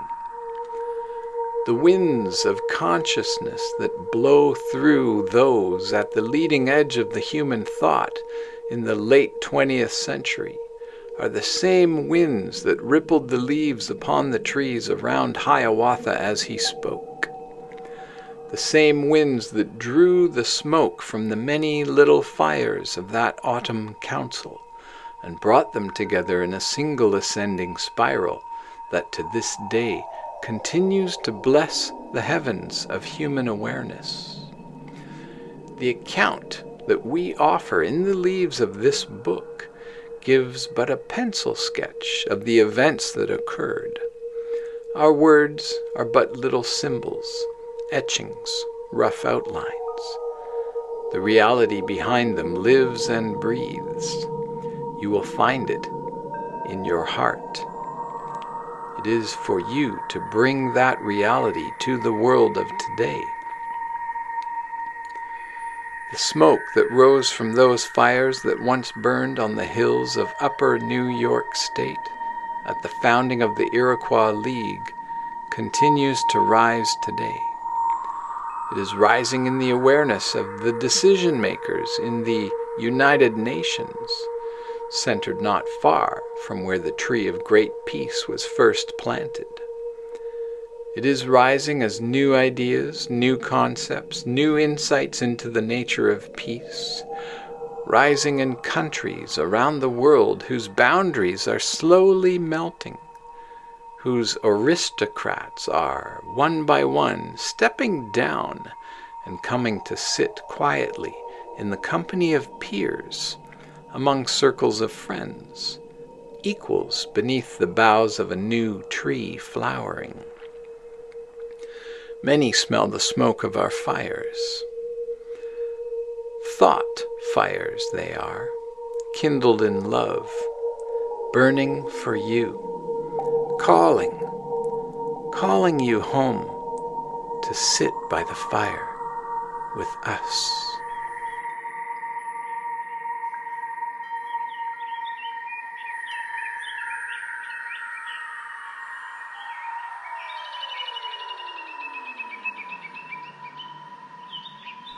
Chapter 11. The New Information Society. So it was in the moon when the geese fly south, in the year of the planting of the tree of the great long leaves, in the century that was the 11th one to follow our activities in Galilee, that peace came to the North American forests.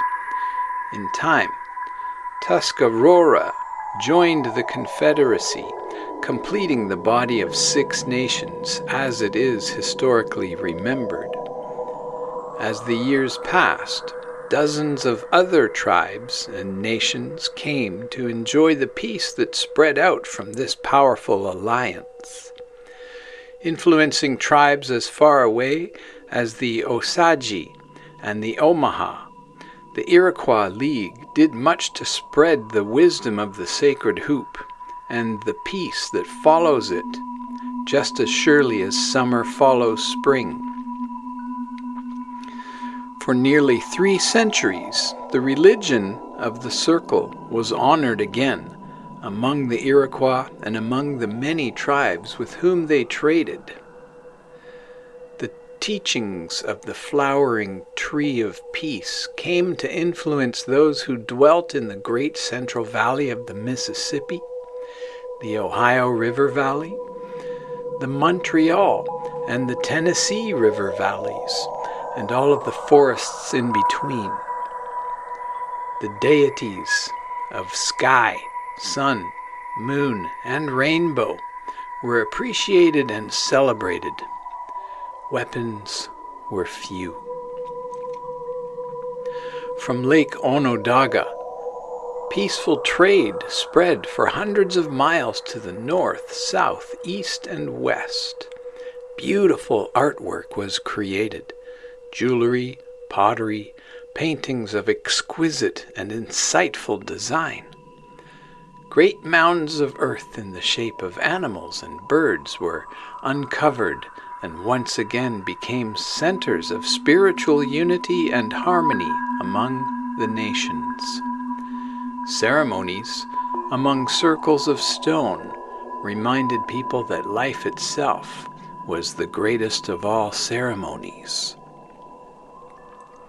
Though it was the coming of the Europeans that finally obliterated the last vestiges of the Great Peace, by then the League had already degenerated considerably. Scanning over the images the present American generation holds of this era, we see numerous misperceptions. On one hand, there are images from those who have romanticized the Native Americans and the Maya of the 15th and 16th centuries, depicting them as idyllic and peaceful people, which they certainly at that time were not. On the other hand, there are official images of which virtually every American school child was taught. Neither of those extremes is accurate. Yet the truth lies closer to the images of the Romanticists, who at least had some sense of the vision world that the Native Americans inhabited, a world of consciousness that to this day Europeans have not ever understood. Intuitively, the more perceptive of the Romanticists were able to sense the state of American affairs as they did indeed exist thousands of years before the European conquest. And in good conscience, they confused this earlier time with the America of New Amsterdam, fur trades, pilgrims, and Champlain. Even after most of us bird tribe members had retreated into the spirit world, even in locations where none of us had been incarnate for 1,000 years, Native American tribes continued to at least recognize our spirit presence. In South and Central America, values degenerated more rapidly with more city-states. But in North America, right up until the coming of the white man, there were basic values that were never violated. For example, until the Europeans introduced it as a genocidal measure to eliminate the natives, the concept of scalping did not exist. Similarly, the concept of hunting and killing an animal solely for its fur was completely foreign to North American natives. Even among the most fearsome American tribes in pre-Columbian times, an animal was never killed without giving thanks to its spirit and without utilizing its meat, bones, and sinews in reverence and gratitude. But the cold European merchants who were allowed to prosper in the cults of the monarchs during the 16th and early 17th centuries saw the natives of America as tools, dupes, and fools to be bribed into using money and to be hunted as animals when exterminating them would make for greater profits.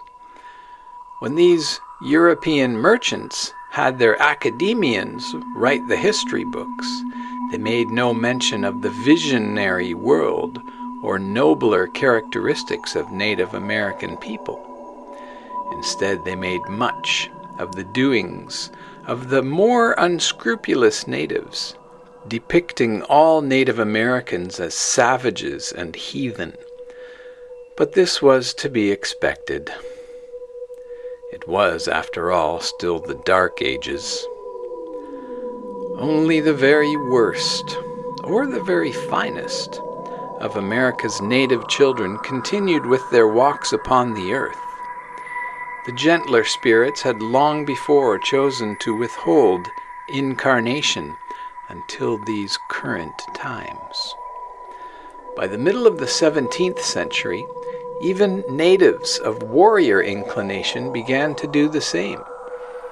Between 1650 and 1900, the Aboriginal population of North America was reduced by nearly 80%.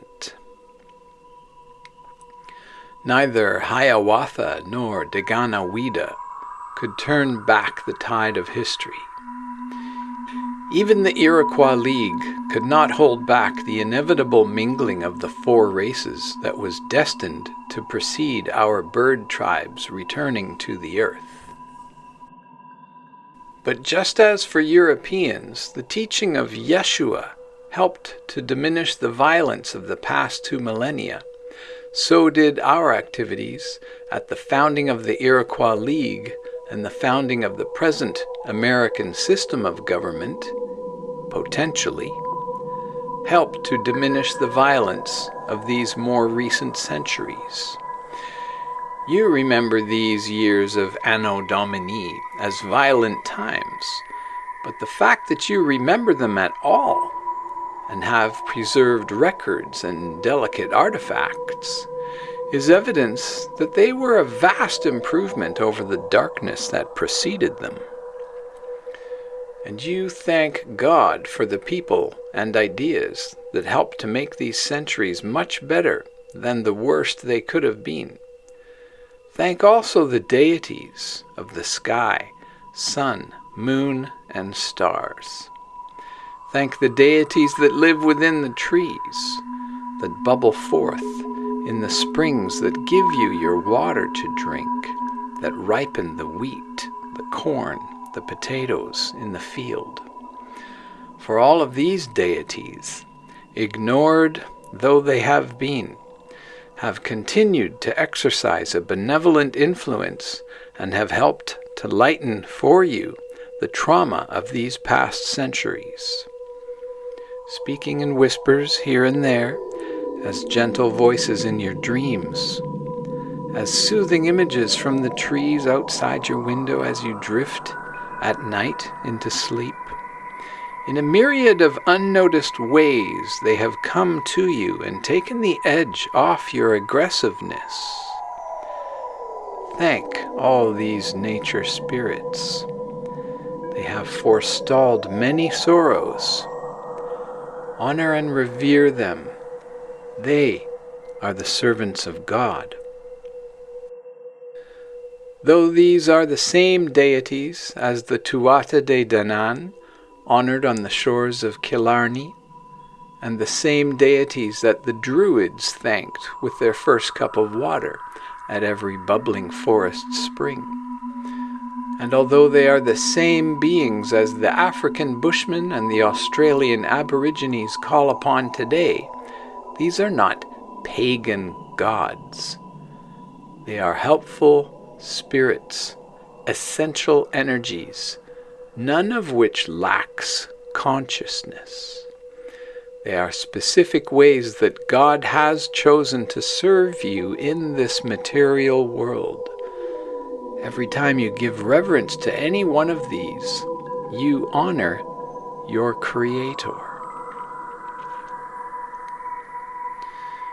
North Americans are perhaps the only people that do not have a name for these subtle essences of divinity any longer.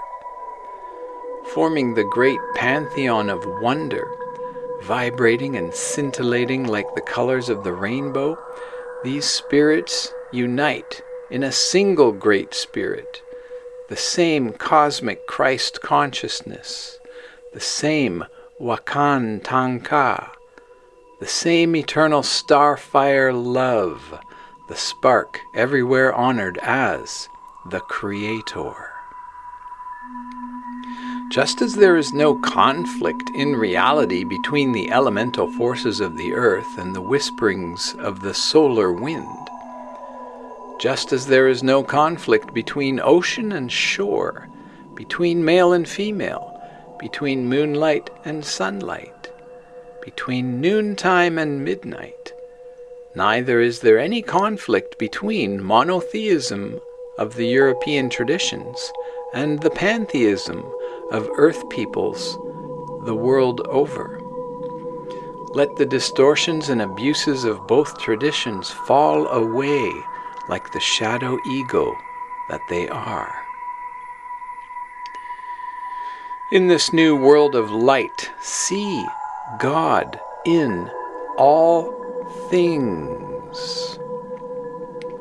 Understand that to honor any aspect of God is to honor God. Let reverence be not reserved solely for an image in your cathedral. Extend it to every sparrow, every worm, every child, every flower, every animal.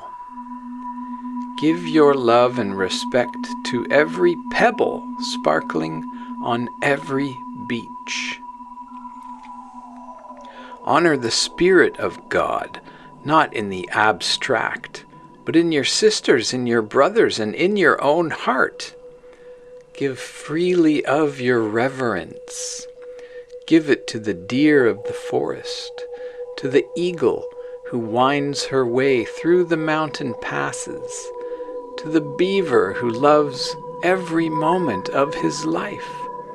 This is how you honor God, by honoring all created things. Give thanks to these many beings who have made this age so much brighter for you. Give them your love. See them in every shaft of moonlight and in every forest shadow.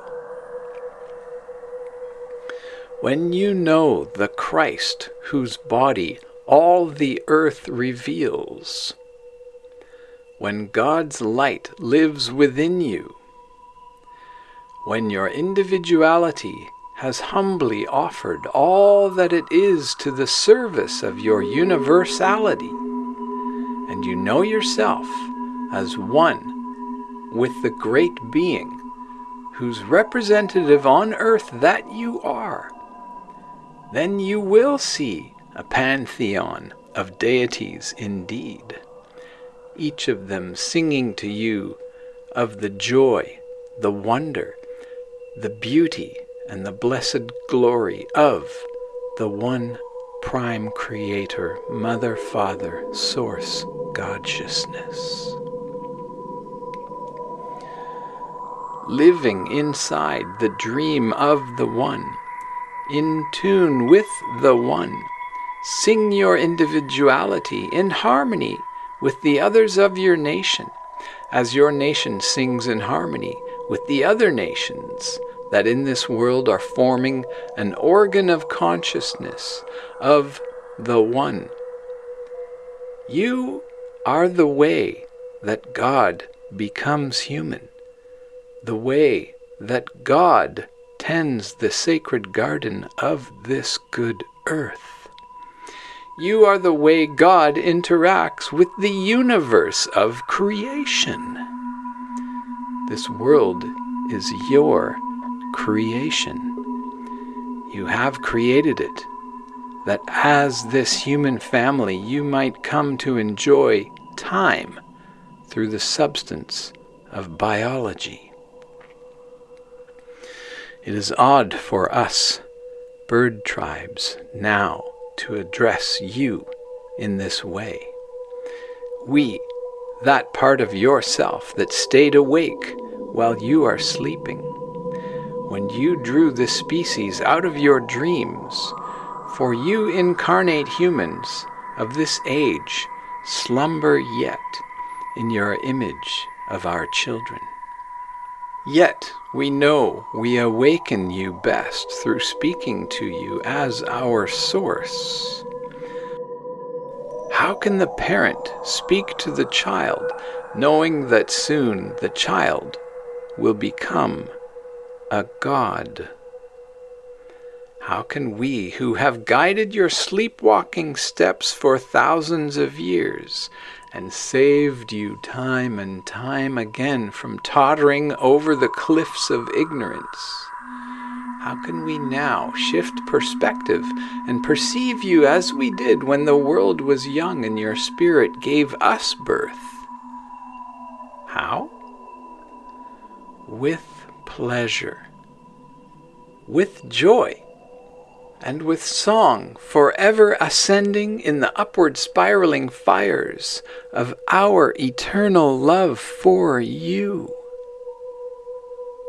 With all its high adventure, with all its pageantry, with its epics, both recorded and forgotten, this fall of your human consciousness into matter is, of course, healed, as all things are, in the passage of time.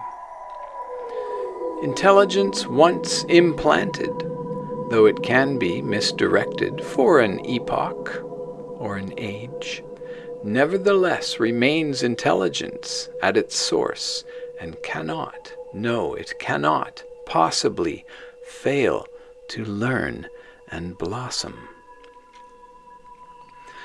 In the obvious and evident simplicity of the truth that your human consciousness now understands and communicates so freely, you cannot help but wonder why these ideas could not have spread as easily among Socrates' schools, or in Renaissance Florence, or in the courts of Solomon, or in the monasteries of Tibet.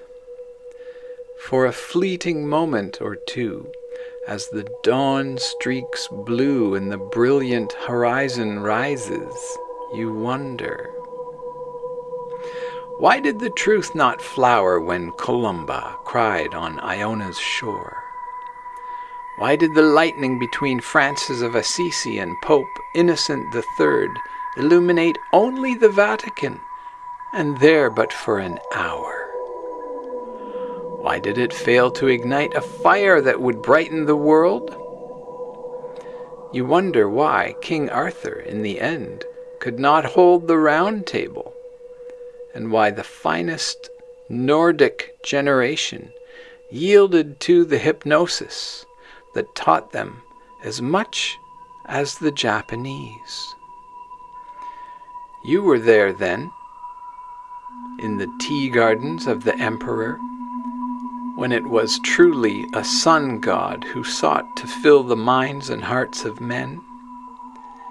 You were alive in all these places, in all of these times. And was that not you on your horse riding into the desert, disgusted with the warrior ways of China, who stopped for a moment to write down those words which have been long revered, but which have never yet accomplished their goal? And under the Bodhi tree, after you had eaten the milk and the curd, why did you ignore your impulse to speak at length to the woman who offered it to you in your hands? In this moment, when history is about to be laid to rest, in this flickering moment before your attention turns toward the stars, you cannot help but wonder at those critical junctures. The truth is spreading so obviously and naturally among the humans of the late 20th and early 21st century. Why did it not spread so easily and naturally when perhaps you saw the chance incarnate here and there in other lives, in other eras? Long have you passed in and out of these realms, holding candles in the darkness, drawing the warrior tribes closer and closer to the healing that is now no candle, but a dawn flaming brilliantly across the eastern sky. Today, you see these ideas appearing in hundreds of new books and songs and movies and publications and websites. As you see the passion with which they are translated into every human language, converted into every form of media, and shared among the healers and leaders of every nation on earth, you might wonder at the moments missed for millennia. But then you see there were no moments missed. And that, had you followed the woman who offered you the milk and curd, the two of you together, united in bliss, might have taken her canoe far beyond the Ganges and communicated not a word to the illusion-bound people around you. Quetzalcoatl, Yeshua, you know how they were beginning to depend on you.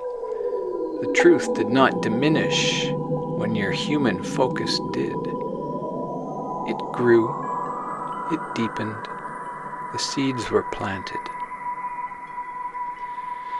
Though the great white roots of peace care not for names or egos or labels or images that rest like yesterday's leaves beneath the pulsing of this season's life, nevertheless, all are honored as every root of peace weaves together in a great concentric tree ring network of light that runs through the first great mother and flows through the blood of every one of us who has ever lived to make this a better world. Suddenly you see that there is a reason why it is different now in the 21st century. For when you originally formed the Tao Te Ching, you sat alone in the sand, your horse grazing on what little grass there was at the edge of the desert. There was only one to take your written words. No telegraph existed to relay them with the lightning speed to the other side of the world. And when you spoke of the Eightfold Path, a few around you understood, but their articulation was not yours, and no recordings could preserve the truth more clearly. And when St. Francis spoke, no video camera carried that lightning illumination to kindle fires throughout the far-flung reaches of Christendom, though kindling was gathered on many shores and people prayed just for that flame.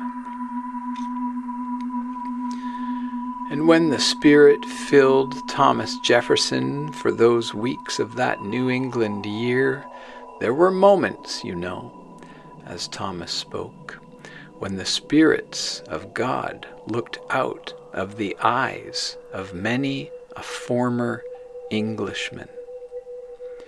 Yet that event was not televised, beamed through the global internet to those who watched from Parliament and homes on every continent.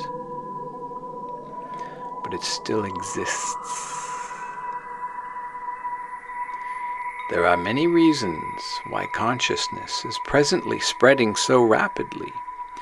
The tremendous explosion in human connectivity brought about by telephone, radio, television, orbital satellite relay stations, the exponential explosion of information due to the internet.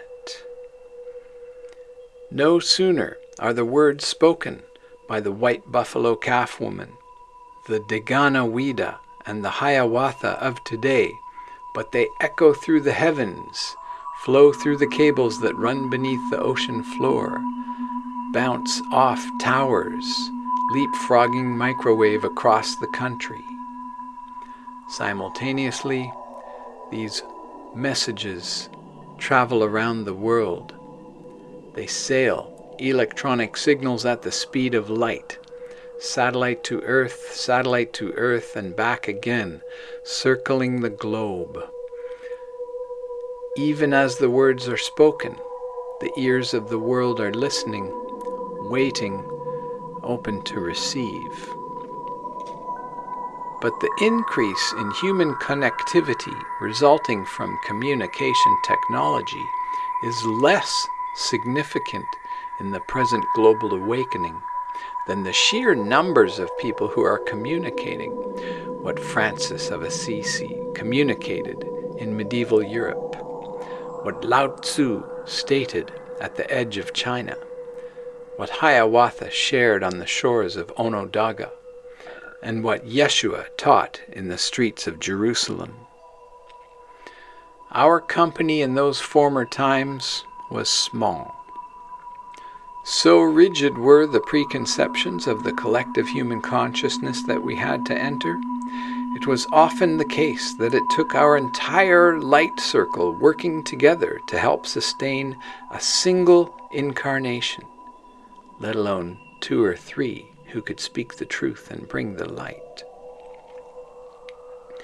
Not until these closing years of the 20th century have we been able to incarnate fully and completely again, aligning our spiritual bodies with the physical, etheric, mental, and emotional bodies of not just one woman or man here or there, but with many, and at times, even whole, small communities of us have been born together again. As the new information society bubbles over into global spiritual awakening, we come to join with our human egos on a scale unprecedented throughout all of history. People turn once again to the great Creator, who is the source of all information. Rapidly in some, gradually in others, our human egos discover their appropriate roles in the communication of this new awareness. And there is a natural distortion at first, and that's okay. But in the explosion of consciousness, it is soon purified. Our spirits incarnate in ever-growing numbers. Distortion diminishes. Truth spreads. Oh, how beautiful it is. Like crocuses announcing the coming of spring, spirit channeling proliferates for a season. Then, just as crocuses give way to daffodils, channeling in season gives way to a deeper and fuller communion. The spirits of God secure the cooperation of the human egos with whom they commune on earth. Slowly and steadily they proceed through the process of bonding with their human, flesh-bound egos, no longer just speaking to them, messengers from the stars, but flowering into perfect union, waking up within them as the spiritual beings they themselves are. And on it goes. Daffodils follow crocuses. Dandelions follow daffodils. Dogwood, apple, pear, plum, all blossom. The oak trees shake her gentle flowers, and summer comes to the world at last, watching all teachings fall and pass behind her as the flowers and the early blossoms of spring give way to the unabashedly sensual midsummer, luxuriant, rich, magnificent. There is gratitude for these teachings that helped to turn human hearts from violence during the darkened times. But one does not eat out of a garden that grew in centuries past. Moment by moment, the great white roots of peace birth new truths, like this summer's vegetables, like this season's fruits, to be enjoyed, appreciated, and shared when ripe, to be cared for, that they might continue to blossom and flower, like the ongwe honwe, like the people true to reality, like the bird tribes whose seeds have lain dormant in human hearts for thousands of patient circlings of this earth around her star.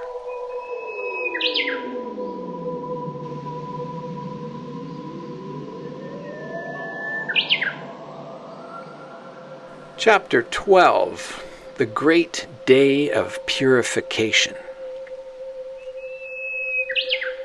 Listen, O humans of this present day and age. Listen, as the sparrow listens for her lover's call on the breeze.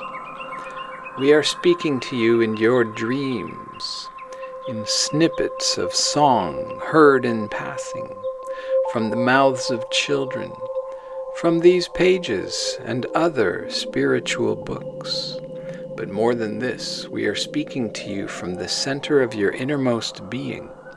Hear us and remember yourselves. We return to human consciousness, the bird tribes, bringing a time of new creation and the information required for humans to understand the changing conditions of the age.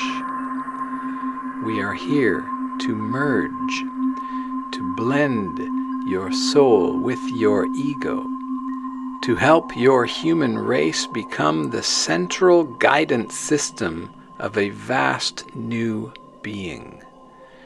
We are here to help the great Creator incarnate in the people of the four races. We have come to initiate the most joyous age this earth has ever known, a 1,000-year period of earth healing and renewed harmony that will see the four-legged flourish and the two-legged awaken, the rivers run pure again, and humankind in conscious exchange with the star beings. And after this coming millennium has, in turning season past, you, a new being of translucent biology, will depart for the vast, uncharted ocean of the Milky Way to give the freedom of the Thunderbird's flight as a gift to every star and every world. In a multiplication of love affairs that will go on until the end of time, you and your human race will seed the galaxies with intelligent biological life. That has been your purpose all along. The potential of this universe is limitless. Her revelations of potential are infinite beyond number. But there are no star wars or fearsome civilizations beyond your own, because if civilizations are warring, they cannot leave their planet. They become extinct, to rise up in the soils of another world, perhaps a little wiser, until they finally learn world peace. Our task as the bird tribes today is to help you remove the blinders that historically have distorted your perception. Realize that what you feel in your heart determines what you see before your eyes. Perception rides upon the expressions of the heart, like a canoe rides upon the waters.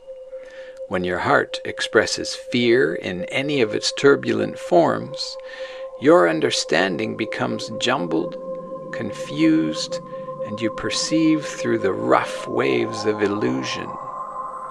But when you love, you understand, for then you share the true vision, the very consciousness of God. Return, like the salmon, to the place of your origin, heaven. Birth your moments only from love. You can root your life in fear and know the predictability of granite, the strength of marble, and what security there is in limestone's patient rigidity. Or you can root your life in love and join us in helping to ease the human world through the awesome rebirth that is your destiny.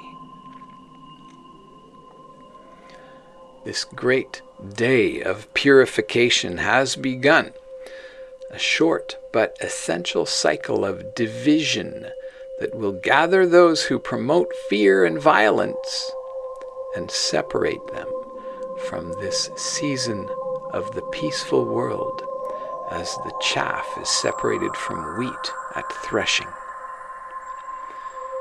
During these next 3 decades, humankind will experience this separation, a transformation in consciousness more fundamental than the development of language, more significant than the shift to agriculture, more meaningful than any historical revolution. A new era of humanity is dawning. As the sun rises, the shadows become sharper and more clearly defined. As the energies of love grow stronger, the shadows of fear become more visible than before. To some it may appear that they have grown in number and in strength, but this is not so. What was hidden for so long has merely become revealed, that it might be healed and brought to peace. Actions born from fear are becoming less effective with each passing day. Institutions, traditions, and societies built on a foundation of fear are very shaky. Change is occurring everywhere, for as the planetary awakening proceeds, the consciousness that determines the quality and nature of life itself is changing too.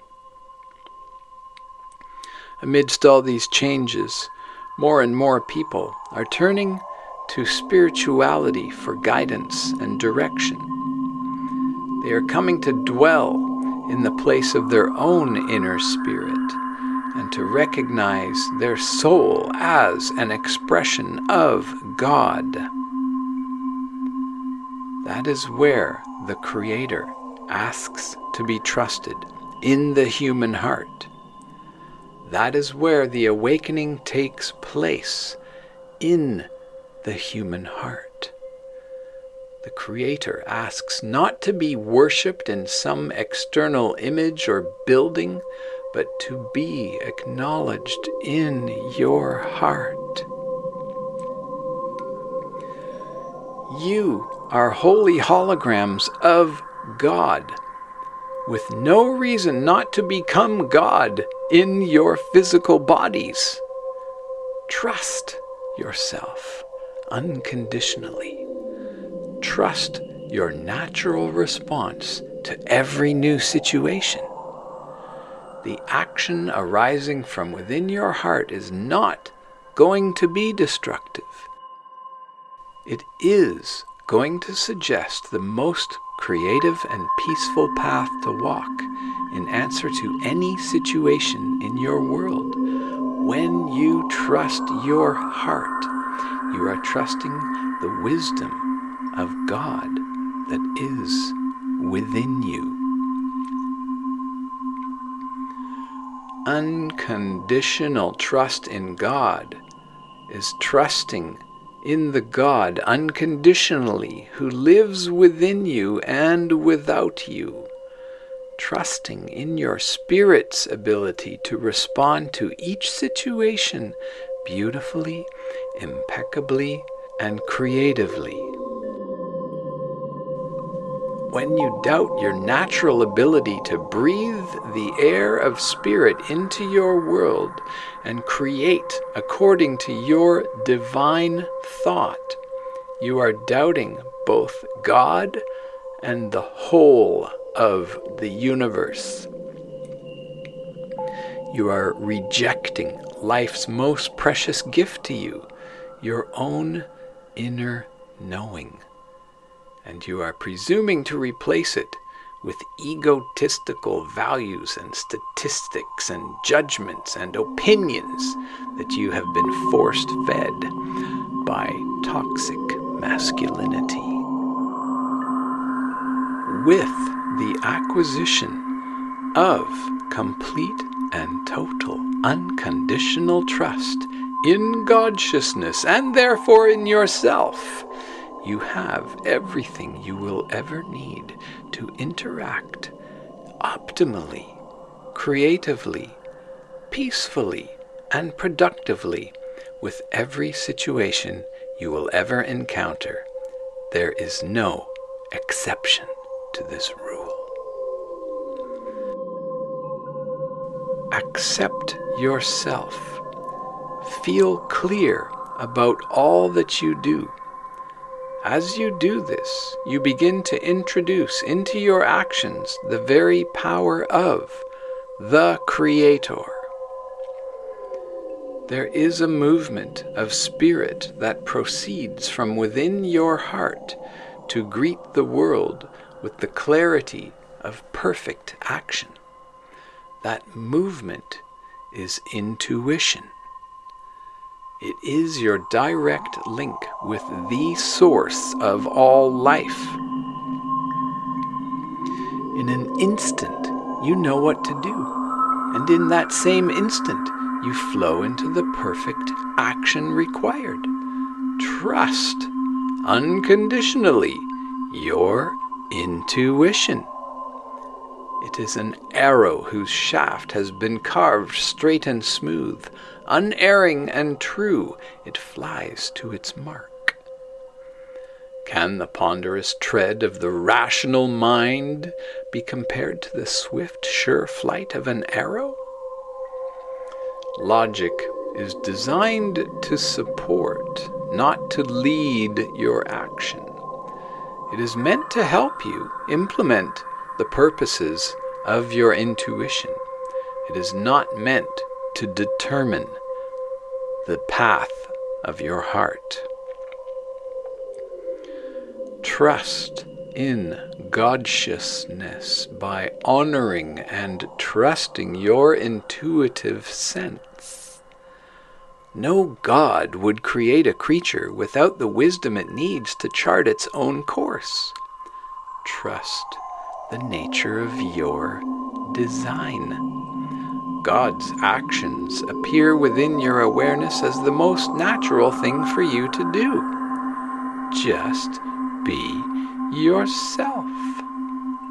Following your intuition will reconnect you with the awesome powers of the universe, for all your actions will then be in harmony with the underlying intent of the creative life force itself.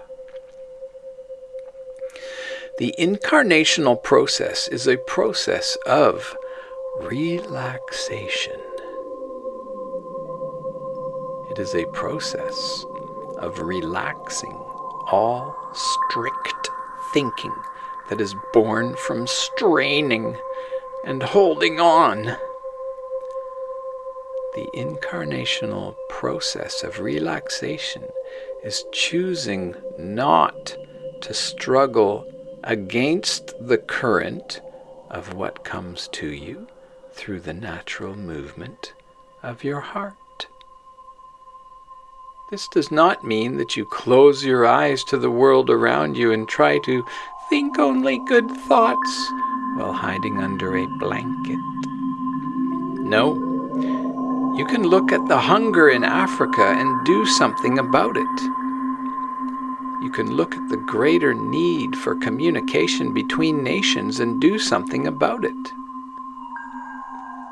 You can perceive the needs of any area and take action motivated by love to alleviate the suffering in that area. But though they may encounter problem areas, when your thoughts spring from intuition, they are not sustained through tension, anxiety, or fear. They are characterized by love, which is God's love. Your love is God's love, flowing like powerful energy through your hands. Happy, knowing that you are there, grateful, because you know you can make a difference. Additionally, dear soul, invite the bird tribes, the angels, the nature spirits into your awareness. Make a home for spirits in your heart. Notice what thoughts create tension or anxiety and choose not to think them. To the degree that anxiety taints your motivation, to that same degree you are less effective in all you do. For spirit is then denied access to your mind and heart, and you, in a literal sense, are not fully present in the here and now.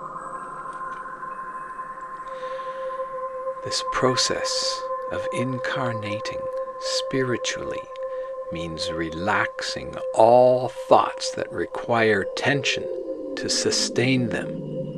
And this is a process of relaxing habits of the ego, habits anchored in the past.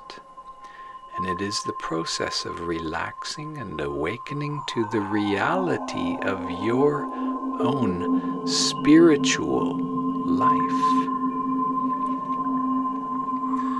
This relaxing process is simply losing interest in the fearful ways of walking on the earth, and therefore choosing to create your world in love through the actions of your open heart.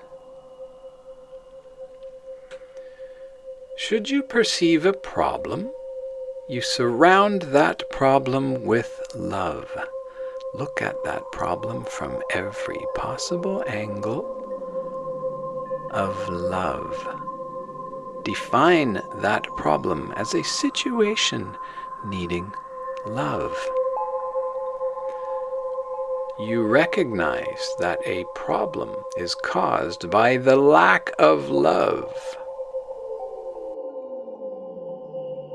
And with that love, your love, God's love, you introduce the understanding that naturally provides the solution.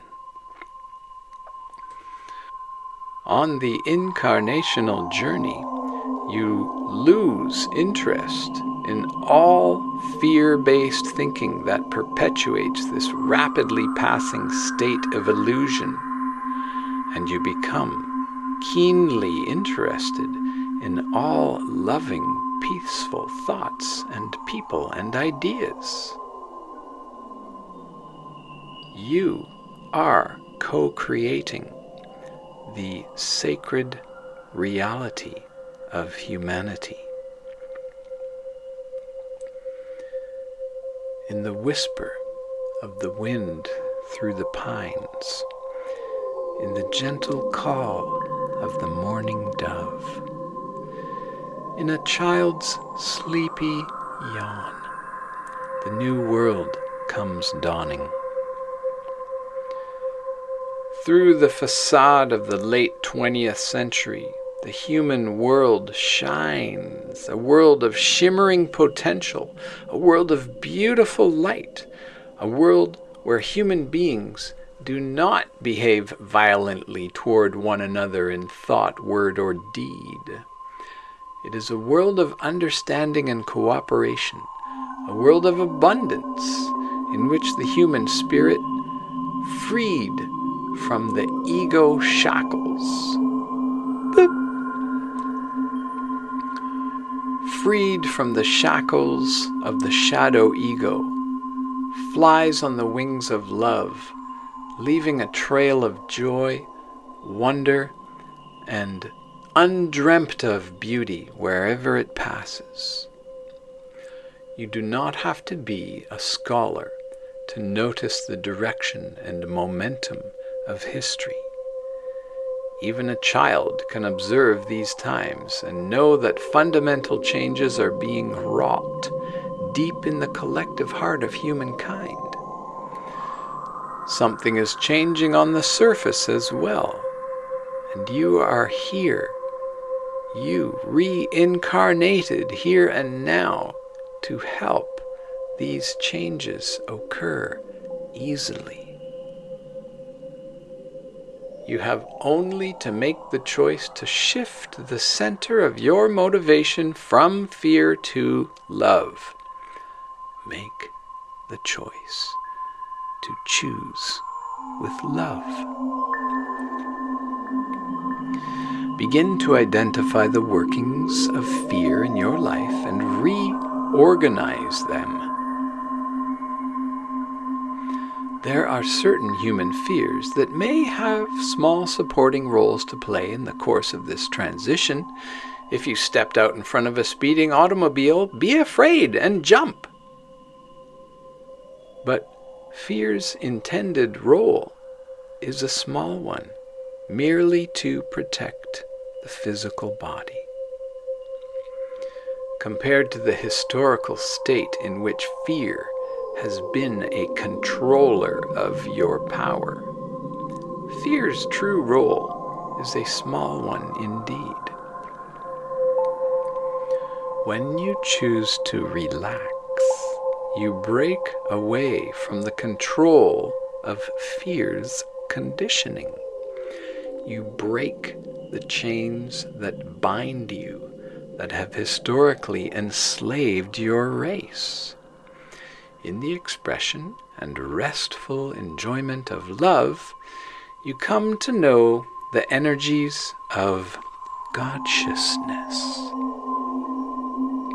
Pointing forth from the heart of the Nagual are powerful streams of energy, which we of the angelic tribes channel into the emotional field around the earth. These energies are designed for creation, but when they meet disharmony, as in the case of much of your present-day world, they translate into energies of healing, forgiveness, and education.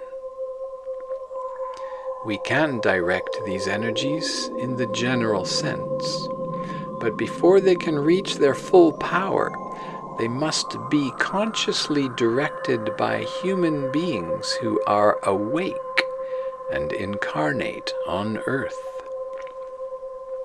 Only then do these energies enter the realms of specific practical application that will release their full creative power, and during the remainder of this cycle, help you heal humankind.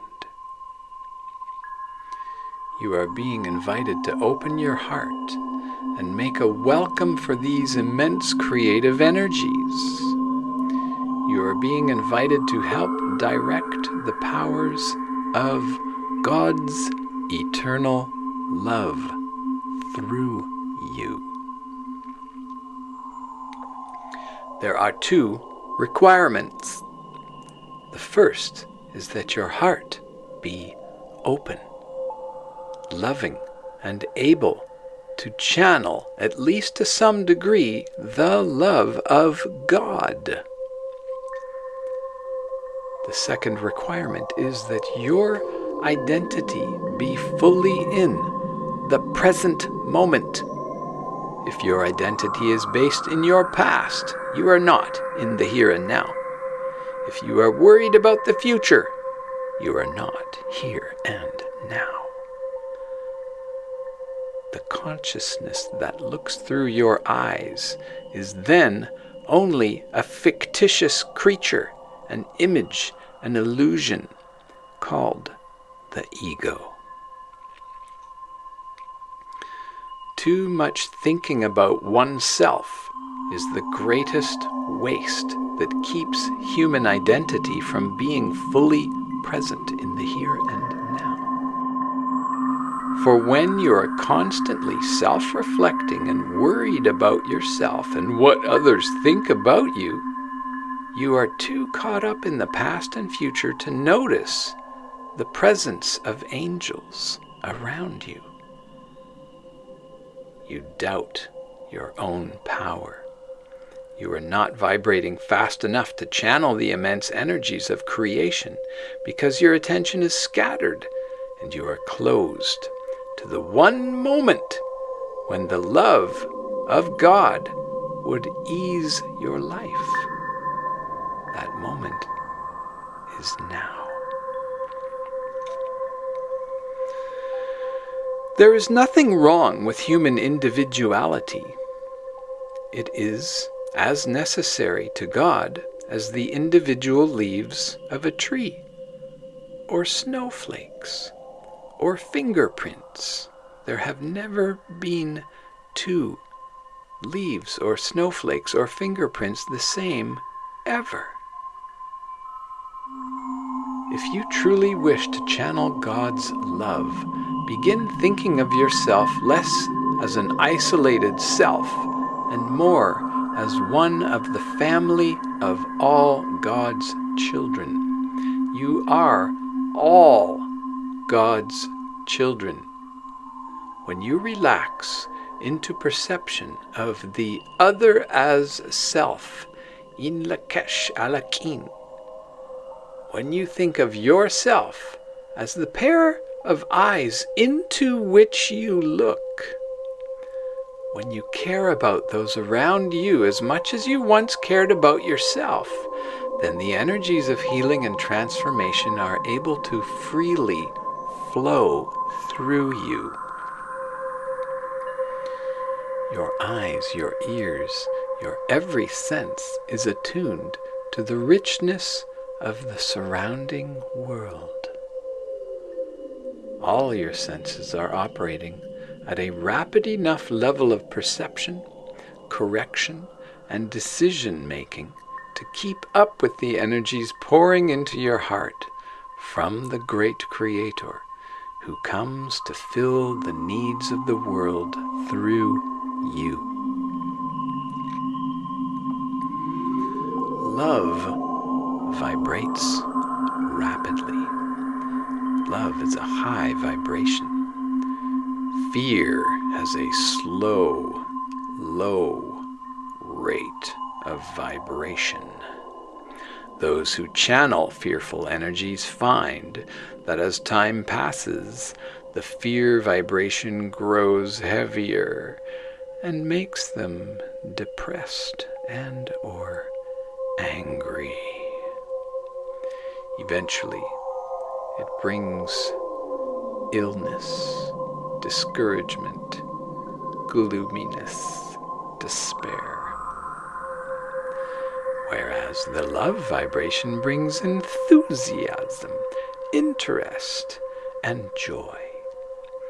And that is what your world needs in this age, your love and your perception of love. This is what will heal the world, clear and undistorted perception, flowing through a you that is not self-reflective in the egoic sense, but self-reflective in the sense of knowing the God within you and without you. The self to reflect on is the self that you truly are. You are the Creator. You are the Eternal One. You are God in a human body. You reflect on those aspects of the Creator that manifest before you as men and women and children and plants and animals and crystals and bicycles and cars and computers, and all the creatures of the world are God. First and foremost, you are a steward of your immediate surroundings. You are here to care for this garden, not in some nebulous way, but directly as an individual representative, a holy hologram, a sacred spark, a divine fractal of God-sciousness.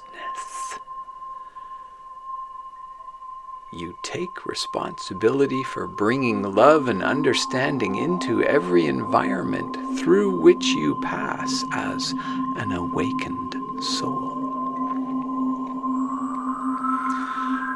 As the birds welcome the morning sun with their song, when you act totally in love, you welcome the Great Spirit into your world. You become a conscious cell in the awakening earth. The physical atoms of your body sing together, vibrating in perfect harmony. Your integrity and unity of being, your integration of purpose and expression brings resonance to everything you are and to everything you perceive. You become a natural channel for the vast and powerful energies of creation. Through you, they flow out into the healing and transformative work of these crucial decades. Pulsing with the atoms of your body, pulsing in perfect rhythm with the world around you, you know yourself as a localized expression of God. You know your higher self is the great Creator Spirit, who is awakening within the whole of the human population on the earth. And as a son or daughter of the natural physical world, you know your second self as an individual human being working within the awakening human race. As one who has awakened the bird tribe energy in yourself, your eyes behold the world around you as the divine world it is, and you know that you are inside divinity, and you are sovereign divinity. You, the Creator and the world, are one. You are awake. Your biosphere is active and alive, and it's a miracle. Just as bees are in communication with the spirit of their hive, you know in an instant all that is transpiring throughout the field of collective human consciousness. From the collective field of your larger awareness of the earth, you are able to instantaneously access the knowledge you need in any moment. You use your individual free will to pursue God's will, and you know God's will as your own. Your identity rides the crest of unity's wave at the very meeting place of Creator and creation. You are free, immersed in universal currents of love.